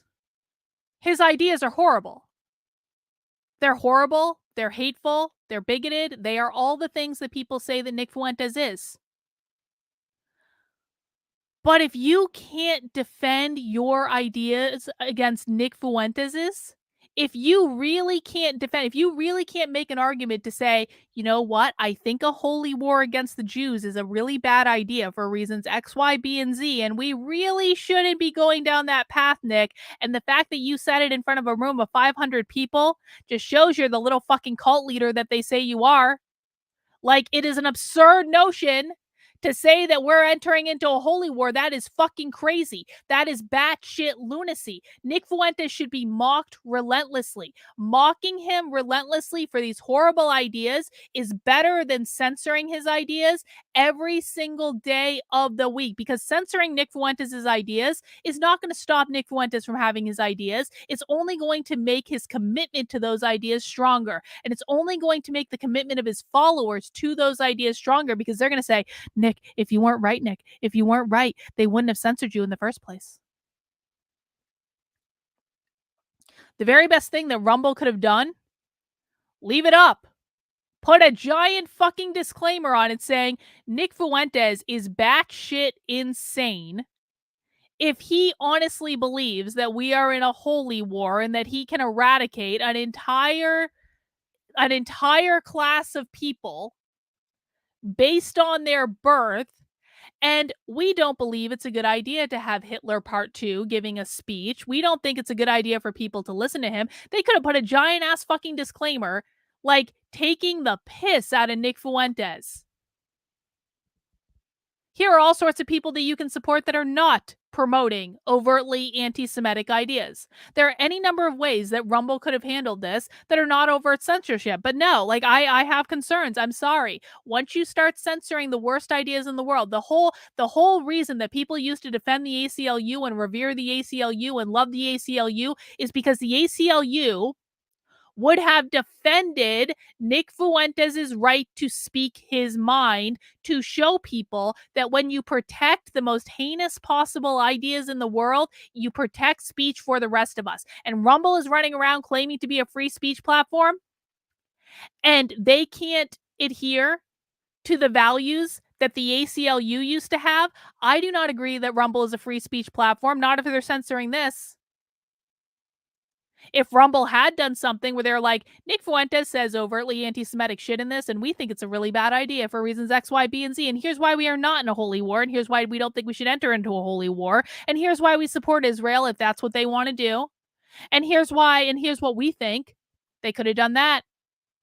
And we think, and we're leaving this speech up to show you that when you allow the worst possible ideas in the world to be heard, that they discredit themselves on the face of it. So do I think Nick Fuentes was calling for actual violence? Yeah, I do. I do. I think he's had guns floating behind him all night. I think he's had bullets floating behind him all night. I think he's had skeletons floating behind him all night. I think that he said, we're willing to die and they're going to die because we are willing to die. And he wouldn't have said that if he was making a metaphorical analogy. I do believe that he was calling for violence. But I also don't think that that necessitates censorship, because I think we should be able to say that Nick Fuentes' ideas are so horrible that they will never, ever, ever, ever, ever be embraced by a civilized society where we defend people's right to believe whatever they want to believe. But that doesn't mean we have to agree with them, and that doesn't mean we have to like them. And it sure as shit doesn't mean we have to associate with them. But don't call yourself the free speech platform when you are not upholding the idea that you cannot have free speech without defending the worst possible speech in the world. This is fucking basic. Thank you, Jeff, for the super chat. If Rumble left this up, there'd be a whole bunch of videos of smart people shredding his talking points. That's exactly right. Rumble could have gotten all their creators that they have all these big fancy contracts with. Hey, can you please rip apart Nick Fuentes' horrible ideas for us and tell everyone why you think they're bad? If they wanted to elevate the ideas, if they wanted to do that, maybe they just want to ignore him. I don't know. But they didn't eliminate the ideas from the universe just because they took it off the platform. They only amplified it. It's fucking Streisand effect. Nick Fuentes got a whole fucking social media campaign out of this. We wouldn't even be watching this speech if Rumble hadn't banned it. I mean, I knew it happened. I posted about it on Twitter, but I didn't decide to watch it until Rumble banned it because I was like, what the fuck did they ban? So Rumble does not believe in free speech. I think we can cross that one off the list. Thank you, Jeff, for the super chat. All right, guys, I think he's about done, but let's just wrap up. And they will go down. We have God on our side, and they will go down with their satanic master. They have no future in America. The enemies of Christ have no future in this world. Thank you. God bless you. Good night. All right, I guess that's it. Well, guys, I think we did the Lord's work today. We did a 4-hour stream talking about the LPNH saying racist bullshit, and Andrew Tate being a fucking narcissist, and Nick Fuentes maybe being the Antichrist. I don't think it's out of the realm of possibility. I really don't. If the Antichrist is real, can anyone think of a better candidate right now than Nick Fuentes? Maybe we are in the end times. Who knows? Everyone go get right with God or something. But I think that's about enough for today. But guys, I will be back tomorrow at 5 p.m. Please do make sure you are subscribed to the channel. YouTube unsubscribes people from my channel every single day of the week. Literally, I just got another comment today saying I used to be subscribed to your channel. I don't know what happened. I thought I was subscribed, but apparently I wasn't. So do please make sure you are subscribed to the channel if you want to be. Please make sure you mount that like button. I stream every day, Monday through Friday at 5 p.m. On Saturdays, we go live at 6, a little bit later because my weekend too. I got other stuff to do. But we do stream almost every single day of the week. So if you don't see me showing up in your content feed, just come back to the channel. I'm here. I'm always here. It's not like a surprise or anything. But YouTube's algorithm is going to algorithm. It's all I can do. Yeah, that's all I got, guys. I'm going to go smoke a bowl or something because after that, I think I've earned it. All right, guys, have a great rest of your night. We'll see you soon. Bye.